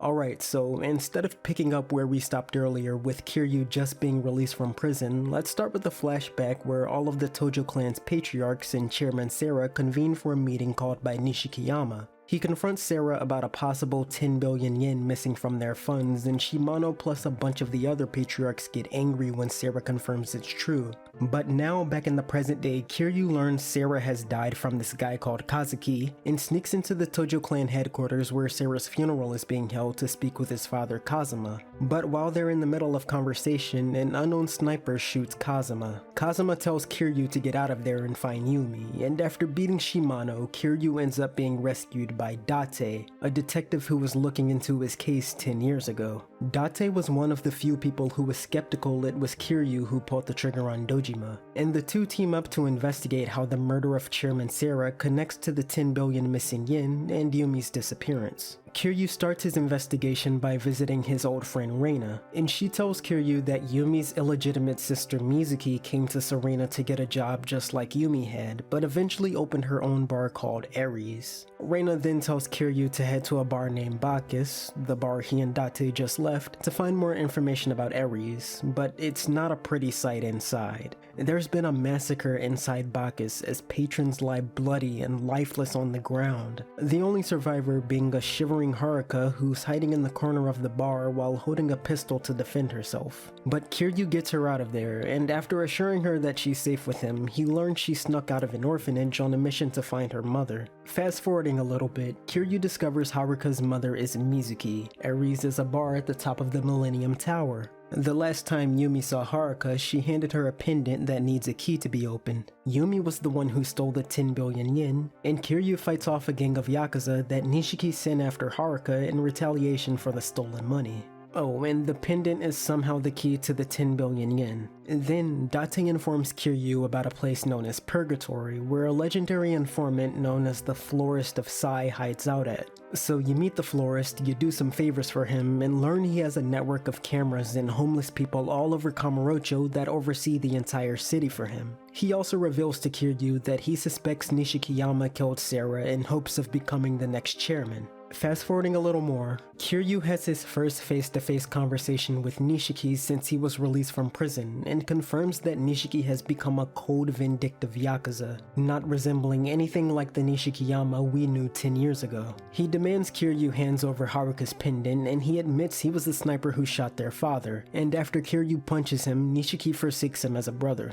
And now fast forwarding even more, Kiryu rescues Haruka from some kidnappers. Shinji suspects one of Kiryu's allies is a mole. The florist reveals Reina was the mole working with Nishiki all along. You find a letter in a ransacked arena where Reina admits she did it because she was in love with Nishiki. Reina tried to kill Nishiki in her guilt, but she failed and went on the run with Shinji to an abandoned building. They both died, rip Shinji. Kiryu and Haruka meet a Yakuza named Terada. Terada leads them to Kazuma, and Kazuma drops 2 bombs. The first one being Mizuki and Yumi are the same person. Who didn't see that coming?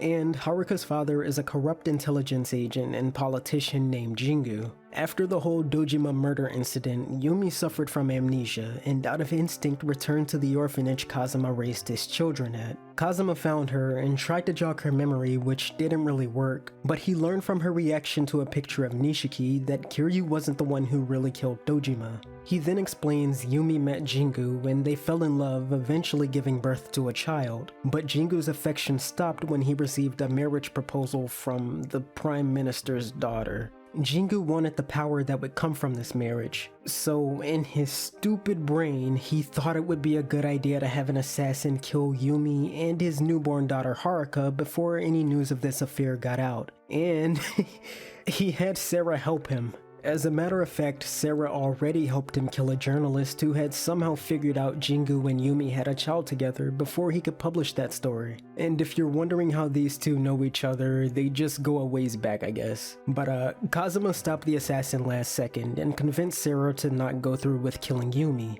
Kazuma says they made a new identity for Yumi, they hid Haruka in Kazuma's old orphanage, and just before he can explain why Yumi took the 10 billion yen, Terada barges in to tell you there's a fight going down outside between Shimano's family and Kazuma's. So there's a big fight, and Kiryu takes Shimano down one last time, but he goes out with a final attack as he lobs a grenade at Haruka. She survives, but only at the cost of Kazuma sacrificing himself to shield her from the blast. And in Kazuma's final words, he still has a lot to say. He explains that he, Yumi, and Sarah stole the 10 billion yen, which belonged to Jingu, to expose him as he was laundering money through the Yakuza. He also says Sarah left something special for Kiryu in his will, which he hands to Kiryu.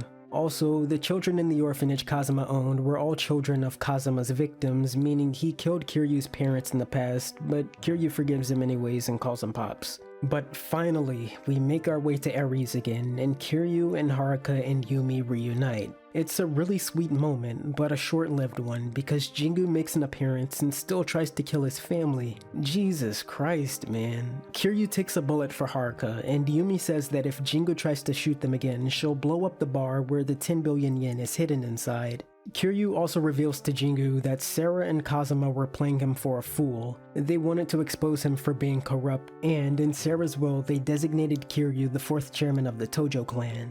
Then we have one very bullshit fight against Jingu and his goons. Seriously, I hate this fight. They all have guns that can stun you, and Jingu runs away from you the entire time, and once you take the soldiers down, they enter a second phase with knives that can still knock you on your ass, and if you're mid-combo, they can interrupt you, and it's not fun. Hey, if you play this game and don't want to deal with this shit, look up the speedrun strat for this fight and do whatever that says, because it doesn't last as long as this. Seriously, they fodderized this guy. But after wasting half your health items, you lay Jingu out like a bitch and everyone's happy again. Until it's time for one final confrontation with the power-hungry Nishiki, so Kiryu settles things with him in the game's final battle. It's a good fight, but ultimately Kiryu is victorious, and Yumi reveals that inside her pendant is a picture of Kiryu, and then she places the pendant in a small slot that reveals the 10 billion stolen yen. She plans to blow it all up, but motherfucking Jingu comes back and shoots Kiryu in the leg, fatally wounds Yumi, and finally dies to a remorseful Nishiki who murder-suicides the both of them with Yumi's bomb.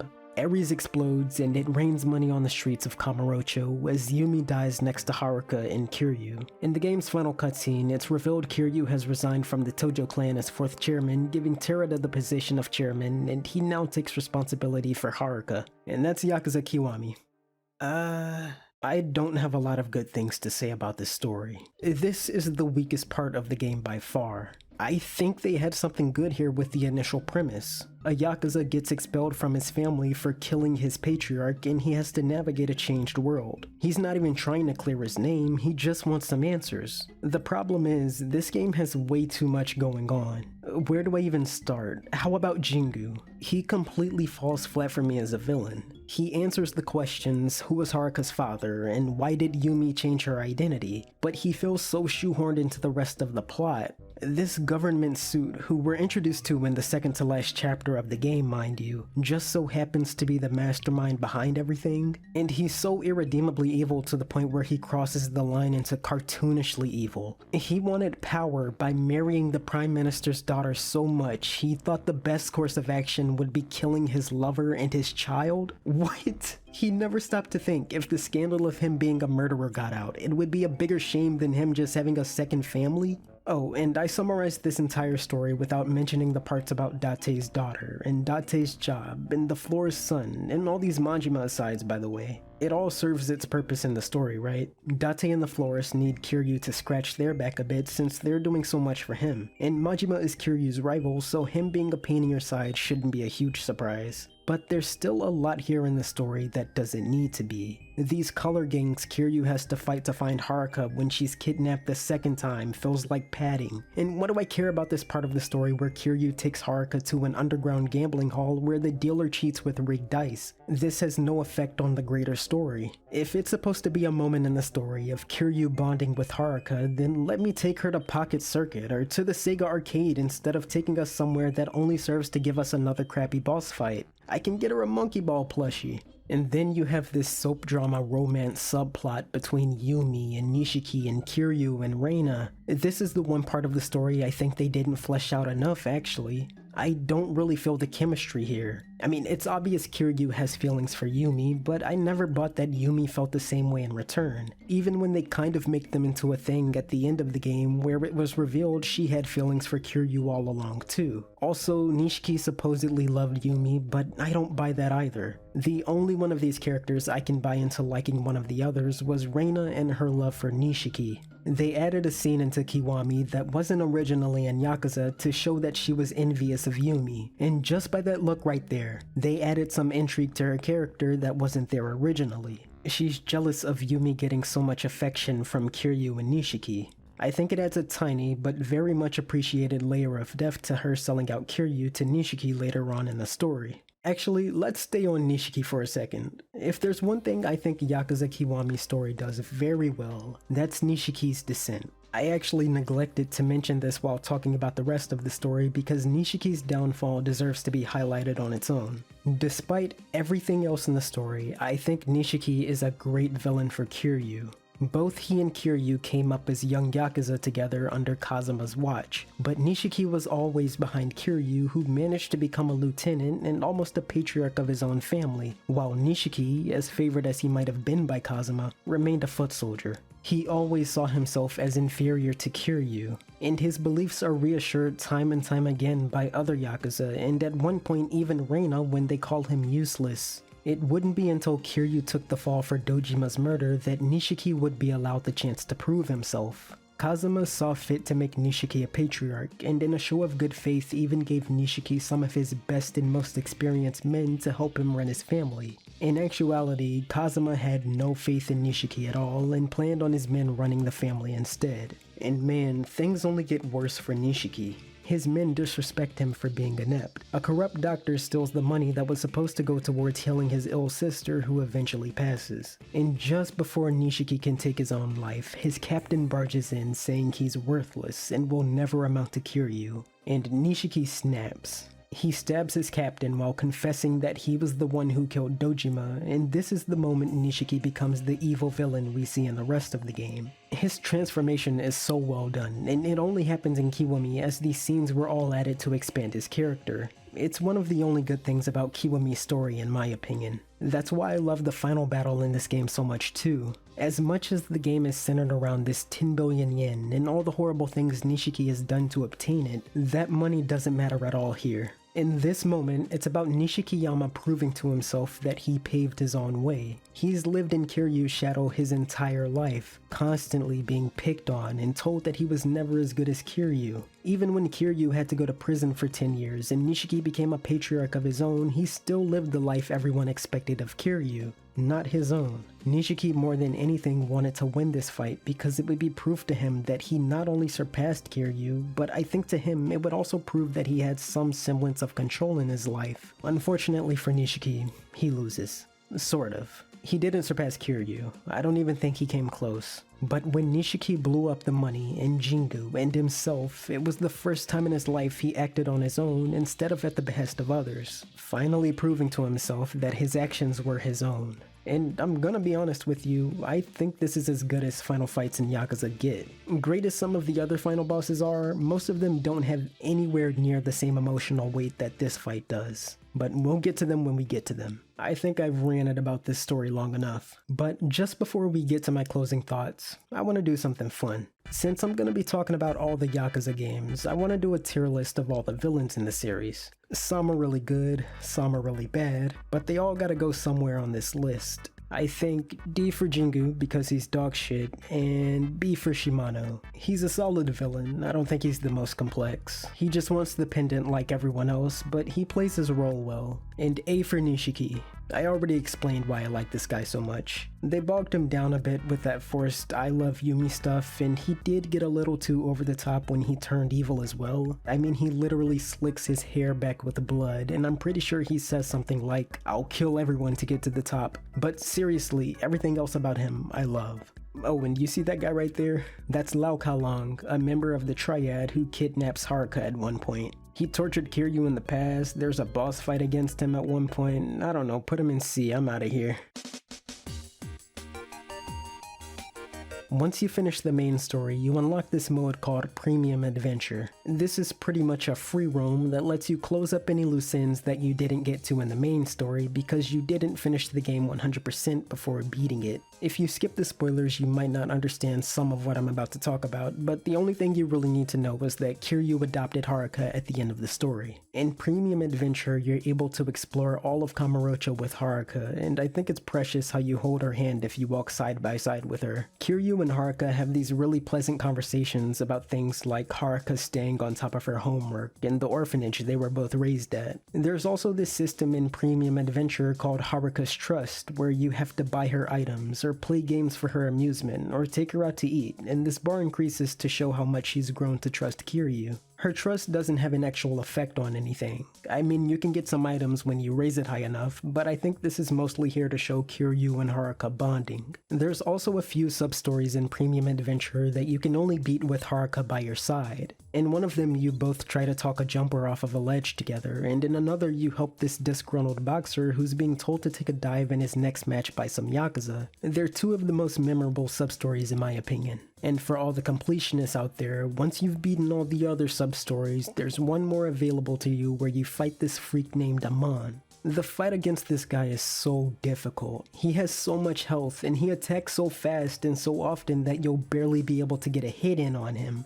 Believe it or not, I only managed to beat him by cheesing Dragon Style. There's a couple moves you can do in Dragon Style that trivializes this guy. A counterattack called Tiger Drop that deals crazy damage, and a heat action that deals decent damage as well. In the first phase, you just want to use these moves back to back when you can. And in the second, you want to pull out a gun from your inventory to shoot him, which raises your heat, allowing you to heat action him again. It takes a while, but you can get through the fight easily enough. You also might have noticed I have 9,999 levels, and that's because I didn't get to this Amon fight legitimately. This is someone else's save file I'm using because I didn't beat all the sub-stories, but I did beat Amon fair and square. In fact, I have video evidence on my second channel called Chimp Chump. I actually have my entire playthrough uploaded over there if you want to see this game from start to finish. But I'm done talking about this game for now. I think I've said enough, so I'll wrap up. It's kind of hard for me to say how I feel about this game, and this game alone, because I've played a bunch of Yakuza games since, and I think they've improved on everything, so I know where the game is lacking. The sub-stories could benefit from having more variety. The combat is good, but it's not as refined as it could be. There are parts of the story I think could have been completely cut out. The boss fights are unfair, and that ending, Jesus. But let me make something clear. I still think Yakuza Kiwami is a good game. It's a wonderful start to a fantastic series. If this was the first Yakuza game you gave a chance, I do think you would be itching for more. You just gotta remember that this is not as good as it gets. But we can close the book on Kamurocho for now, because in Kiwami 2, the next game we're gonna take a look at, we get a change of scenery. I'll leave it at that for now.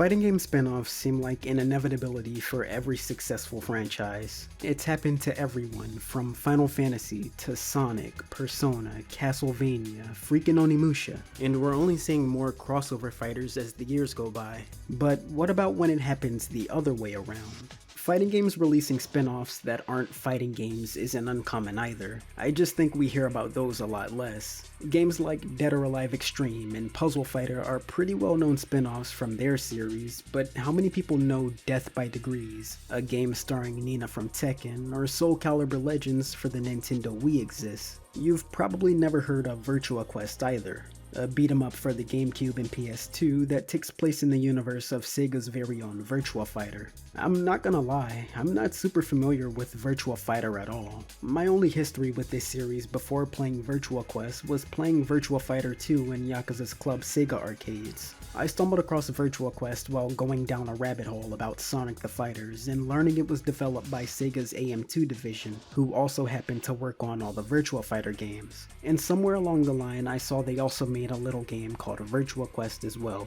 And hey, did you know Virtua Fighter is responsible for the creation of Shenmue? Originally, Sega had plans of making an RPG game for the Sega Saturn that would revolve around Akira Yuki, the protagonist of the Virtua Fighter series. It was given the working title Virtua Fighter RPG, Akira's Story. But development eventually got pushed to the Sega Dreamcast, where they decided to drop the Virtua Fighter brand entirely and title the game Shenmue. You can still see inklings of Virtua Fighter in Shenmue, and the project did get a 2-volume manga that was based on the story of the cancelled RPG. But Sega fans still wondered what a proper Virtua Fighter RPG would look like. And in 2004, 5 years after the release of Shenmue, they would have their answer. Unfortunately, most of the reviews and conversations I read for this game weren't all that great. But while looking up gameplay of this game, I saw one of the game's very first cutscenes, and I knew I had to give this game a try. Let me just play a bit for you. Nice work! Looks like you made it back. Without a hitch! Without a hitch? Are you kidding? Give me a break! Do you know what I had to go through to get this? Save it for later. You got back okay. That's all that matters, right? Just let me see that data chip, okay? This cutscene just hit a chord with me. The theatrical mo-capped animations, this kid with a backwards cap and band-aid on his face that screams early 2000s anime character design. I loved it. This is gonna be an odd comparison, and I don't know if everyone's gonna get it, but it really reminded me of those anime that were created specifically to sell toys to children. I'm talking about your Beyblades, your Bakugans, your Pokemon, hell, even live action shows like Power Rangers a little bit. I know they're not the best, but I have a really soft spot for these shows, just for nostalgia alone. Fun fact, before I decided to make videos reviewing video games, I was gonna make a series entirely talking about all these anime and their merchandise, starting with Yu-Gi-Oh! I even bought a Yu-Gi-Oh! Dual Disc and a sweet copy of Shonen Jump featuring an interview with Kazuki Takahashi. I still might get around to that one day, but what I'm trying to say is, if Virtua Quest was going to appeal to anyone at all, it would be me. So I guess we'll just have to see if it was deserving of all the criticism. We can go right into the story. The game takes place in the not-so-distant future where mankind has grown so bored of exploring Earth, they spend most of their time in the virtual reality world known as Nexus, which connects the entire world through different servers. Unfortunately, some of these servers have gone forgotten and neglected over time, but certain individuals known as treasure hunters still access these servers to collect bits of code known as data chips and sell them for money. That's where our main character Sei comes in. He lives on a man-made island city named Acropolis and wants to join an air bike race with his friend Hayami, but they can't afford to fix their bike, so Hayami convinces Sei to become a treasure hunter. This includes having to complete a test to become a licensed hunter. Along the way, he gets a little rabbit buddy named Bit who helps guide him through the Nexus. It's by your side the entire game, giving you tips and stuff. Think of Navi from Zelda. Sei also runs into a bunch of enemies. There are these flying enemies called Protectors, which attack intruders in dead servers. There are also these generic foot soldiers, which make up a majority of the bad guys you'll be fighting in the game. Some of them have guns, some of them are ninja themed. There's a bunch of larger enemies that come in different variants too. And if you're curious how Sei knows how to fight, he has a special tool called a hunter's glove on his arm that has martial arts programs installed on it. This particular glove was gifted to him by his distant father. Exploring the first server in the game, Sei meets a mysterious girl named Toka who warns him that it's too dangerous to be here and he should log out. But he finds himself blocked from doing so, and Toka tells him he'll have to fight the root user if he wants to escape.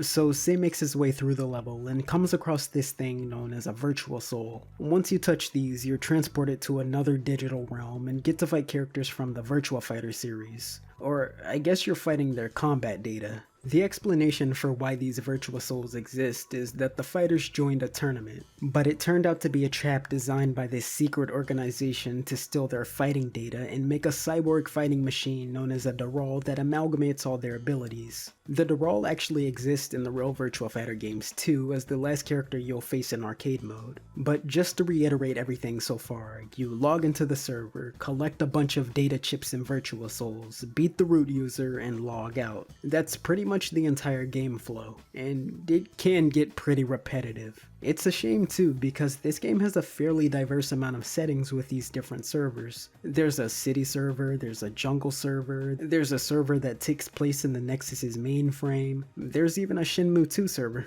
That's probably the most forgettable one though, cause you skip like 80% of it chasing down an enemy that captured Bit. And when you are able to explore this server, you realize there isn't anything else to do in this level but run to the end. On the gameplay itself, Virtua Quest is a mix between a 3D platformer and a beat-em-up. Sei can run on walls and climb up or across ledges and use this digital wire whip thingy that connects to these hooks. Each colored hook has a different quirk as well. The orange ones swing you across gaps, the blue ones move back and forth between fixed points, green does the same but it doesn't start carrying you until the wire is attached, and pink swings you around the entire hook until you let go. I think the timing can take a little getting used to. Finding that sweet spot where you don't undershoot every release can be so annoying. Also, the way you bring out the wire is by moving the right analog stick in any direction, which means you have an almost complete lack of camera control. The only reliable way of getting the camera to look where you want it to is by pressing the left trigger to make it snap behind you.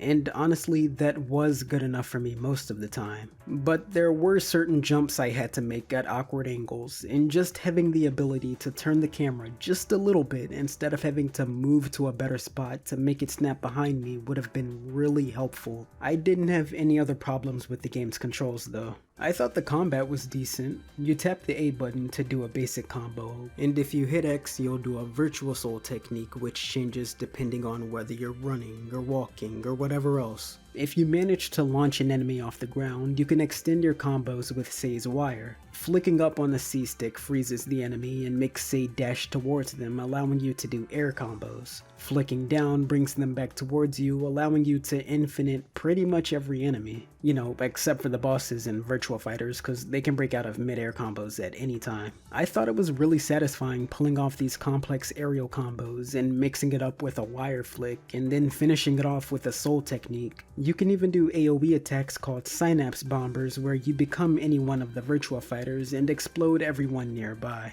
Underneath your health bar is a synapse point bar that drains whenever you use a virtual soul technique or press the right trigger to synapse break. In this mode you're impervious to all damage, and when you use special attacks enemies go into slow motion, allowing you to just lay into them. It also lets you spam special attacks as fast as you want, which is really helpful when fighting some of these tankier enemies, but that will drain your SP bar at light speed, so you have to pick and choose when you want to abuse it. You unlock a lot of new moves throughout the game. This is where those Virtua Fighters come into play. Once you beat them, they'll teach you a new Virtua Soul technique, which are all attacks from the series. And man, these cutscenes are so hazy for no reason, it kinda hurts my eyes to look at them. You can customize Sei's moveset at any time in the pause menu, and if you look at the bottom of the screen, you'll notice stars next to the name of the technique that dictates the move's rarity. They're there for a reason too. You actually find most Virtua Souls in these colorful boxes which have either 1 or 2 stars on them, and can only be opened if you hit them with a technique that has an equal or greater amount of stars. Once I found which ones worked best for me though, I never switched them again.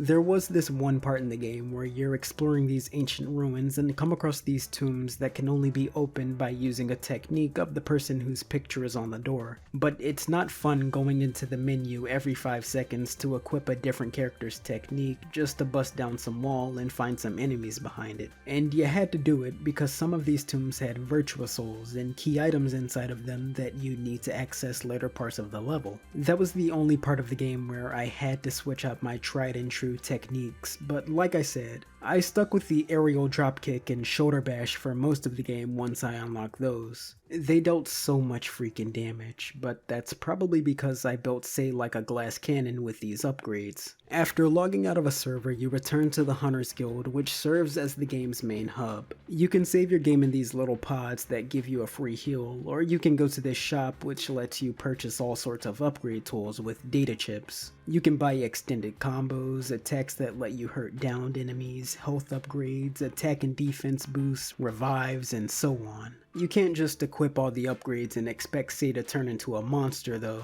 Your upgrades are represented by these blocks that come in all shapes and sorts, and you have to place them inside of this cube thing centering around a red block in the middle. If you position your upgrades correctly, you can fit a lot of them in here, but it might take a bit for you to get everything in the right spot. You can fill out the entire cube if you know what you're doing though. It reminded me of the inventory management from Diablo and RE4. Just, you know, in 3D. I gave my Sei tons of attack and SP upgrades, but if you wanted him to be more of a tank, you could upgrade him to have a lot of health and defense. And since I'm already talking about the shop, let's talk a little bit more about the guild. Every treasure hunter starts at the rank of low A, but above that there is high A and XA. At the start of the game, Hayami is already at the rank of XA, but Sei being new to treasure hunting starts at low A. That means he can only walk around the low A guild, but you'll quickly level as you progress through all the servers, and once you're high enough, you can take other skill tests to make high A and eventually XA.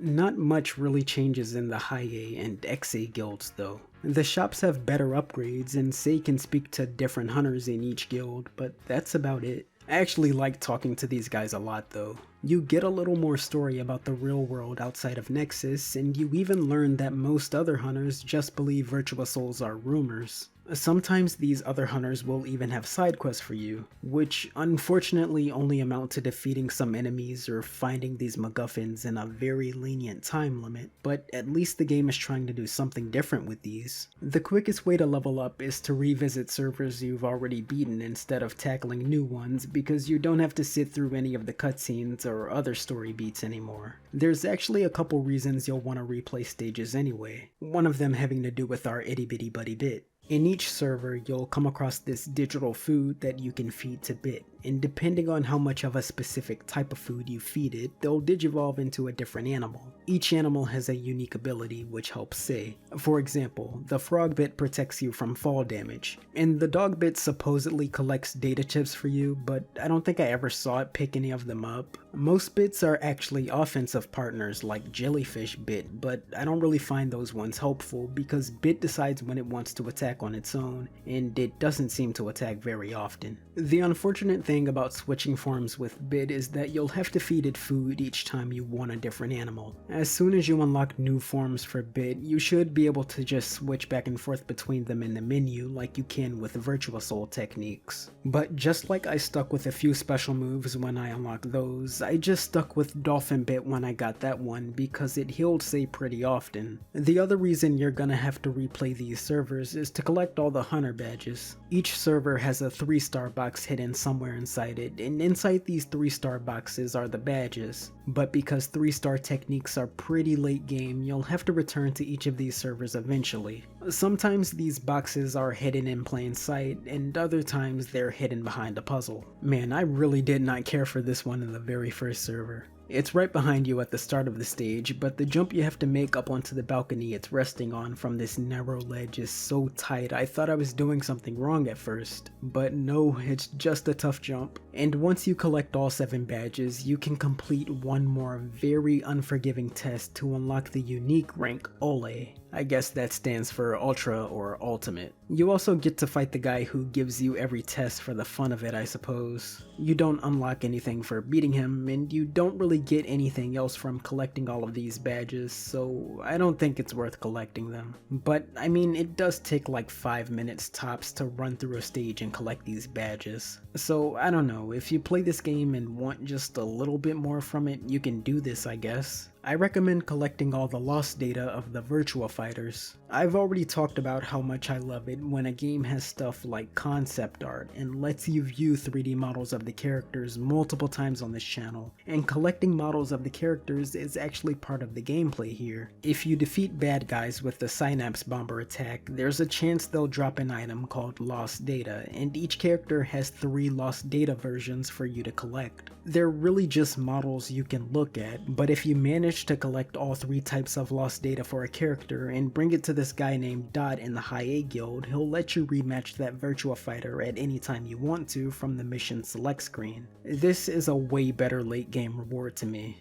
Now that I think about it, I suppose this can encourage you to change up your moveset too, since the game decides the character that'll come out in your Synapse Bomber attack by tracking how much you've used that character's techniques in the previous server. And Lost Data doesn't drop random characters' data, it drops data of the character using the attack. So if you want to collect all that lost data, you gotta use all those techniques. I guess you can also replay levels if you want to rematch the root users. Besides the cutscenes, these guys were probably my favorite part of the game, honestly. They also reminded me of those cheesy anime I mentioned earlier. They all have gimmicks to them, and that made them feel very Monster of the Weekish to me, you know? There's this trio of little gremlin dudes that reminded me of the Paradox Brothers from Yu-Gi-Oh! There's a ninja boss whose entire shtick is he's a ninja, and there's a masked snow woman who uses magic. I actually wasn't a big fan of her boss fight though. She's one of the only bosses in the game with 2 phases, and she does this incantation move where you can't attack her until she finishes. It's not difficult, just wait her out and attack her when she's free. You just gotta be patient. There's a couple other bosses I wasn't big on either, but you know what? I would be spoiling the game if I talked about them. So, spoiler warning, if you don't want to hear the game's entire story, you can skip to the time that's currently on screen. You should know it gets pretty stupid.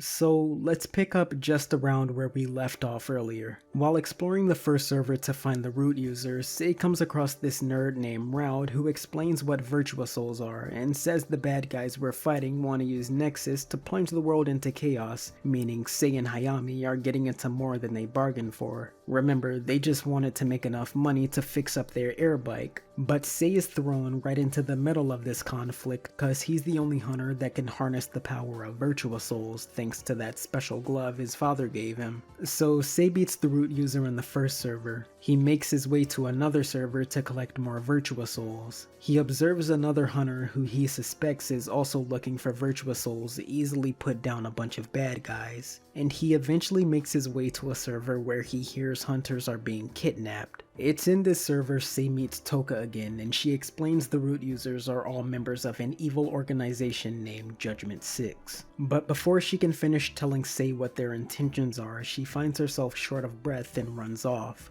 I didn't find this out until completing this game, but it turns out this Judgment 6 group is already part of Virtua Fighter canon. They're the main antagonistic force who created the Doral you fight at the end of Virtua Fighter games. I mentioned them earlier, but didn't name them. But yeah, you beat the root user of that server who was kidnapping hunters, you find Hayami in a game of hide and seek for another Virtua Soul, you save him from another root user who was kidnapping hunters, you see that mysterious hunter from before back back in the Hunters Guild, you follow him to the next server he's visiting, and Sei meets him face to face for the first time. His name is Shot, and he says he's looking for information, not Virtua Souls, but he'll give you the one he came across if you help him defeat the root user. Toka also happens to join your conversation, but Shot gets really mad at her for some reason. It seems like they have some history. Toka runs away from the both of you all sad, but Sei and Shot eventually make their way to where the root user is located, and just before the two of you fight it, Shot decides to explain his history with Toka. It turns out he was an investigator who looked into crimes that took place in Nexus, and while he and his partner were looking into Judgment 6, they made contact with a member of the organization who promised to give them evidence to bring Judgment 6 down. That person was Toka, and Shot's partner was Raud. At the last moment, Toka betrayed the both of them, which led to Judgment 6 killing Raud in the real world.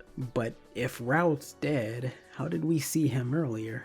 Then the leader of Judgment 6, Moon, finally appears with a gang of his baddies, and Shot holds them off while telling Sei to go fight the root user to escape. Some great voice acting here, by the way. I don't care what happens. Sei defeats the root user and returns to the guild, but now he's all sad because he learned his friend Toka is working with Judgment 6. But he eventually regains his will to fight them after being convinced to visit another server to rescue some more kidnapped hunters. And the game starts its final act when Hayami gives Sei the address of a server with funny activity. So you make your way through this server and fight this mini-boss who kidnapped Bit. I was pretty annoyed by this fight at first cause you're only able to get in one combo whether it's on the ground or mid-air, but not in between for some reason, and it has a lot of little buddies who fly around getting in your way. And then I remembered Synapse Break exists.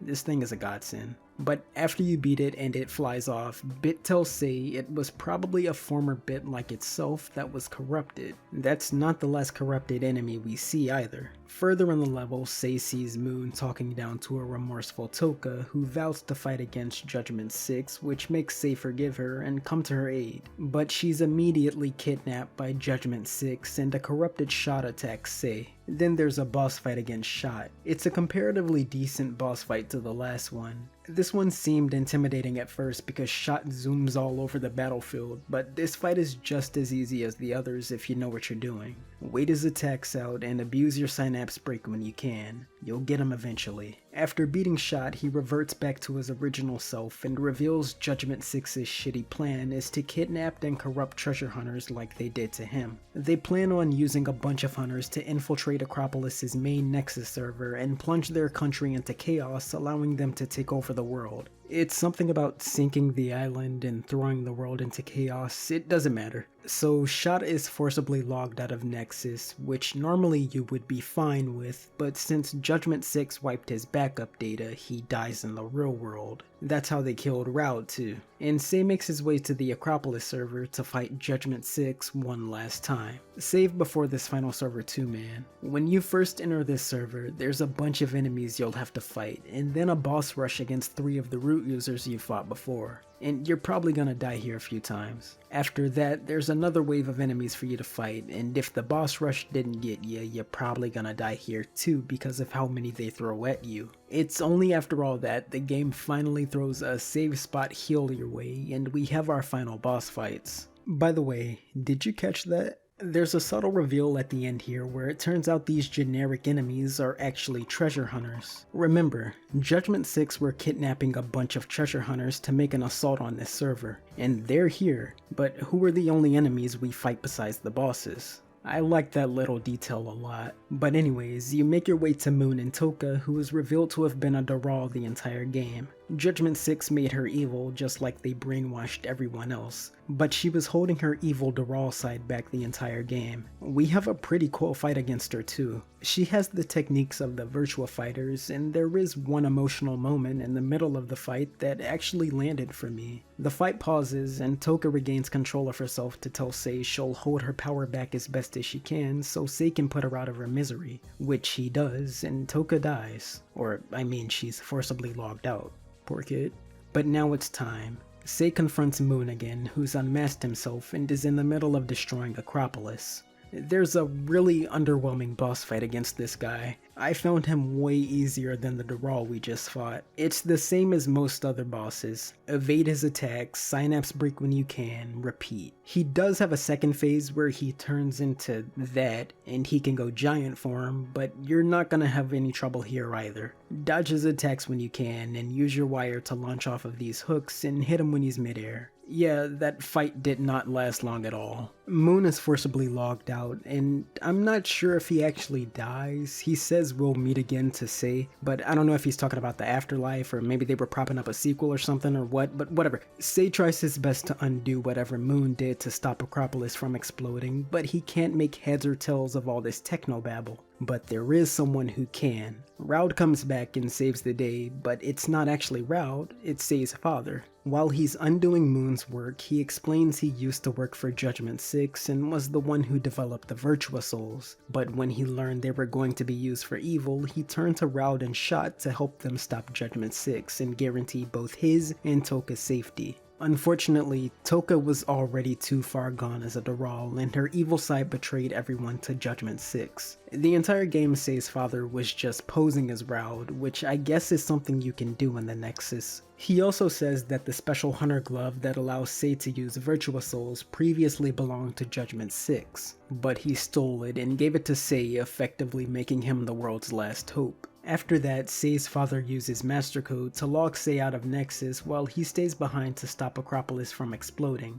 And the game cuts to a scene of Say wearing his VR headset in the real world, which really puts this story into perspective. Hayami, who was also outside of Nexus by this point, had observed the entire final fight from outside the Nexus and explained Say's father saved Acropolis, but he's gone missing. And the game ends with Say going back into the Nexus after vowing to find his father. There's also one final scene where it's revealed Toka's still alive in the real world. Credits roll, and that's Virtua Quest. It's not the best story in the world, but I'm not holding it to some high standard. We knew what we were getting into from the very start with this game. I mean, how many stories are there already of some teenage boy getting some power or gizmo and it turns out he's the chosen one? I don't think this story was written to be some high art either, just something to keep the children it was created for entertained. Like, some of the ways this game gets the player to go from one new area to the next are super contrived. A game of hide and seek? Seriously? This story left me with a lot of questions. I think the rules of the Nexus are ill-defined. First of all, how does the Nexus work? I get that it's virtual reality, and I figure it's more than just something you see because Say has abilities connected to his synapses, but if that's the case, how is Hayami in here? There's only one machine in Say's bedroom, and we only ever see him using a normal laptop. Maybe he runs off somewhere and connects to a machine while we're also in Nexus, but they never explain that. And maybe somehow you can access the Nexus through a computer, but what if he was forcibly logged out without backup data? My guess is nothing would happen to him since he isn't physically connected to a machine, but if that were true, wouldn't it make more sense for everyone to use the Nexus this way? Also, what the hell is backup data, and how could not having any kill you in the real world? They never explain any of this. You know what? This game really feels like Kingdom Hearts Light. Both in the way this game forces you to take a just go with it bro, don't question anything or else you're gonna hamper your experience attitude, and the stark contrast of happy-go-lucky and edgelord characters. Moon in particular I think could fit in as a member of Organization 13 or something, and I'm not just talking about his appearance. I enjoyed him, but he's really not intimidating for someone who's supposed to be the final boss, you know? He takes himself so seriously, always talking slowly for dramatic effect and using silly lines that aren't threatening at all. I mean, dude, you're fighting children here. I think it's the fact that a majority of this game also takes place in the virtual world that I never saw him as a real threat, even when he was about to destroy Acropolis. Maybe it's because we never actually spent any time on Acropolis, I didn't feel the world-ending stakes at the end of the game. I think my only other real problem with this story is the ending. The twist was pretty predictable. You can tell there's some connection between Raud and Say's father long before the ending. But more than that, I thought it would have made more sense for Say and Hayami to look for Say's father in the real world first, and if they had no luck there, then they should have gone searching for him in the Nexus. It's ambiguous whether or not he died at the end of the game, but I mean if he did, they'd never find him, and if he didn't die, they could still force him to log out in the real world. That's something Hayami mentions being able to do in fact. I figure it's possible he's had his backup data destroyed by Judgment 6 just like Shot and Raud, so he'd die if he was forcibly logged out too, but they never explain that either. I promise I'm done though. I'm not trying to do some deep analysis of Virtua Quest. I was chilling while playing this game, man. I beat it over the weekend, I had this game on one monitor, I had some movies on another, and I enjoyed the dumb fun. But that's all my thoughts on the story.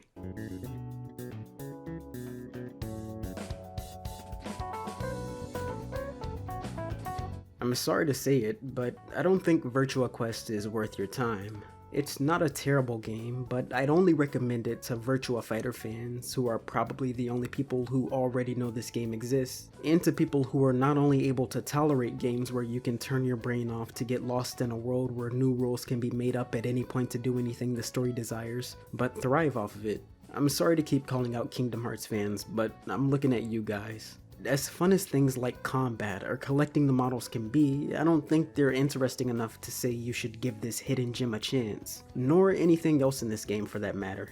All of the stages are boring, and the game's not very challenging outside of one or two segments. The most enjoyment I got out of Virtua Quest was meeting the new bosses and watching these cutscenes. That's what drew me in. But as much as I love the mid-2000s humor and aesthetic, that can only take you so far. We gotta look at the game as a whole here, and unfortunately, it's a pretty mediocre one. I feel like I'm repeating myself here though, so I'm just gonna close this video out with maybe it would have fared better as a show on 4Kids.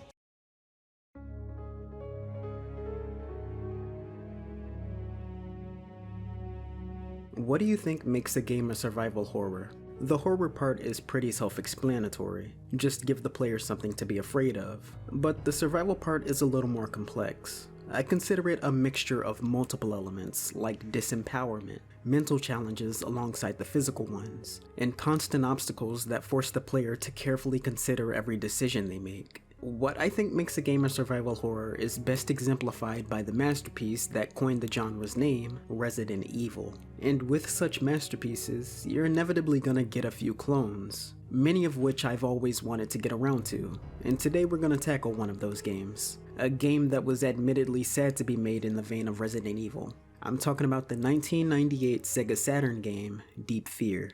The game was co-developed by 4 different companies: former game developers System Sacom, Sega's internal development division CS2, another defunct company named Highway Star who worked on the CG graphics, and ISCO who made the FMV cutscenes. You know, 98 is pretty far into the Saturn's lifespan. Deep Fear would be one of the final first-party titles released for the console. It's the same year the Dreamcast debuted, and it's probably because of that this game never saw an official North American release. If you lived in North America and wanted to play this game in full English, you'd have had to import it from Europe. What's funny is, years after Deep Fear's release, it was discovered and leaked online that there was a finished version of Deep Fear for NTSCU, completely playable and in full 60 FPS. It just never saw a release. The game had a pretty mixed reception from what I can tell, but it's always more fun to play the game yourself and form your own opinions, and that's exactly what I plan on doing. So without any more stalling, let's just see what this game is all about. The story takes place in an underwater research base known as the Big Table. We control Emergency Rescue Crew Chief John Mayer, who's tasked with doing exactly what his job implies: rescuing anyone who's in trouble from danger. But alongside John there's Mookie, another member of the ERS and John's subordinate. There's Danny, Dubois, Sharon, and Anna, workers with various jobs in the Big Table. Clancy, the Big Table's commander, a biologist named Gina, and a SEAL team coincidentally led by John's former commander, Colonel McCoy Lambert. The game itself opens with the scene of a space pod falling from orbit and landing in the middle of the Pacific Ocean. A few moments later, a nuclear-powered US submarine dubbed Sea Fox retrieves the capsule. Then we cut to the inside of the Big Table. We see John Mayer looking at a picture of a woman named Stella, but he's interrupted by Mookie, who tells him there's an emergency. Sharon is drowning. So John rushes his way to where Mookie and Sharon are, and alright, before I go any further, I just gotta point out the voice acting. It sticks out like a sore thumb, and I'd be remiss not to mention it. It's just awful. Wait, What have we here? A torch. With this, I can torch the airlock door. Can I borrow this? Like, I know this came out at a time when voice acting was still relatively new for video games, and the original Resident Evil games didn't have stellar voice acting either, but the performances in Deep Fear are a special kind of bad. You have lines that aren't delivered with the right attitude or intensity, which, okay, I can blame on whoever directed the voice acting, but then you have characters who stumble over their words or start mumbling at the end of their sentences. If you don't change, we may have a lead. What did he want? Your company is fine too, but you have to get out of here alive first. I had to do multiple listens of my own footage just to make sure I was hearing the right thing. And I have to believe they were taking the piss and being intentionally offensive with Dubois, who I'm pretty sure is supposed to be French. And if all that air leaks into the ocean, the air will expand and cause a blowout phenomenon above water. We've got to tell Clancy and make him stop.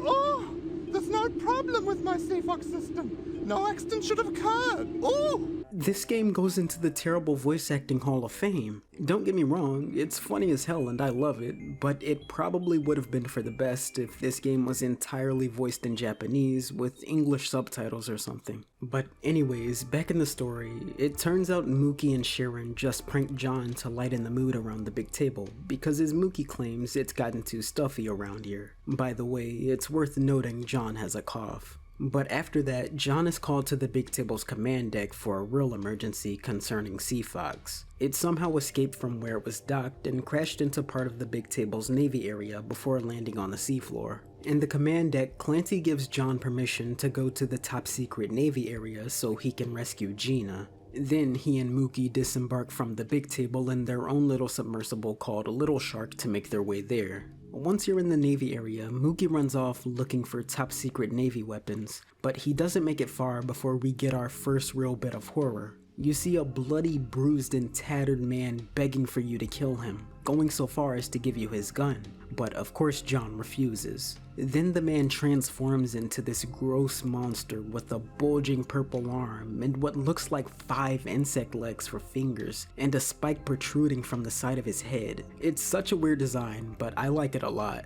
Mookie runs off scared, but we put that guy down easily with that gun he handed us before he turned. Dedicated to the mission though, we push on through the Navy area and eventually find Gina along with a chimpanzee she seems to really care for named Anthony. After rescuing Gina and making his way back to the big table, John accosts Clancy about the monsters in the Navy area, but Clancy, being the military man that he is, tells John that it's top secret and none of his business. Then the situation goes from bad to worse when it turns out that someone inside the Seafox has launched a torpedo at the big table. And once the Seafox starts preparing to fire nuclear missiles, Clancy sends John and Mookie on another mission to enter the Seafox and stop the launch. In the Seafox, John meets a man in distress who claims everyone else is dead, and John tells him to wait in the Little Shark with Mookie while he disables the missiles, which John eventually does. It turns out everyone on board the Seafox was infected with whatever makes them turn into monsters, and the Seafox's second in command went crazy or whatever and started launching the missiles, but thankfully he died before he could finish. Anyways, when John and Mookie make their way back to the big table, that man they rescued in the Little Shark turns into a monster as well. John was outside of the sub before the guy turned, but our less fortunate friend Mookie is killed in the Little Shark and dies on the controls, which lowers our only means of escape into the ocean. The monster somehow survived though and boards the big table, exposing everyone on board the base to the parasite. That's basically the game's introduction. From there, the situation continues to get worse, and John is pretty much tasked with rallying all the survivors and finding a means of escape. Is it just me, or does anyone else really love the big table as a backdrop for a horror game? Being surrounded on all fronts by water gives you the perfect sense of isolation that you would want from one. It takes inspiration from the 1989 science fiction movie The Abyss in both design and narrative. For anyone who's unfamiliar, the film is about an underwater oil rig crew and SEAL team who have been tasked with rescuing the survivors of a downed submarine. Unfortunately though, I don't think Deep Fear does a good enough job of taking advantage of this setting. The big table never feels as claustrophobic or as frightening as it should. Yeah, you're forced to run down these dark, tight corridors with nothing but the sounds of the big table and your own footsteps accompanying you, but that's about all the game does to try and scare you, or build any atmosphere. The fact this game uses fixed camera angles really upset me too. Not because they're bad or I dislike them or anything, but they're not properly utilized to build any tension at all. Do you know why they're so effective in horror games? It's because the developers have complete control over everything the player is forced to see. If they want to flesh the world out, they can use fixed camera angles to draw your eye to certain objects, or indirectly tell you a story. But if they want to frighten you just as well, they can make it seem as though you're being watched, or they can fill you with anticipation and dread of whatever may be around a corner. Every frame is like a carefully directed scene, or at least they should be. Deep Fear rarely does anything interesting with the scenery of the big table, and that's a gigantic waste of potential in my opinion. I would have appreciated something like, I don't know, a wide shot of the big table that could have hammered in just how remote we are.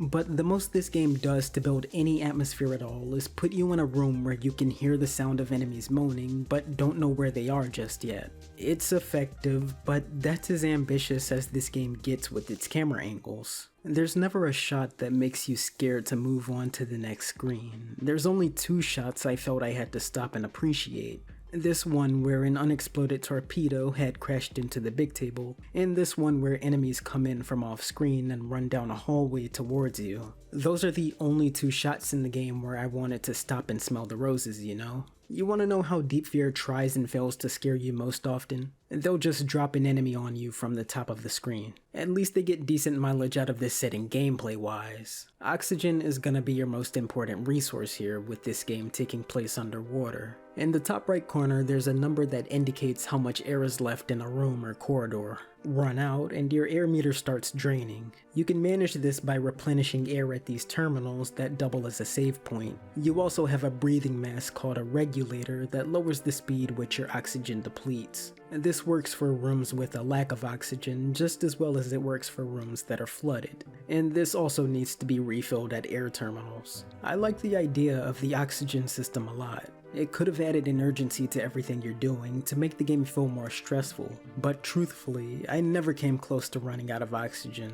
There's air terminals everywhere, and actually, this is already going into what I think is the game's biggest flaw. I rarely came close to running out of any resources ever. See, there's 3 things you're gonna have to stay on top of: health, ammo, and oxygen. I've already said how easy it is to regain your oxygen, but it's even easier to get your health back. You'll find these medkits that have an infinite supply of first aids, and they heal you for a good bit too. You're able to stock up to 8 of them at any time, and you can find plenty of other healing items hidden in the big table. To be fair, it's not often you'll come across these medkits, but if you know what you're doing, you won't be struggling to keep healing items in supply at all.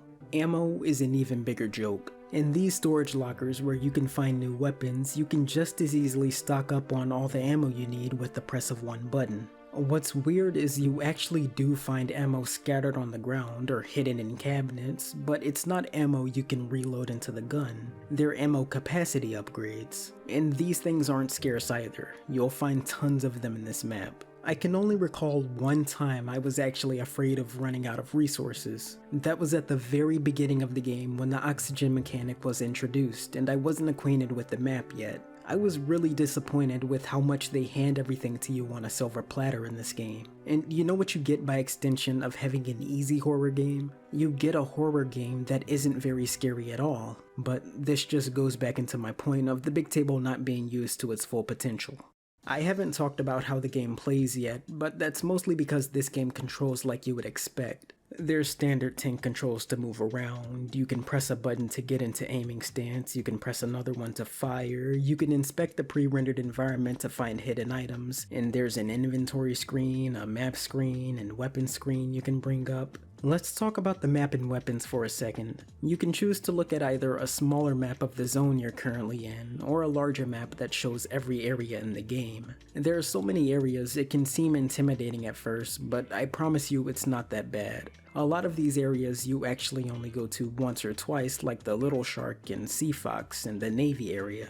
The smaller map is helpful because it shows you which rooms are lacking oxygen, or may be flooded, or may even have poison gas inside. As for the weapons, you're able to hold up to 4 of them at any time. You can have 2 pistols, a harpoon gun designed for underwater use, don't waste your ammo using this on land thinking it's a shotgun like I did, learn from my mistakes, and a special weapon that can be either an SMG, or a shotgun, or assault rifle. There's also a couple of grenades at your disposal. Of course you have your normal frags, but you also have unique air grenades that do exactly what they sound like. Toss one of them and it'll refill the oxygen in a room. Speaking of weapons, the combat was fine, but I did have a couple of issues with it. They're minor gripes, but things I think are worth mentioning. In fact, one of them you can actually fix right in the game's options. There's a bunch of smaller enemies you'll have to fight, and it can be really infuriating trying to land a shot on them because they move around so fast and hop all around you. You have to be aiming at the enemy exactly if you want to hit them, and I tell you that is way harder than it sounds. But then I discovered if you toggle enemy search on in the setting, John locks onto enemies when you shoot them. It's as easy as that. I can't tell you how relieving that was to find.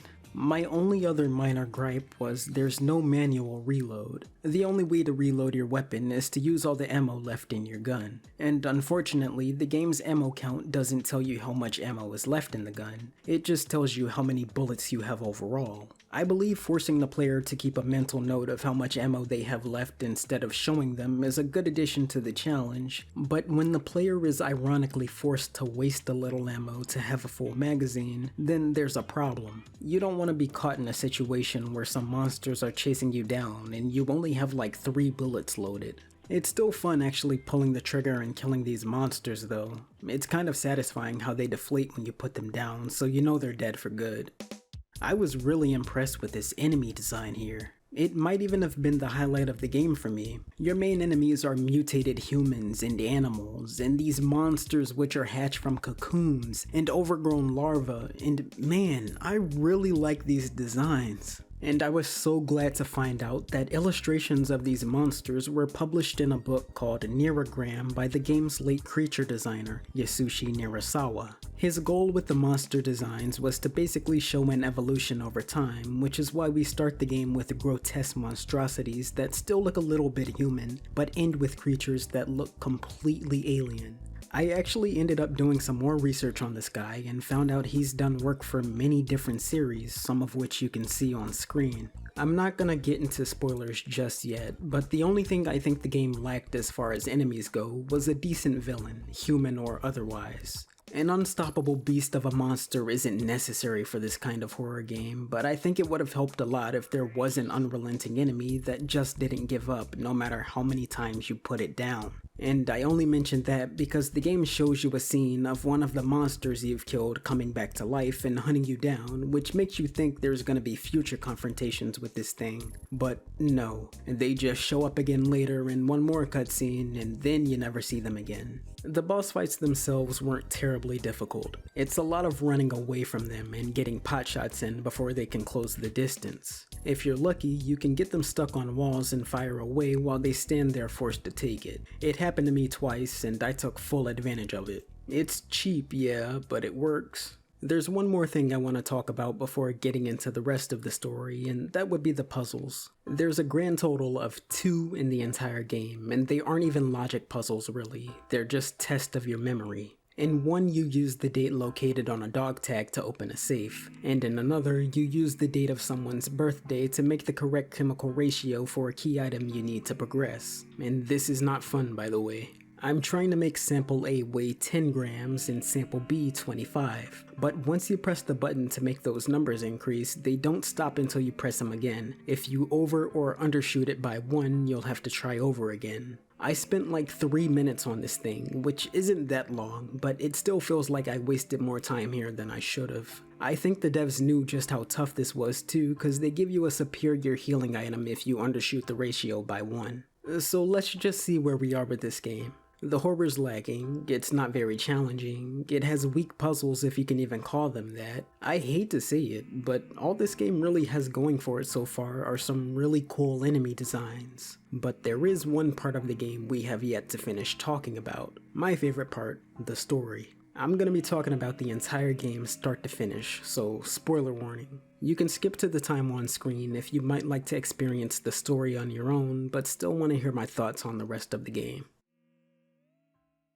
Earlier, I stopped talking about the story when I got to Moki's death and the monster climbing aboard the big table, so let's go from there. After killing the monster, Clancy contacts John by radio and tells him that a SEAL team has arrived to save everyone. He also says to wrangle up some survivors if you can and return to base, also known as the CCD area, so you can all escape. But that's easier said than done. John starts by exploring the medical area of the big table, where he does meet a few survivors, but unfortunately they all turn before they can be saved. There is one other person with enough plot armor to survive this deadly infection though. It's none other than Gina. She tells John she's done some research on her own time, and it turns out to be a parasite what's making everyone go cuckoo. She also notices John's cough and decides to run tests on him to see why he hasn't turned yet, despite being in contact with the monsters more than anyone else. Her explanation is because John has a normal cold virus, the parasite cells can't enter his body.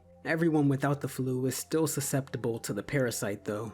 Gina decides to stay in the medical area, but John pushing onwards makes his way to the big table's apartment area where its inhabitants live. He's suddenly attacked by these gnarly creatures, but a diver named Anna saves him before it's too late. He thanks her, and she tells John she's looking for her dog, Rambo, that's gone missing, which John comes across eventually, and she thanks him for finding. John tries to get her to come with him back to the CCD area too, but she refuses as well, opting to stay in her room with her dog instead. We eventually make our way back to the CCD area and see Commander Clancy talking to Colonel McCoy. You can tell McCoy holds some animosity towards John, but Clancy tells John that what they're discussing is strictly confidential and they walk off into a conference room with other members of the SEAL team. And with nothing else to do, John returns to his own room in the CCD area where he's finally joined by Gina. She can tell John is down about something and convinces him to speak with her about what's troubling him. He tells her that he was engaged to be married to a woman named Stella who happened to be the sister of Colonel McCoy.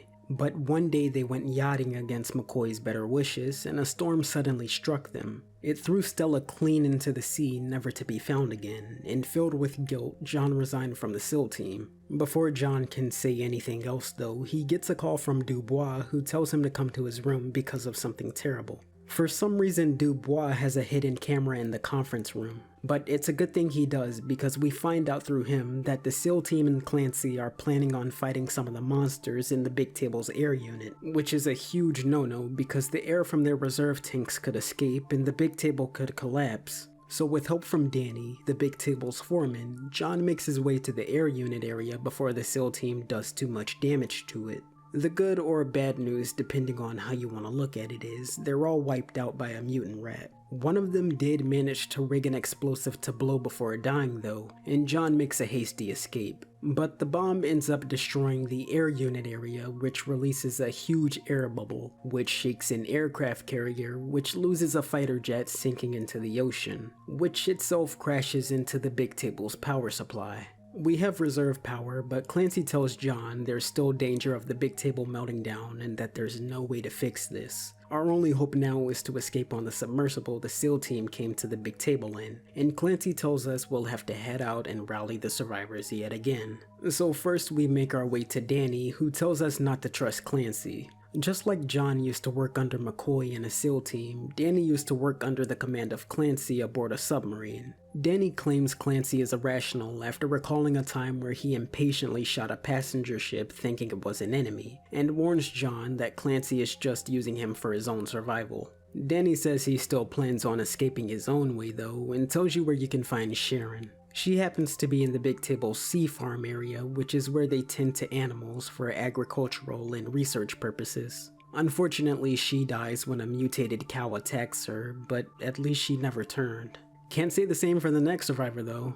Going into Anna's room, you can see one of the saddest scenes in the entire game. The lights are off so you can hardly see, but you can hear Anna begging Rambo to come and comfort her. All he ever does is bark at her though. Turning the lights on, you see Anna's mid-transformation still begging Rambo to come to her before she turns on John, who puts her out of her misery. After putting Anna down, Rambo stays in the room by her side. A short while after leaving Anna's room, you see that scene I mentioned earlier of her still being alive and hunting down John, but nothing ever comes from it. Then John makes his way to Dubois, who happens to be in the energy unit area of the big table doing everything he can to stop the meltdown, but it's no use. The energy unit floods, and Dubois is already showing signs of transformation. There's an optional boss fight against him if you'd like to fight him, which I chose not to do.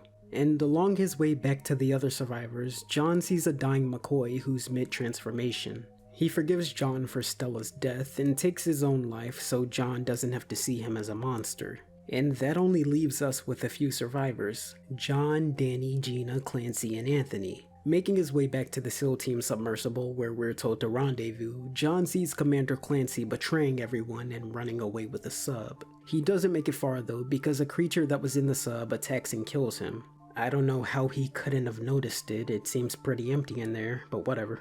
And I mean, it looks like we're shit out of luck, huh? The big table is still collapsing, and now we have no means of escape. Plus, Danny is killed by Anna in a sacrifice to ensure John, Gina, and Anthony get to the Navy area unit, which is the one place in the big table that hasn't been flooded yet. There's only one way left for John and Gina to escape safely, and that happens to be the space pod that fell all the way back at the beginning of the game. So we make our way back to it and prepare for our escape, but not before learning why this pod is here in the first place and why Gina loves this chimp so much. In 1959, NASA shot Anthony into space as part of an experiment for their Mercury project, which would test how space has an effect on living things before sending actual humans. Something would go wrong with his capsule though, and Anthony remained in a state of suspended animation for 40 years while he orbited the Earth. When it finally crashed in the Pacific Ocean, Clancy was in charge of recovering it, and he tasked Gina with figuring out how Anthony survived for so long. They found out there was a bacteria in his body that mutated thanks to space radiation, which slowed down his metabolism. That same bacteria has a different effect on humans and other animals though. It's what transformed everyone into monsters, making Anthony the progenitor of the parasite. John tries to kill Anthony after learning all this because the parasite can't be allowed to reach topside, but Gina puts her life before his and she transforms into the freakiest monster yet. It's a giant blob with exposed skin and tentacles, but there's a really easy boss fight against this thing. All you have to do is keep shooting until it's dead. After you beat it though, Gina hatches from the thing as a green whatever the fuck. I mean, is it a ghost or an alien or a demon? I don't know. This is a way tougher fight. She can close the gap on you instantly, and she has so much health. Remember when I said I only managed to beat some of these bosses by getting them stuck on walls? Yeah, that applies here. We defeat it though when Gina realizes John was doing the right thing by not allowing Anthony to escape the big table. John hops in the space pod for escape, and Gina restrains Anthony as the Navy area floods, killing them both. The big table explodes, launching the capsule, and the Navy rescues John.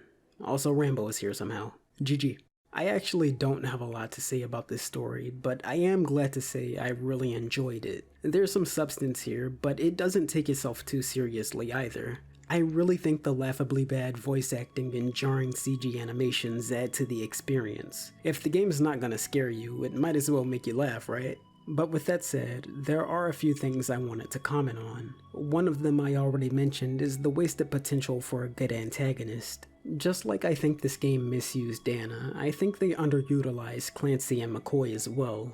We learn from Danny that Clancy is two-faced, but he never really does anything evil besides run away with the sub at the end. For a majority of the game, he was actually a pretty solid dude, directing us on what to do for everyone's survival. McCoy's even worse because he has a prior relationship with John, but they use him twice in the entire game. I know the monsters are the main antagonistic force here, and I'm fine with that. I just wish the game didn't set up so many potentially good villains only to go nowhere with them. At least the final bosses are cool. I'm talking about the Gina fights. I read Nirasawa actually wasn't satisfied with Gina's final design because he had to sacrifice realism to follow through with the evolution of these monsters. I agree it's unlike anything else in the entire game, but I love it because it's so alien. I think it fits perfectly with the parasite having come from space, and that this is what a mutated human's final form looks like. I think the rest of the characters are fine for what they are. Hilarious fodder that served to be picked off one by one like they were a group of scientists in an Antarctic research base. I've said all I wanted to about the story though, so I think we can wrap up this video now. I know I called Deep Fear a Resident Evil clone this entire video, which it is, but that's not inherently a bad thing. The good thing about Deep Fear is that it still has its own identity. It knows how to differentiate itself. The monsters are unique, and the big table and oxygen system, underwhelming as they may be, still make for an interesting stage and mechanic. And this game is freaking hilarious. Unintentionally granted, but that just makes the game more charming. Deep Fear's main problem is that it lacks both survival and horror. Everything is given to you, and you're never scared of turning a corner. I think the only real challenge in this game comes from the boss fights, cause if you slip up in those, you can take more damage than you're willing. Other than that, I don't want to say this game was a breeze, but you're not going to be struggling much either. Now, I want to be fair and clarify that I am looking at this game 25 years after it was released with the knowledge of everything its contemporaries did right, so I'm sorry if the criticism sounds harsh, but the developers knew what they were doing with Deep Fear. You know, I finished this game thinking, hey, that was a fun experience, but a pretty unfulfilling one too. I'm still glad I gave Deep Fear a chance though, and I would recommend it to anyone who loves survival horror. Actually, I'm gonna broaden that to people who like adventure games in general. If you can handle some body horror and this game looks interesting to you, then you should give it a chance. If nothing else, I'm certain you'll get a nice laugh. Hey everyone, it's Cosmo. I don't have anything to say here that I didn't type in the description, but you know, here's to a better 2024 and all that stuff. Like, comment, subscribe, hit the bell, do all that. And as always, thank you for watching, and I'll see you all next time.